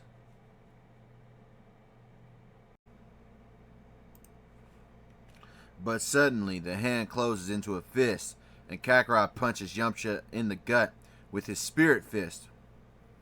The same move Kakarot used on Ginyu to get his body back, and this blindsides Yamcha completely as he takes back all of his stolen energy from the bandit android. Yamcha is brought down to his knee, finally defeated, and Kakarot's hand becomes a beam blade as he tells him that he can't absorb this, and Yamcha is left paralyzed with fear, expecting his demise. But then to his surprise, Kakarot spares his life for being a worthy opponent, much like he did back in his days as a Frieza soldier. He would spare the best fighters if he could, desiring a potential rematch someday. And plus, Kakarot realized that Yamcha wasn't completely evil because he stopped his attack from killing Bulma when he didn't have to, and Yamcha cannot believe he's still alive. Meanwhile, somewhere else, Vegeta says, "Thanks for the information, Qui, and for that I will let you and this planet live," Vegeta says to the outclassed Qui on the planet Namek. Vegeta goes back to his ship while saying, "I'm coming for you, Kakarot. The universe is mine." And that's where we're going to end this epic episode. Let me know what you guys think, and like and subscribe, of course, man. We heating up. Gone. I know y'all been waiting on this one. So we're back with episode 19 of What If Goku Was Raised by Frieza. And in this episode, Prince Vegeta takes over the planet Earth. So let's find out how, shall we? So in the last episode, Yamcha becomes an android to get his revenge on Kakarot for taking Bulma away from him in his eyes and challenges the Saiyan to combat, while Zarbon faces off against Cyborg 16 and Dodoria faces off against the genius Dr. Gero. Kakarot learns that Yamcha has gained the ability to absorb energy with his hands, which even increases his strength output in his battle, which eventually gives him the upper hand until Bulma intervenes. Yamcha then sends a spirit ball in her direction, planning to maneuver the attack in the process to avoid her. But the action triggers Kakarot to transform into the Super Saiyan 2 transformation, which shocks the Desert Bandit. After a while, Zarbon defeats Cyborg 16 and Dodoria takes off Dr. Gero's head, and Kakarot defeats Yamcha, getting in close to threaten Yamcha with an energy sword, something the android could not absorb. And on another planet, Vegeta reveals himself once more with a newer look as he announces his plan to overthrow Emperor Kakarot. And that's the end of the recap. Which brings us back to today's episode, where the Prince of All Saiyans pays the world a visit. So let's begin. Gero arrives to see the removed head, Jivo arrives to see the removed head of his father, Gero, who was left there by Dodoria because he thought he ended him, but the doctor was still alive in critical condition, as he told his son that they must regroup to try again.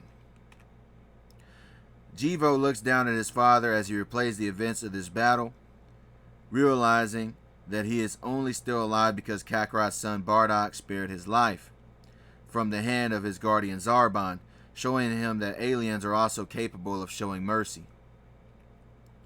It is then that the giant makes his decision and reaches down to pick up the head of his defeated father.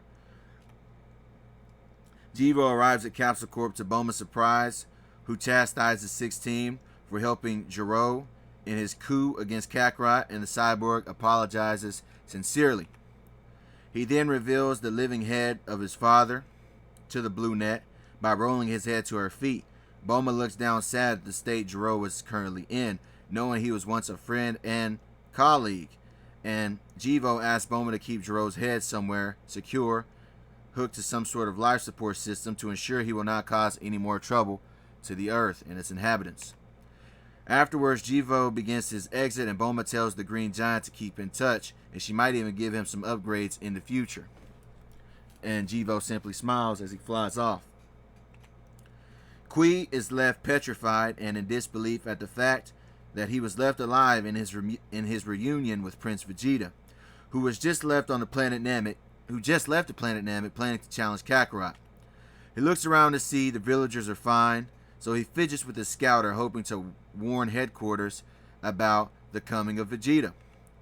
However, he only hears nothing but static on the other end, which rattles his nerves, and he wonders why no one is responding from the mothership. Kakarot looks on angrily at the damaged ship that sits before him. He verbally assaults his subordinate Dodoria for recklessly fighting Dr. Gero so close to the mothership, which ended up causing so many damages that he will be paying off with Dodoria's salary. Zarbon interrupts his rant and tells Kakarot that the communications have been destroyed in the battle, so they cannot contact his soldiers off-world for the time being, which frustrates Kakarot even further.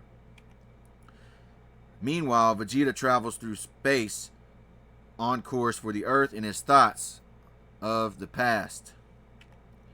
In the recesses of his mind, we begin a flashback of events. Vegeta remembers being bested by Kakarot all those years ago on the brink of death. And after Vegeta told Kakarot Frieza was the one that destroyed their home planet, and Raditz told Kakarot that their parents meant to send Kakarot off-world to the planet Earth to get him away from Frieza, they were surprised that Kakarot allowed them to live, and he allowed them to leave the planet alive. And this is what happened after that very day. Vegeta and Raditz had become nameless bounty hunters, and when they were free, Vegeta would beat on Raditz to toughen him up and increase both of their power levels, so they could one day avenge the Saiyan race from Frieza, and Vegeta could rule in his stead. Until one day, the pair sat on a backwater planet, laying low in wait for a new bounty contract. That is, until both of their Saiyan pods started broadcasting a message to the pair to their surprise. It was on that day that Vegeta got to see a Super Saiyan Kakarot holding the severed head of their former Lord Frieza in his hands, as he announced to every Frieza ship about his victory and that he would now be the new emperor of the universe from now on. Raditz was left dumbfounded by the announcement and couldn't believe that his very own brother had become the Super Saiyan of legend to defeat the great Lord Frieza.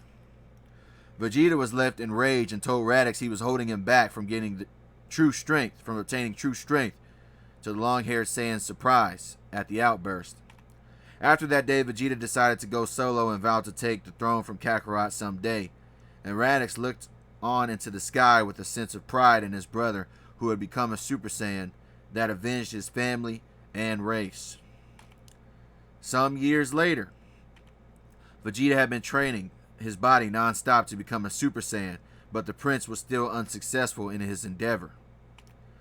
Vegeta's mind was haunted by the appearance of a Super Saiyan Kakarot constantly, and he wondered how he had been left in the dust by a low-class warrior that used to be Frieza's loyal pet. He thought back to the day his Ozaru transformation battled Kakarot in his Akari form, until Vegeta finally got an idea. Maybe he needed to get his tail back somehow. Maybe that's the key for him to truly get stronger in his own way. So the prince headed to a genetics lab owned by the deceased King Cole in search of some assistance. Vegeta approaches Cole's scientists, who were surprised he was even alive, and even more surprised he was approaching them. But the Saiyan promised to spare them if they assisted him in regaining his tail. Eventually, the scientists created a solution that would be the trick, and injected the serum directly into Vegeta's bloodstream.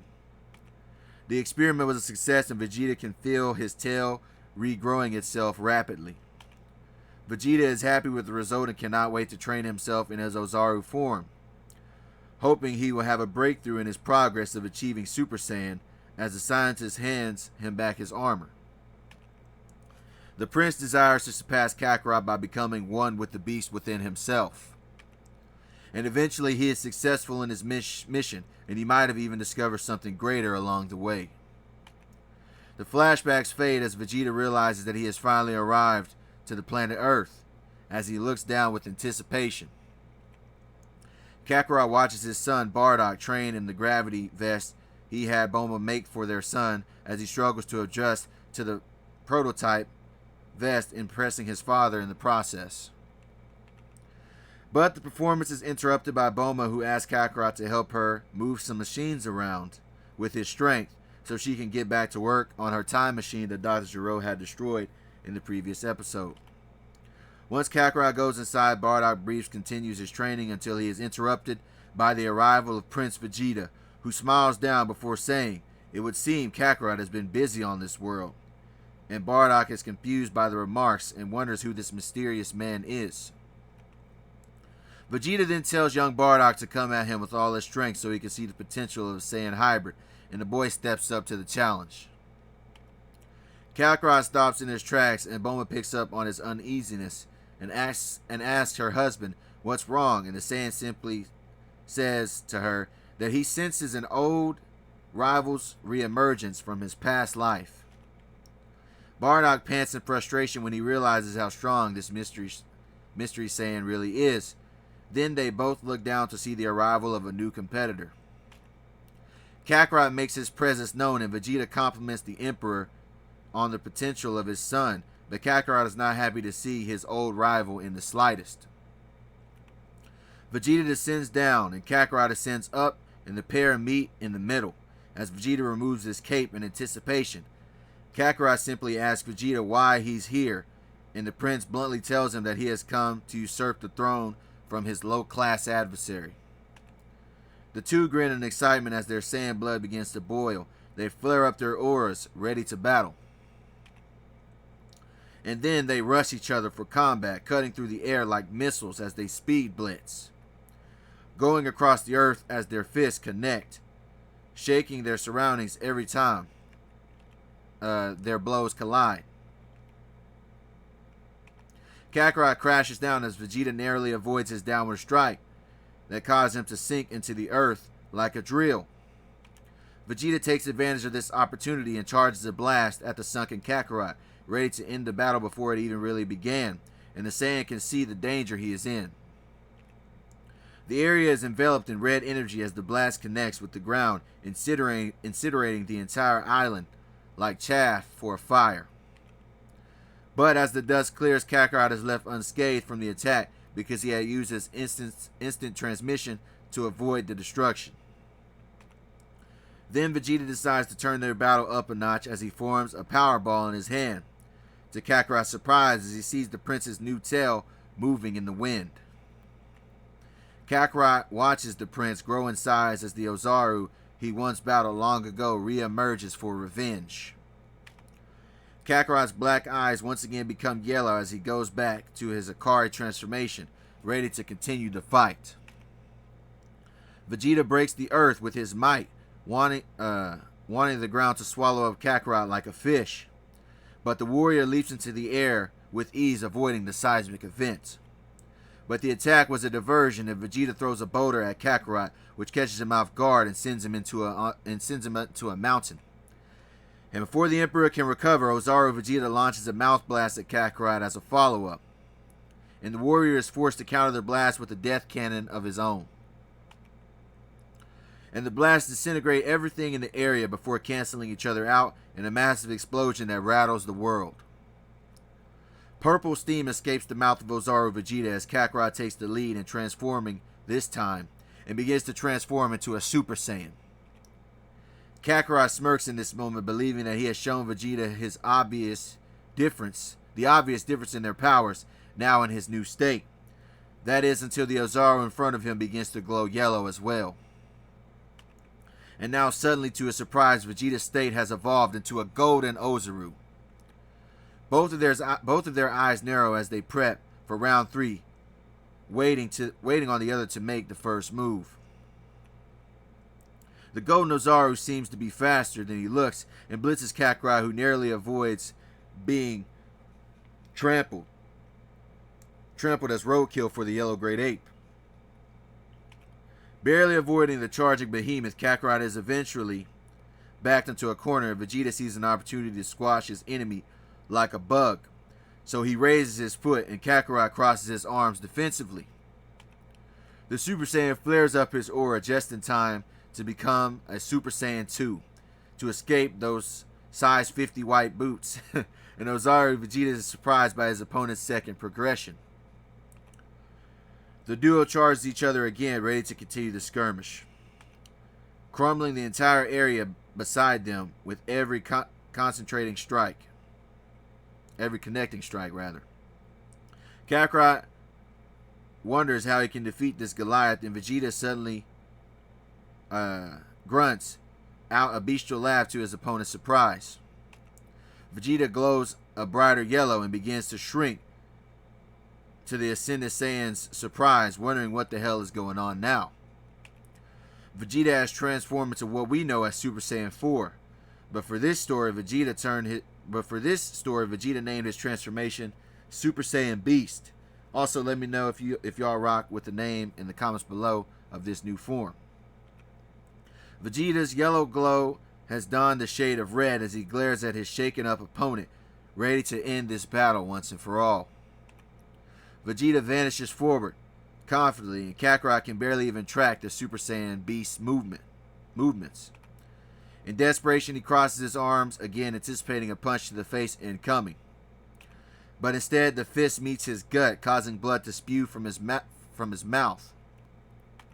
And after his guard is broken, Vegeta follows through with the haymaker to the Ascended Saiyan's face, sending him crashing to the ground. Kakarot lands on the ground, completely overwhelmed, and Vegeta charges up his final attack. "It's time to welcome you to oblivion, Kakarot," Vegeta says, ready to blow the Saiyan away.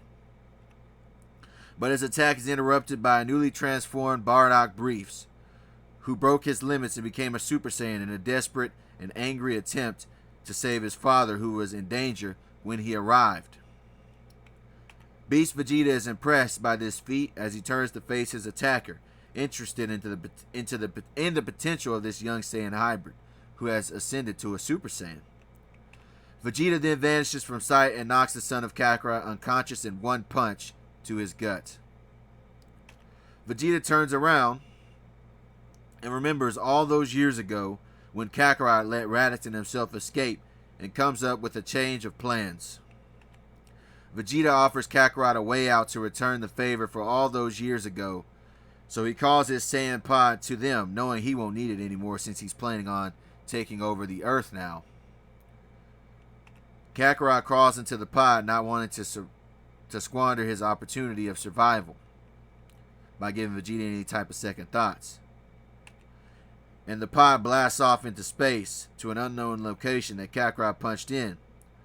And Bulma watches the night approach as the sun goes down, wondering what has been going on and what has taken Kakarot and Bardock so long to return. And that's where we're going to end this episode today, man. Let me know what you guys think in the comment section. Out. We back with probably my longest episode installment of What If Goku Was Raised by Frieza Part 20. And in this episode, Vegeta will battle against Prime Goku. But first, let's give a brief recap of what happened in the last episode.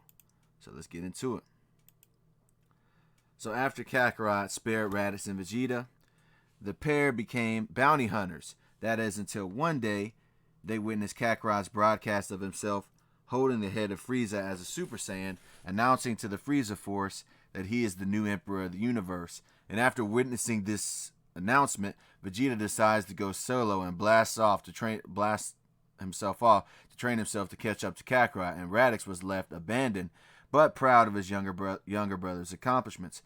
Eventually, Vegeta uses King Cold's scientists to inject him with the serum that would grow his tail back, because Vegeta believed the secret of unlocking his potential was through his Ozaru transformation.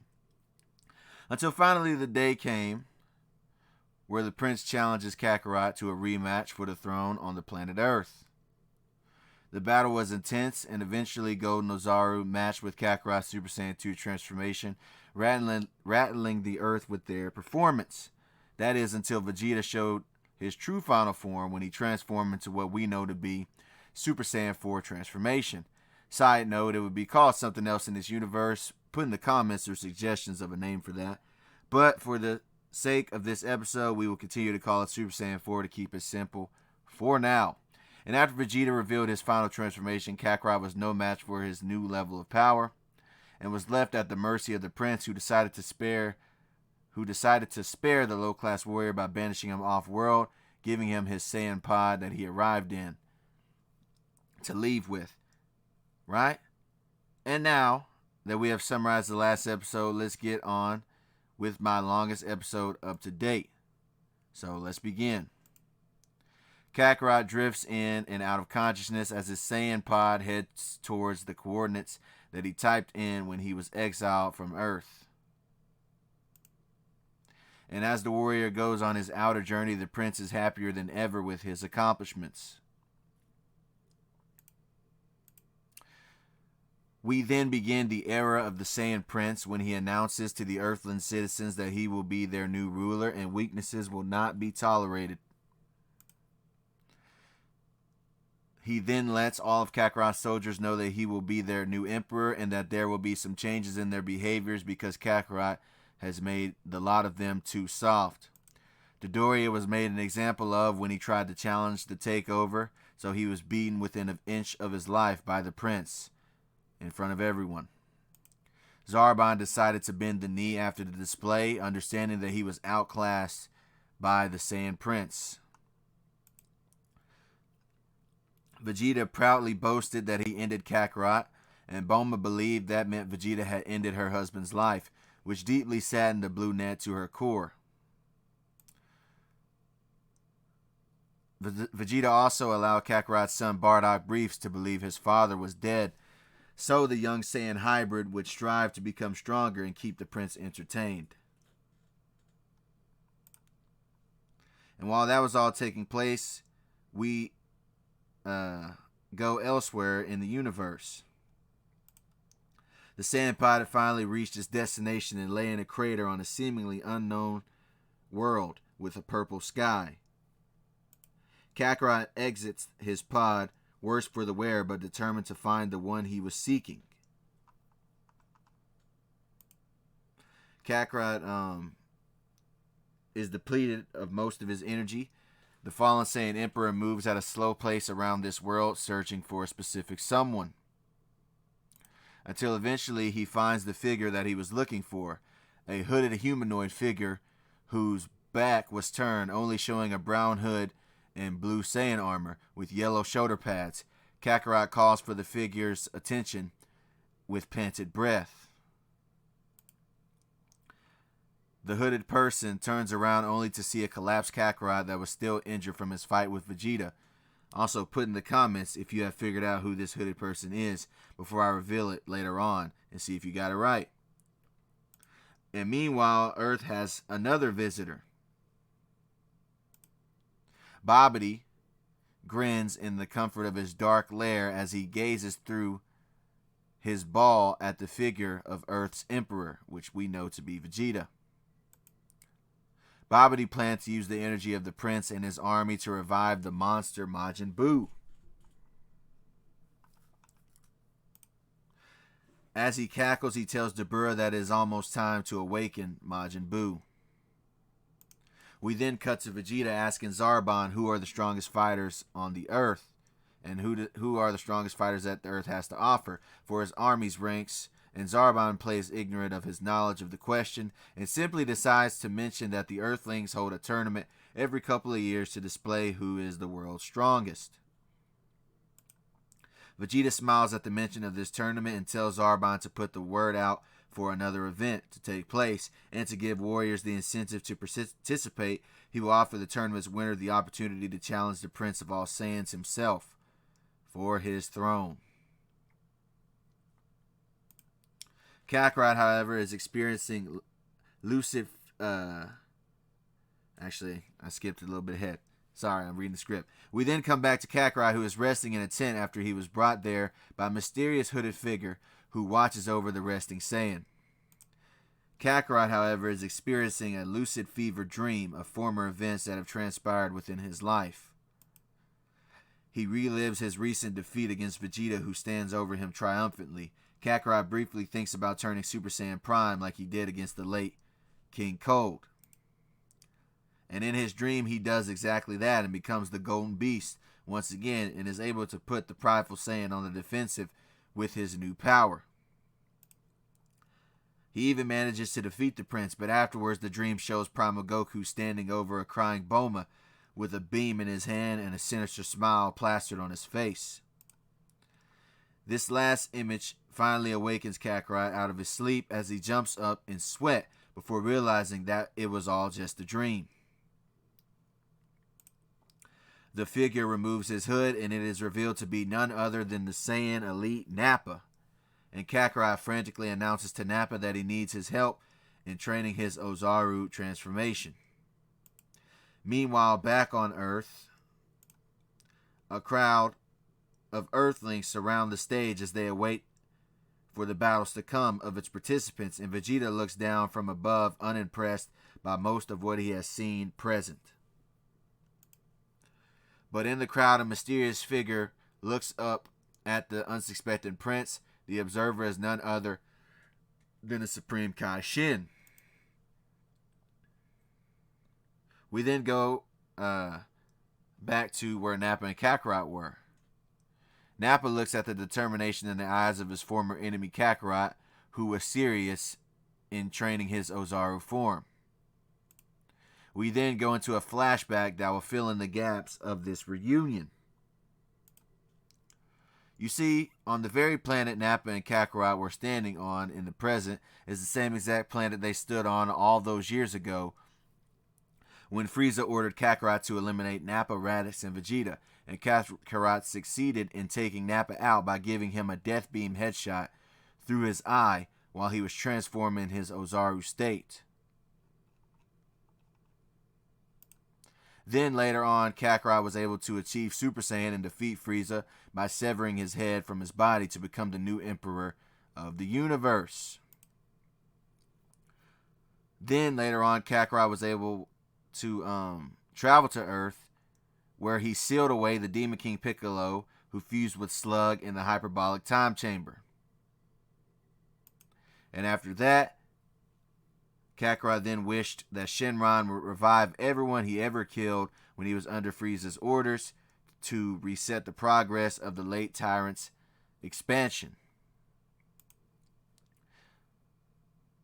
This wish, as a result, resurrected the Saiyan Nappa along with the planet's natives that were purged by Kakarot as well. And Nappa was confused by the events and gazed at the natives he remembered helping to destroy. And at first, Nappa planned to get back to business as usual and begin to charge at the aliens, which, by the way, I decided to use the Kanassans from the original Bardock movie just because. But then suddenly the brood halted and looked around his surroundings. Nappa was then met with the realization that he had been abandoned. There were no ships and no Saiyans aside from himself left on this planet.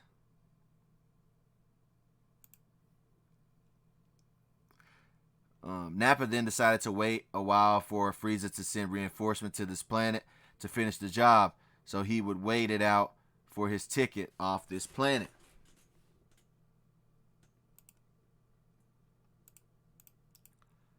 Alright, and later on, several months go by on the world and no contact is made. Alright, no contact is made. Kanassan elders and village people have decided to try to mend the bridge with their former attacker and offer him some of their food from time to time.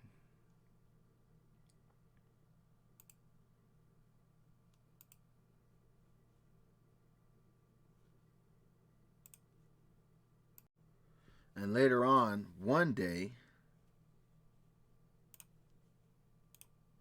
the Kanassans are met by a squad of new invaders who called themselves the Crush Corporation.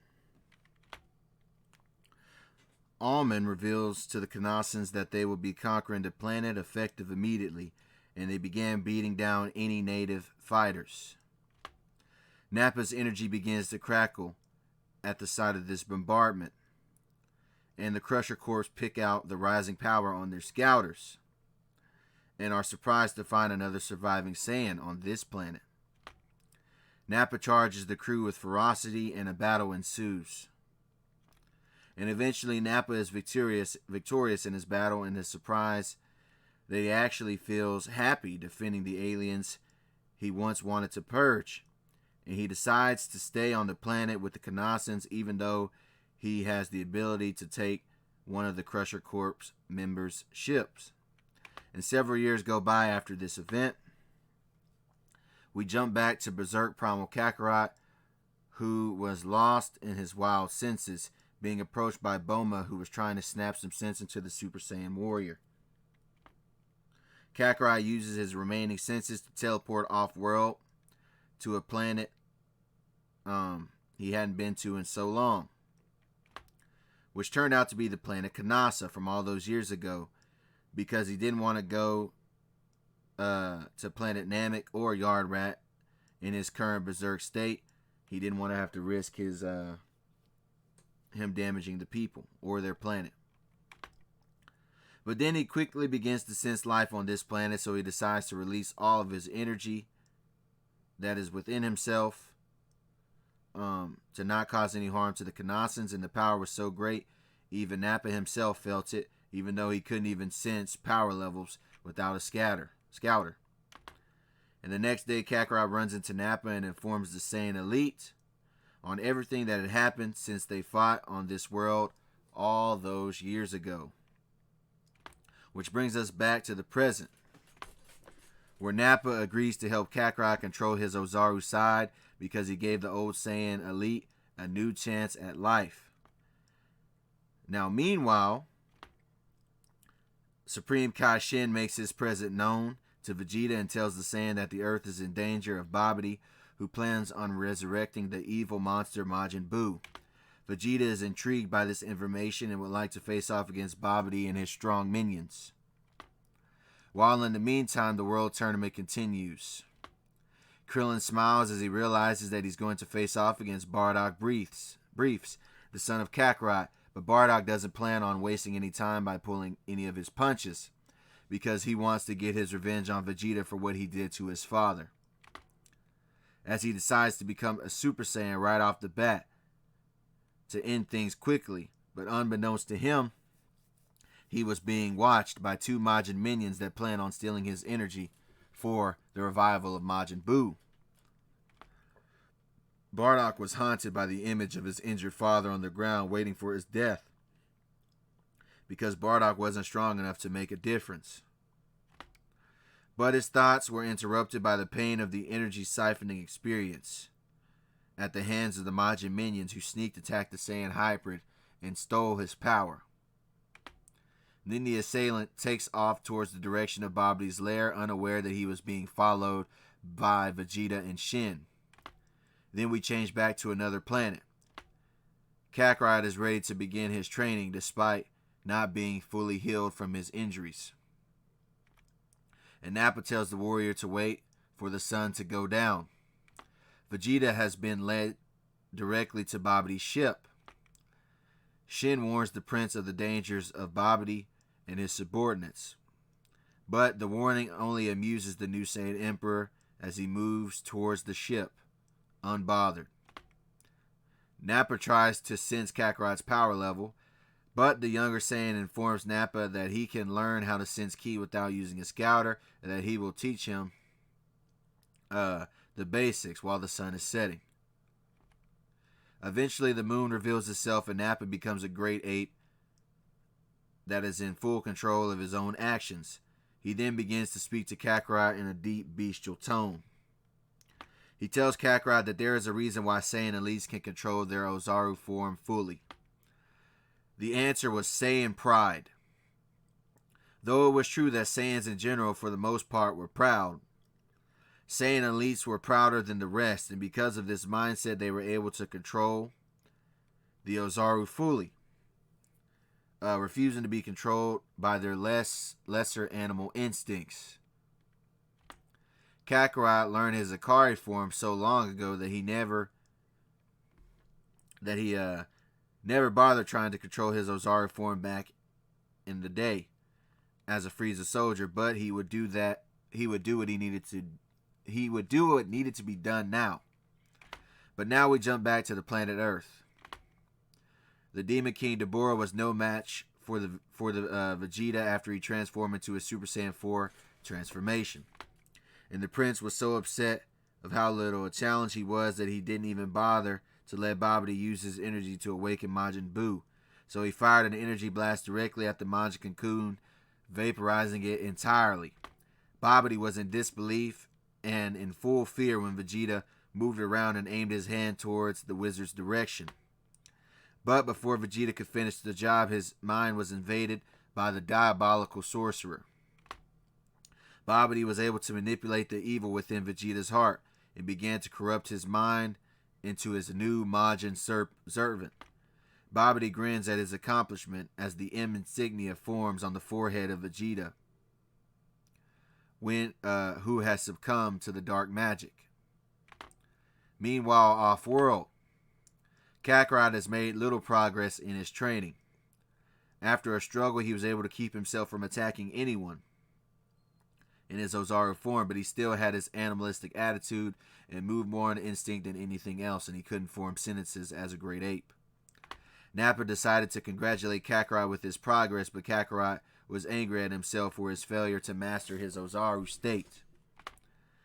And during his disappointment, Kakarot was approached by one of the Kanasan sages who offered him a solution that would cause some discomfort, and Kakarot agreed to the proposition, wanted to get on with it. And suddenly the Saiyan was struck in the back of the neck, which caused him to shiver. Afterwards, the Kanasan told Kakarot that he must meditate and look within himself to see what could be and what can be. So the Saiyan followed his instructions. And as he meditated, he felt a separation within his spirit that was within himself, as one hand is pointed up and the other is pointed down as he goes into the subconscious of his mind. Then suddenly Kakarot was met with the image of himself covered in brown fur that represented his Ozaru side.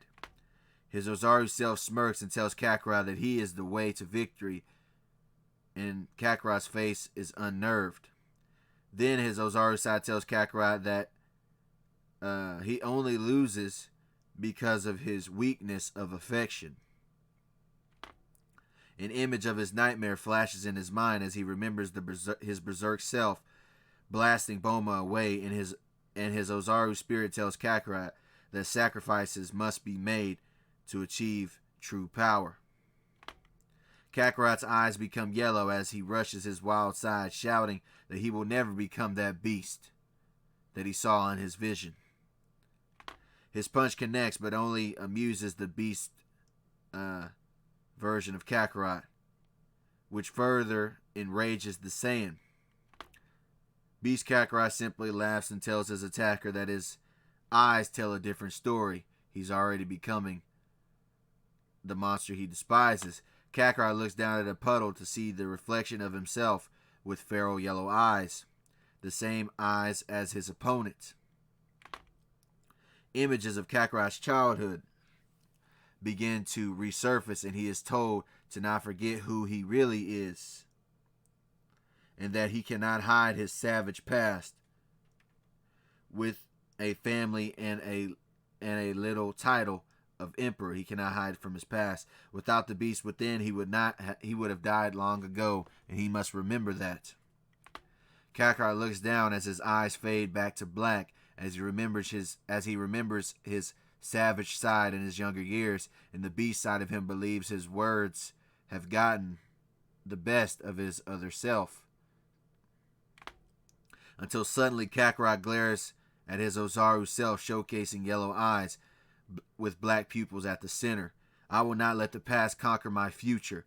I cannot separate from a beast and expect to control it with my eyes closed. I don't even have to be proud of what I was. I must be proud of what I can be. The two half smile at each other as the Ozaru version begins to vanish. The beast has submitted to Kakarot's newfound Saiyan pride. Not proud of who he was or what he had done, but what he had the ability to be, shaping his new future. Kakarot's hands come together and his eyes remain closed as his aura begins to rise. The sage takes a step back to as the Saiyan's eyes open, revealing a golden lens. Nappa smiles as the warrior begins to stand, sensing the change in his fellow Saiyan. Without saying a word, Kakarot puts 2 fingers to his head and teleports back to the Earth on a mission. He had teleported to the massive signature of the transformed Vegeta, which put him right outside of Babidi's ship. And the wizard simply thought he was an Earthling challenger that needed to be disposed of. Majin Vegeta smiled as he saw his former challenger again, but Kakarot remained serious as he glared at the prince. Vegeta tells Kakarot that he won't survive this time, and Kakarot's body begins to glow a burning yellow. Majin Vegeta is then face to face with Super Saiyan Prime Goku for the first time and is actually impressed by the transformation. The pair realize there is no more point in talking, so they rush one another faster than anyone could even see, shaking the world with their fury of blows every time a knuckle made contact with another. Each fighter experienced tunnel vision. As they solely focus on each other, the world around them is blackened out, as their electric auras flow through their bodies with each strike.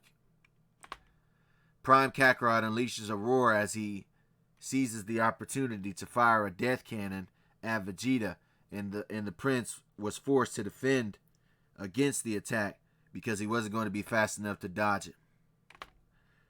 The smoke from the blast clears, revealing a damaged Vegeta, whose red fur was finally visible after the impact of the explosion. The tone becomes even more serious as Vegeta sets his eyes on Goku as he removes the remaining armor, as the Saiyan pair glares daggers at one another. Then the sky lights up with energy as the pair begin to blast each other in retaliation for a competition for dominance, vaporizing everything around them, including Babidi's ship, who only escaped the devastation with a magic barrier he formed last minute. Fire and ash encompass the duo, and the scenery amuses the Majin Prince, but Kakarot realizes that the Earth cannot handle this battle this clash if it's drawn out for too long, especially since Vegeta didn't care about the damage he was causing. They blitz each other once again, and the battle intensifies as each blow shakes the globe. Waters rage and rocks crumble at the might of their power, and clouds begin to darken. Kakarot knocks Vegeta through several rocks and can see that this battle is going too far. So his plan is to end the fight with the next attack. Vegeta's hands grow green as he charges a shining attack, and the hand of Kakarot becomes a radiating yellow blade. But the techniques never meet each other, because Kakarot uses his other hand to teleport directly behind Vegeta and slice off the prince's red tail faster than he could even react, immediately depleting his Super Saiyan 4 transformation, putting Vegeta back in base. Babidi, what happened to this image? I don't know what happened to this image, but Babidi is supposed to be right here. Sorry about that. Babidi is in disbelief at the action, and Shin takes advantage of his lower guard and vaporizes the wizard before he could put up a barrier to counter the attack. The Majin M evaporates from Vegeta's skull as he looks up to the victorious Kakarot, waiting for his death to come.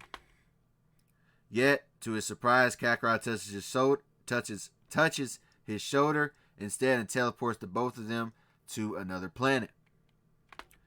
We then cut to our final flashback for this episode. Back when Kakarot and Bulma first became a couple and they wished back Zarbon, Bulma ended up giving Kakarot the second wish to do with it as he pleased. The wish was left a mystery until now, and it turns out that Kakarot had wished back the destroyed planet Vegeta, which is where he teleported the both of them in the present. Vegeta demands to know the reason for this, but Kakarot simply walks away with a smile and tells Vegeta, isn't it obvious? He plans on bringing the Saiyans back one day, and before Vegeta could ask anything else, Kakarot vanished. Bulma was punishing her son Bardock for sneaking off to fight in the tournament after she had forbid his entry, until a hand was put on her shoulder. The brunette was not in the mood for conversation, so she turned around to argue with whoever it was that had touched her, only to see the body of a battered Kakarot right behind her. And that is where we're going to be ending things for today, man. I hope you guys liked it. Be sure you like, comment, subscribe, and share the video, man. Alright, see you guys on the next one. I'm gone. Peace. Alright, yo, what's good, YouTube? We're back with another installment to the series of What If Goku Was Raised by Frieza, episode 21. And this one will be the Z finale of this series. And in this episode, Piccolo is going to become a god of destruction. And we'll figure out how in a minute. But let's do a little recap like we always do. Let's recap the last episode real quick. So, in the last episode, Prince Vegeta defeated Kakarot with his new form that I decided to call Super Saiyan Pride. I'm going to call it Super Saiyan Pride. Of course, we know it as Super Saiyan 4, but in this universe, it's going to be called something different for obvious reasons. But it's pretty much the same form. But anyway, so after Vegeta's victory, he banishes Kakarot off-world and takes over as the new Saiyan Emperor of the universe, leaving Kakarot to exile, recovering in a tent off-world, being helped by the Saiyan Nappa, who was revived by Kakarot years ago. Kakarot then asked Nappa for help with controlling his Ozaru form so he could control his Super Saiyan Prime form. And while all of that was going on, Vegeta fell victim to Babidi's black magic, becoming his Majin servant.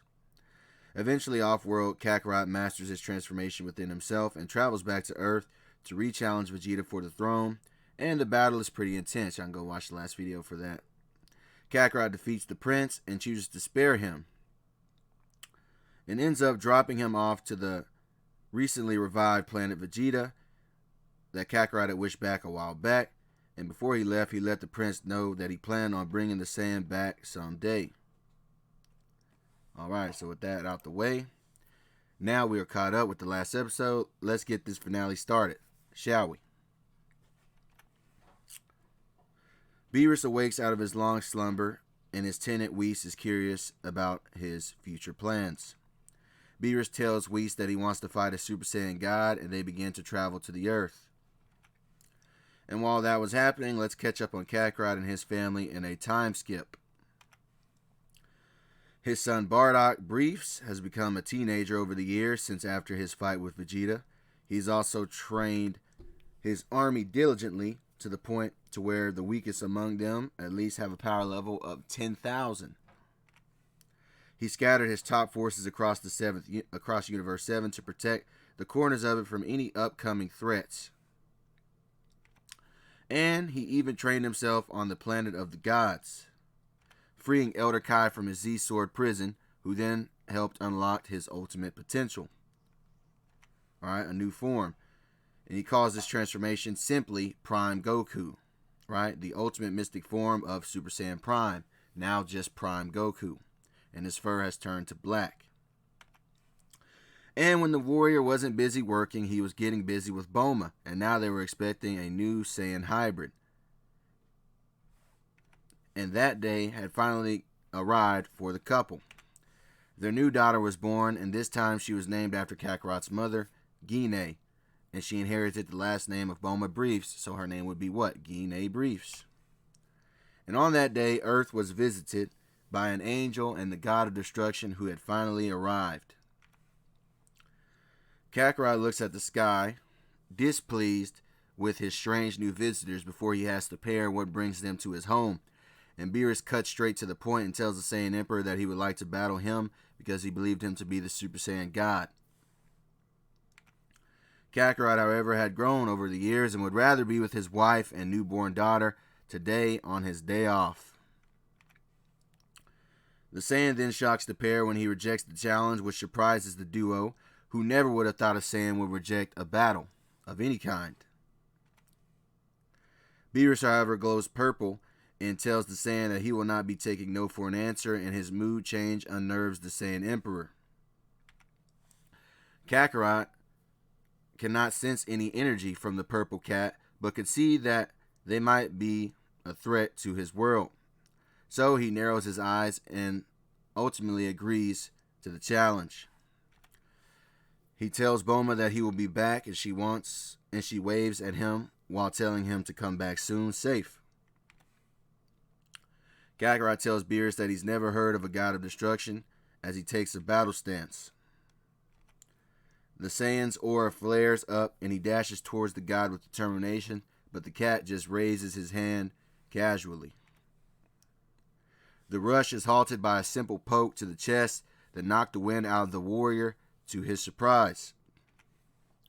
Kakarot is in shock that he was brought down to his knees by a simple poke to his chest. Kakarot begins to pick himself up and Beerus remains in the same pose, unimpressed by his opponent. The battlefield becomes golden as Kakarot flares his aura to become a Super Saiyan, but Beerus seems indifferent by this display. Kakarot takes a serious expression as he sees that Beerus is more powerful than he expected, despite not having a key signature, so he refuses to blink as he flies towards the god of destruction, anticipating anything. But suddenly his face makes contact with the Lord's fist, rattling his teeth in the process. Beerus looks down at the Super Saiyan before him, who is once again kneeling before his superior. Beerus tells the warrior to go all out if he wants to survive this encounter, and Kakarot decides to oblige the god of destruction. His hair fades back to black and his aura recedes as he begins to transform into the ultimate form of himself. Prime Goku emerges and Beerus appears impressed by the power that he is now feeling. Beerus thinks this will finally entertain him, and Kakarot has gone quiet and on edge. Beerus takes a fighting stance for once, and Kakarot smirks because he can see that he is finally being taken a little seriously in this battle. Then suddenly the pair meet in the air faster than anyone could track and begin to battle with punches and kicks. Both are feeling the thrill of battle as they strike the other. Kakarot decides to fire a death cannon, but Beerus raises his own hand to counter the projectile. Kakarot grits his teeth as the god advances unbothered by the technique.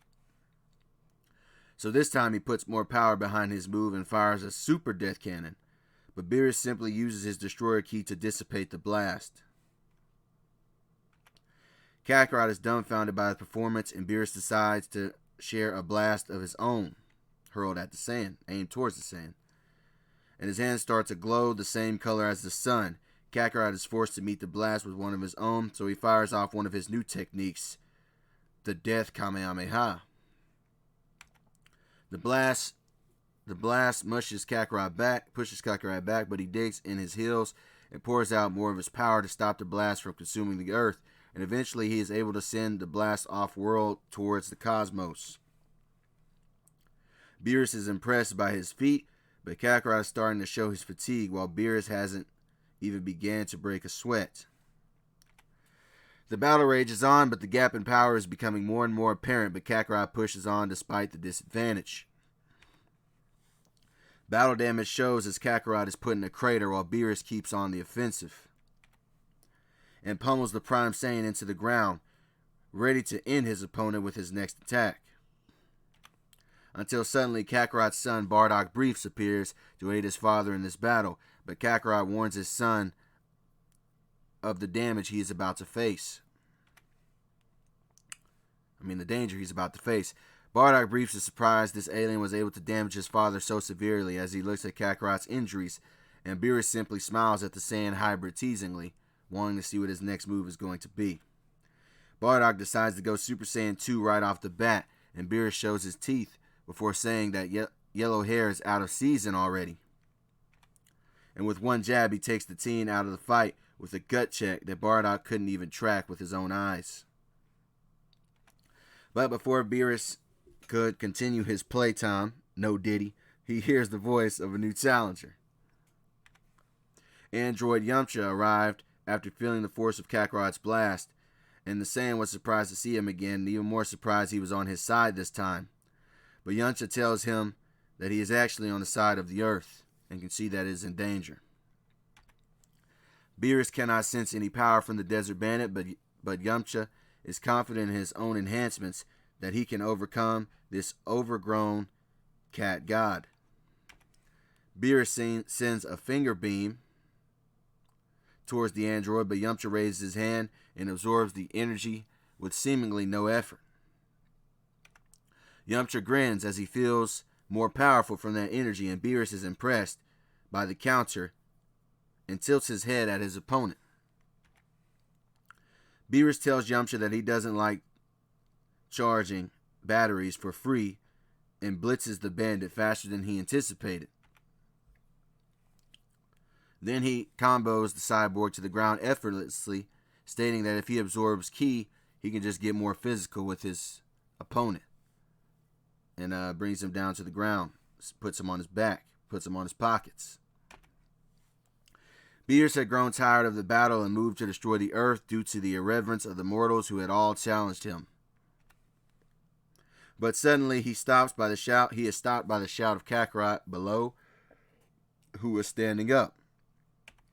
Kakarot tells the God of Destruction that he could bring to him one more fighter that could possibly be a worthy opponent for him, and Beerus is intrigued by the proposal. Beerus tells Kakarot that he has 1 hour to deliver the fighter before he destroys the earth, and Whis starts the timer. After hearing this ultimatum, Kakarot flies with purpose towards Kami's lookout, where he meets up with Kami, Mr. Popo, and his old ally Dende, who are surprised by his arrival. Kakarot tells them he needs them to fix the time chamber's door so he could release Piccolo from his prison.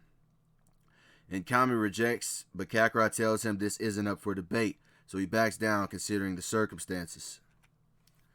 Dende works on the doorway quickly upon Kakarot's request, seeing that Earth was at stake.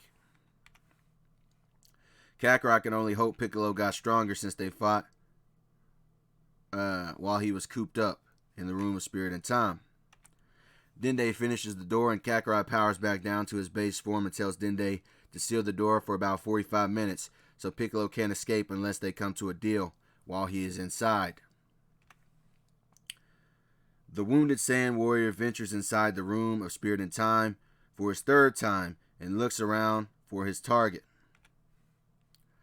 And even to his surprise, he feels a powerful key signature in the distance that could only be the Demon King himself. Then the warrior is rushed by an enraged Namekian with his hand extended. Piccolo begins to choke the life out of the already wounded warrior, telling him that he finally could get his revenge on the monkey invader that locked him away. Kakarot looks at his choker defiantly and tells the demon that he is the only real way out of this prison for Piccolo, so he reluctantly lets him go. Kakarot looks at his old foe, impressed, and decides to ask the Demon King how he became this strong in the Room of Spirit and Time. Piccolo begins his flashback to the day he was sealed in the White Room by the Saiyan himself. At first, he was angry at the situation he was in, but he accepted it for what it was and decided to build his own family from the inside of this prison. So he hawked Tuad out an egg and started raising him afterwards. The duo would train as the child grew, and the king didn't have to worry about aging because of his eternal youth wish. And one day they would have an epic battle where the winner would absorb the other to increase their strength, and the Demon King was victorious. And after the power boost from the event, Piccolo decided to continue the cycle, where he would raise an egg and then absorb it repeatedly until he would be eternal and invincible. And that's how he had become the unstoppable force he believed himself to be today, before the limping saying that it sealed him, finishing his flashback. Kakarot then decides to tell the Namekian about the god of destruction, Beerus, and the threat he was to the earth, which is why Kakarot needed his help now. In exchange for his help, he would offer him freedom from this time chamber prison. King Piccolo smiles and agrees to the terms, and Kakarot is happy to oblige, so they walk towards the entrance, where he knocks on the sealed door for Dende to release them. The doors open, and white light blinds the room.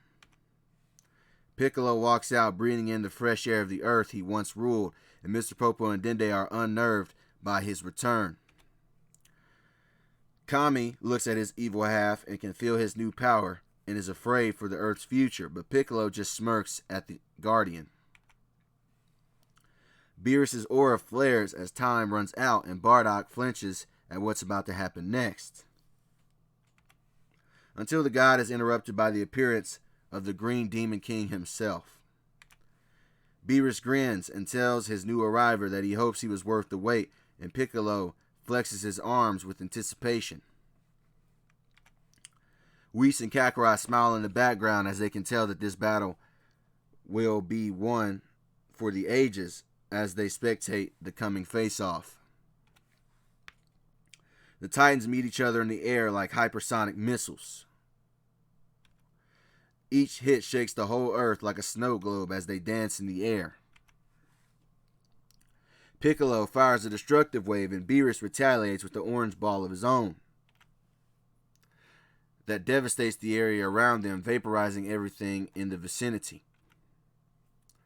Beerus pushes through the dust from underneath and delivers a crippling blow to the Demon King, causing him to cough up spit and blood. But the Namekian recovers and manages to scratch the face of the god of destruction, sending him backward. They both raise their hands to cause another beam struggle for dominance. The blast vibrates the world before canceling each other out, leaving a key fallout. Beerus feels alive for the first time in a long time, and Piccolo is just happy to be free again. They both begin to increase their powers as they ready for round 2. Auras grab their figures as they continue combat.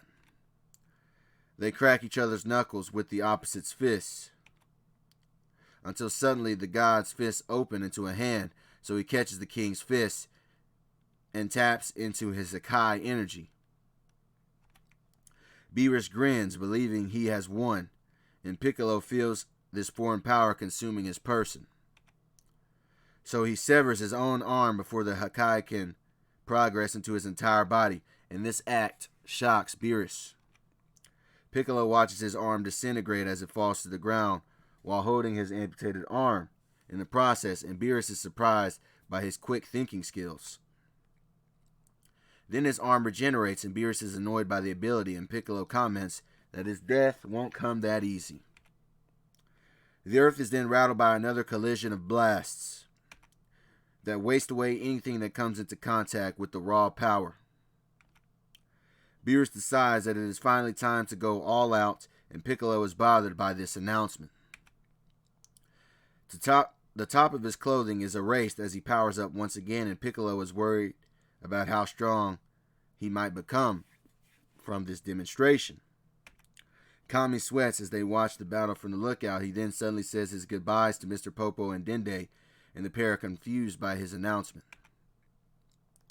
Beerus touches down on a new patch of grass and dissolves the entire field just for making contact and Piccolo takes a defensive stance from the display.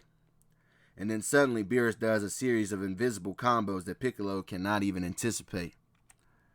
And then Piccolo is uppercut in the air, just to see a destructive blast hurling towards him from below by the God of Destruction. The blast connects and detonates, leaving a purple light show of death midair. Kakarot is shocked by the display and thinks the battle might have just come to its conclusion. Beerus believes he is champion and locks eyes with Kakarot, who remains defiant despite the circumstances. Kami walks to the defeated form of his evil self, knowing what he must do to save the Earth, and Piccolo thought the Guardian had came to gloat. But to his surprise, Kami had decided to become one with himself once more and fused with the Demon King. Piccolo feels like he had found the missing link to him within himself, and Beerus can sense the power as well as his head turns towards the direction of the source. The final battle is about to take place as they flex their newfound powers beforehand. The king had fused with a god to battle another, and the fight would be glorious. Blasts connect with each other like atom bombs, and the earth is impacted by the light show of death.